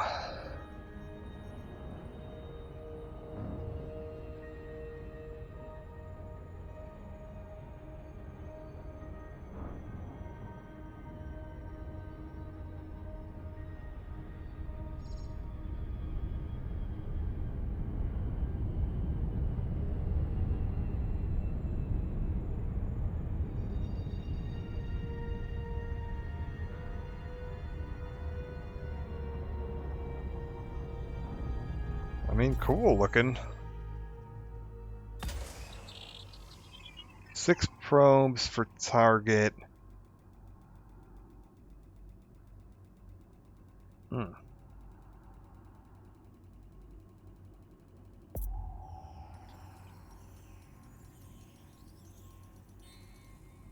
Good deal. So we'll aim for just past, right about there. Right about there. Right about there. And right about, oh god, there. A little wonky, but that'll do. Surface scan by 50%. Ooh, I need to aim one right for the middle of the back, I think. Yeah, that's okay. We still got one more probe to do, so we're going to aim one right about there. That should hopefully land somewhere right in the middle of that. Wrap up the last of my scan on this one.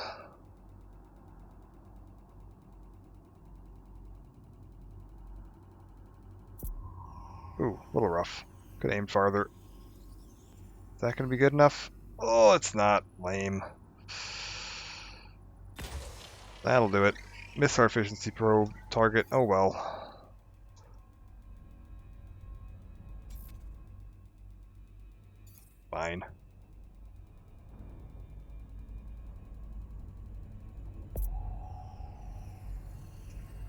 Mapped. Surface scan complete. Ow. Okay. I think that's good enough. Let's carry on.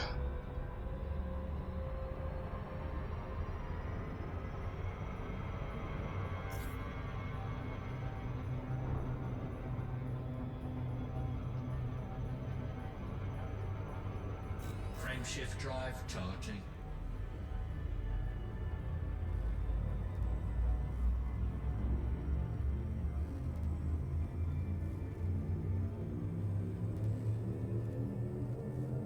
Four, three, two, one. Engage.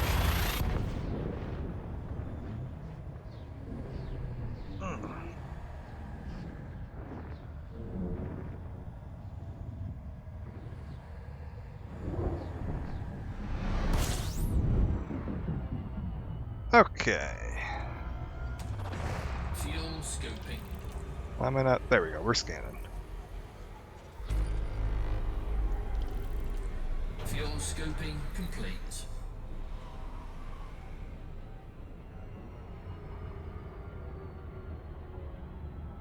I was like, with any luck, might mean we start finding some more water and Earth-like worlds. You tend to find them in little pockets, so.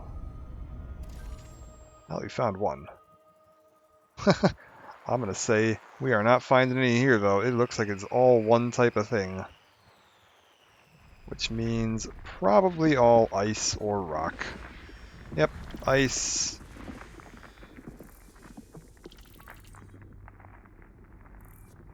More ice. More ice.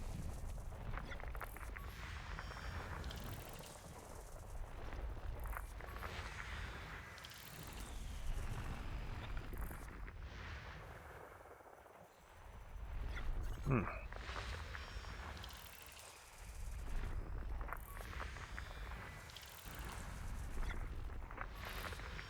System scan complete. Looking good. Alright. Frameshift drive charging.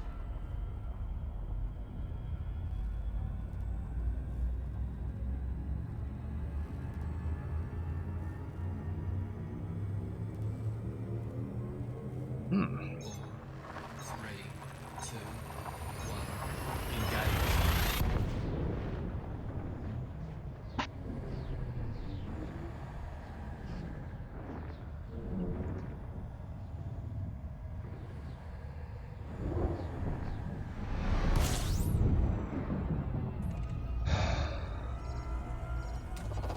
Fuel scoping.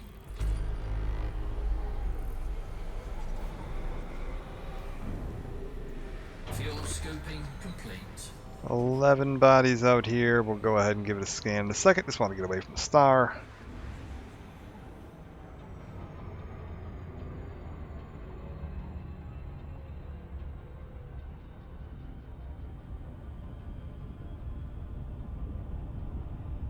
That should be good.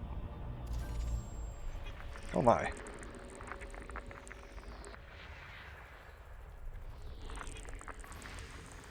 Rocky ice. Ooh, we got both.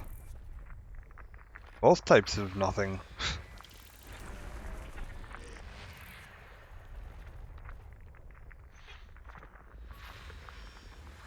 Ice. Ice.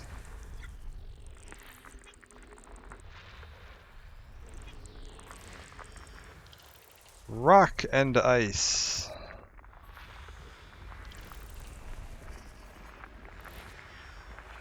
More ice. Alright, that's everything there.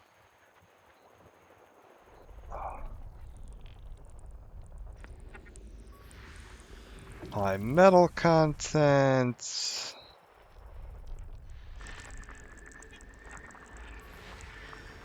Ice. And high metal System content. scan. Alright, away we go. Frameshift drive charging.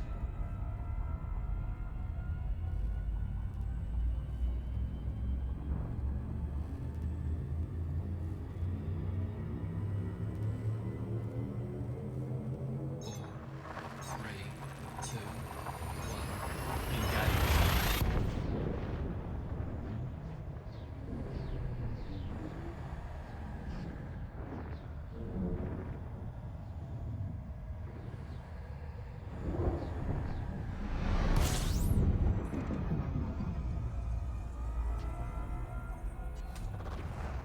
scoping.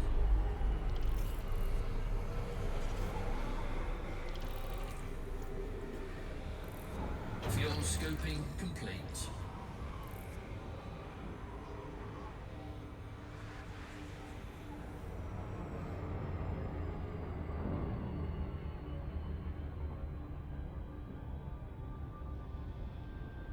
Alright. Survey time.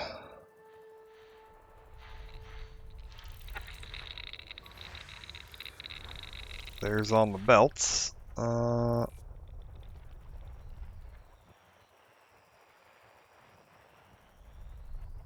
like we got a few gas giants out here.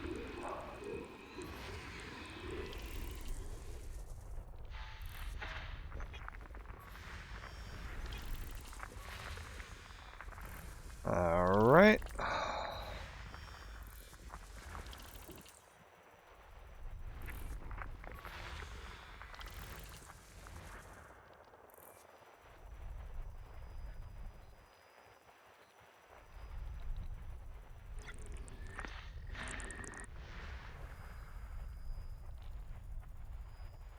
Where is it? Ice. Rock.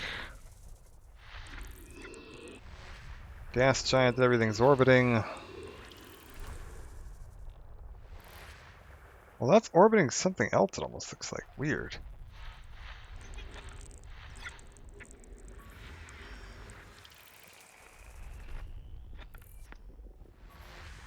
System scan complete. Weird. Very strange. I don't know why it has that weird little loop to it. Frameshift drive charging.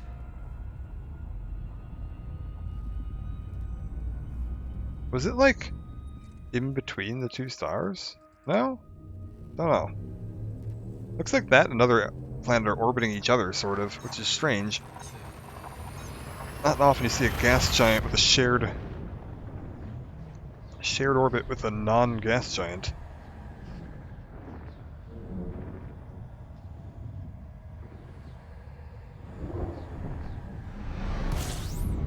Fuel scoping.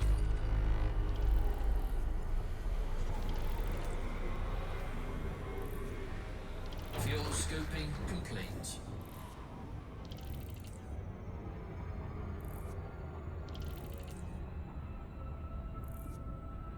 Okay. What do we got out here?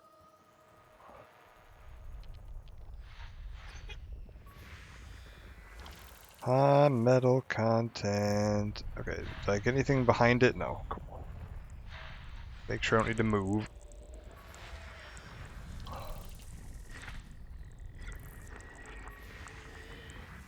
Good deal.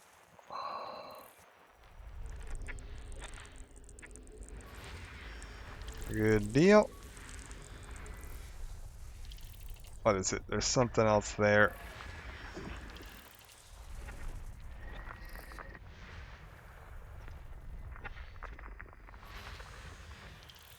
Got it. Wow.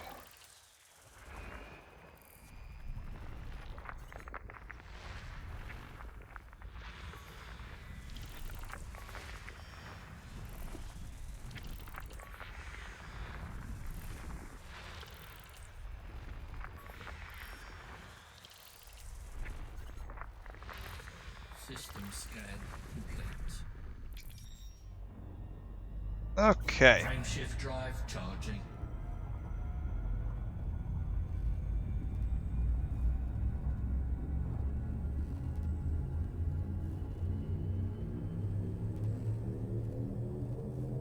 Four, three, two, one. Engage.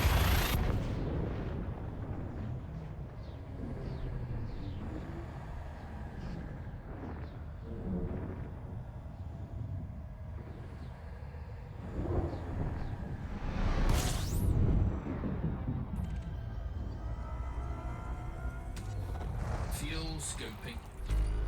System scan complete. scoping complete.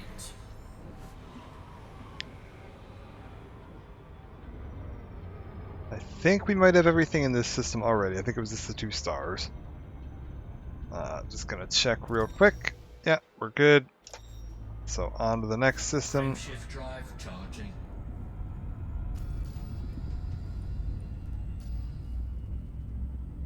Slowly but surely.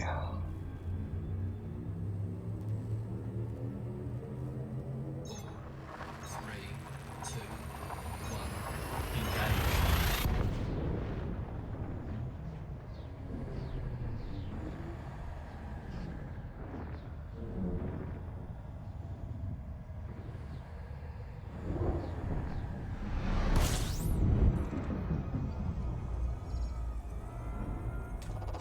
Fuel scoping. 29. Okay. Got it. Fuel scoping complete.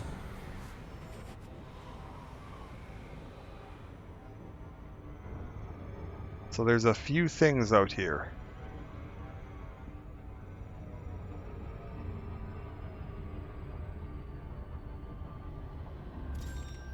Where do they live?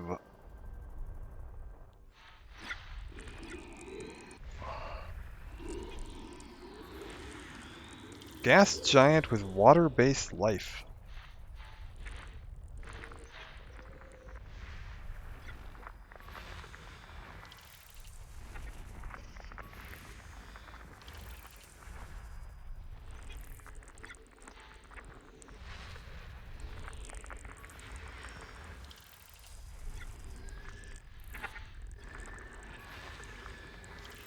Okay.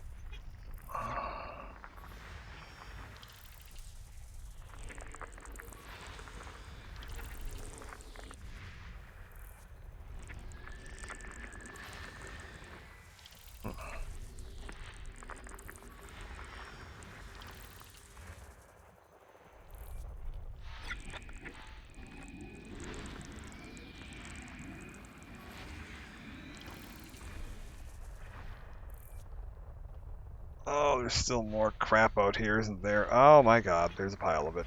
Okay. Ow.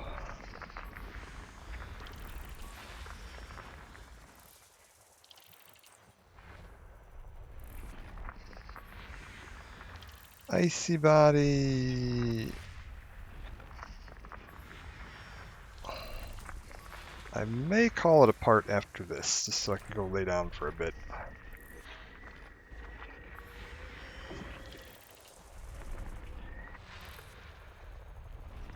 That toothache is really starting to bother me. Not very fun.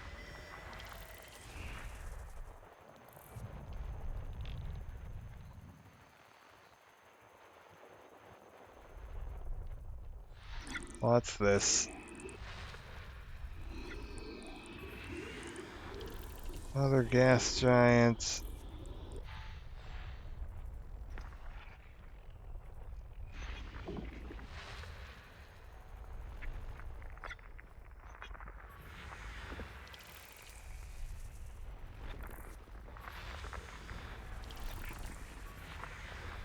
Okay, there's all of that.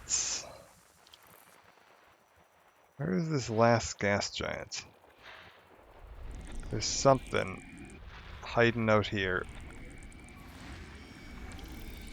I was like, I missed something at some point. There we go.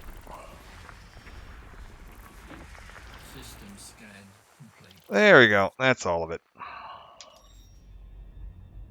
Let's look for some place to set down. And then I'm going to call it a part there.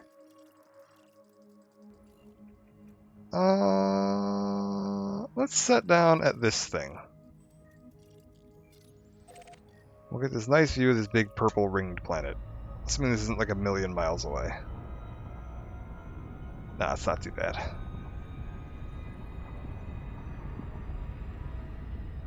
And I am going to go take some pain relievers and lay down.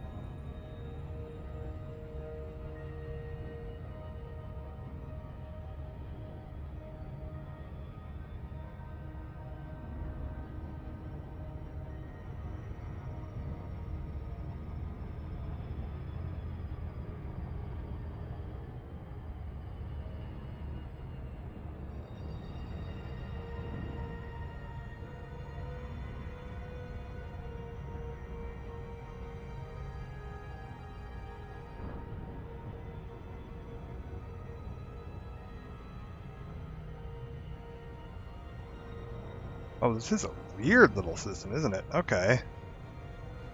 One of its moons has like a super eccentric orbit. Oh, no, that's the planet. Oh, because it's right, 'cause this planet is a shared orbit with that other, like, icy planet nearby.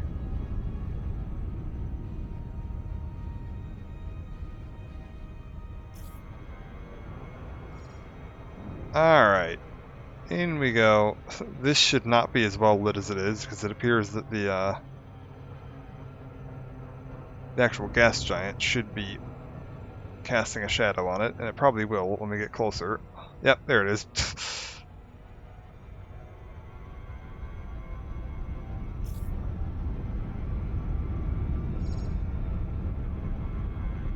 That's okay.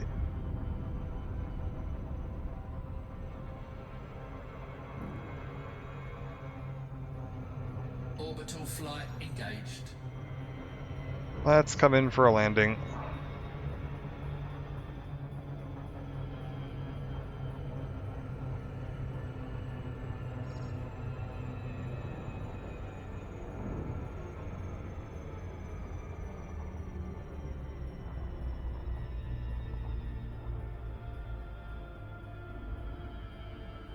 Where is that gas giant?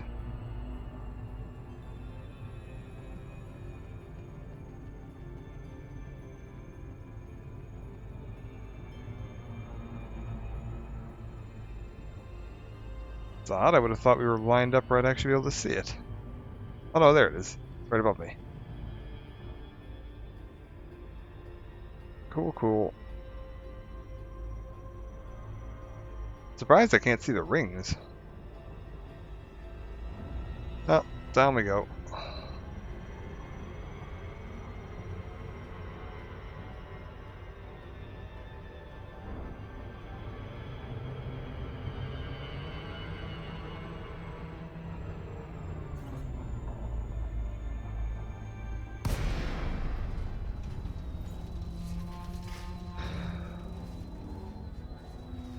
Oh, because we're like right in line with the rings. I can see them.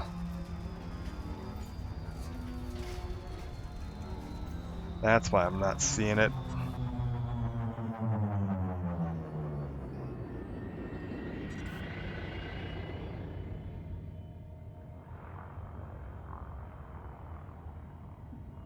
Alright, down we go.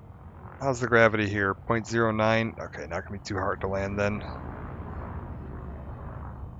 I was like, if you get a super high gravity planet, you gotta be a little more careful about how you're coming in for a landing. Make sure you're not coming in too hard. But here I can brake and stop pretty darn quickly if I need to. High gravity will actually pull you down pretty fast, so gotta be pretty careful coming in. That's why I carry shields, just so that I can bounce once if I need to.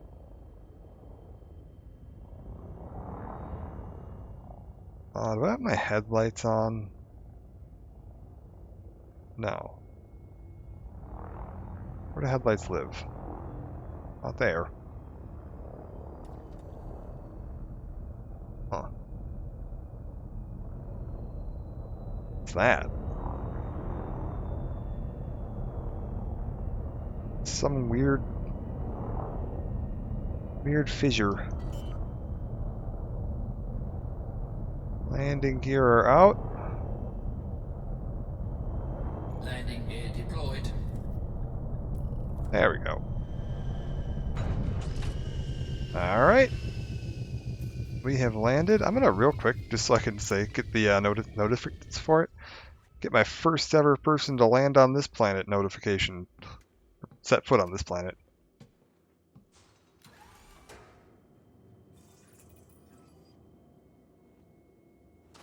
Warning. Dangerously low temperature detected. First footfall.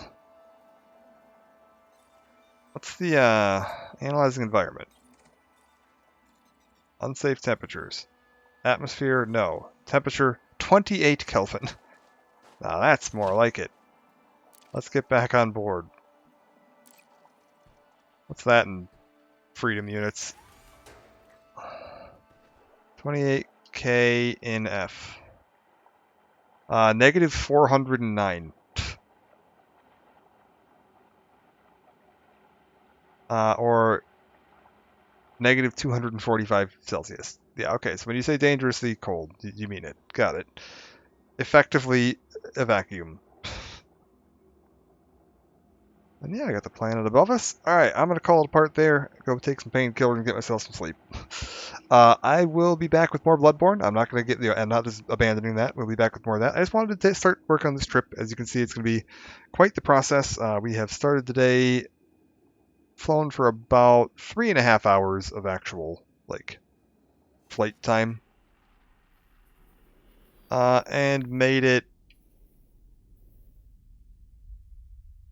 from somewhere in there to here. We need to go to here. So we've still got quite a ways to go on this journey. It is going to be a slow process. But we'll make it there eventually, and then we will continue on. I got to make it all the way back. Or maybe what, like 1, 2, 3, 4, 5, maybe about a 1/6 of the way there, 1/5 of the way there, something like that. About 1/10 or 12th of the way if we're counting the full round trip. So it's a long process. Again, exploring makes it a little bit slower if you actually scan and stuff, but I like to scan stuff just so I have something to do. But yeah, we will call it there. I will see you all next time. Thank you for joining, and bye for now.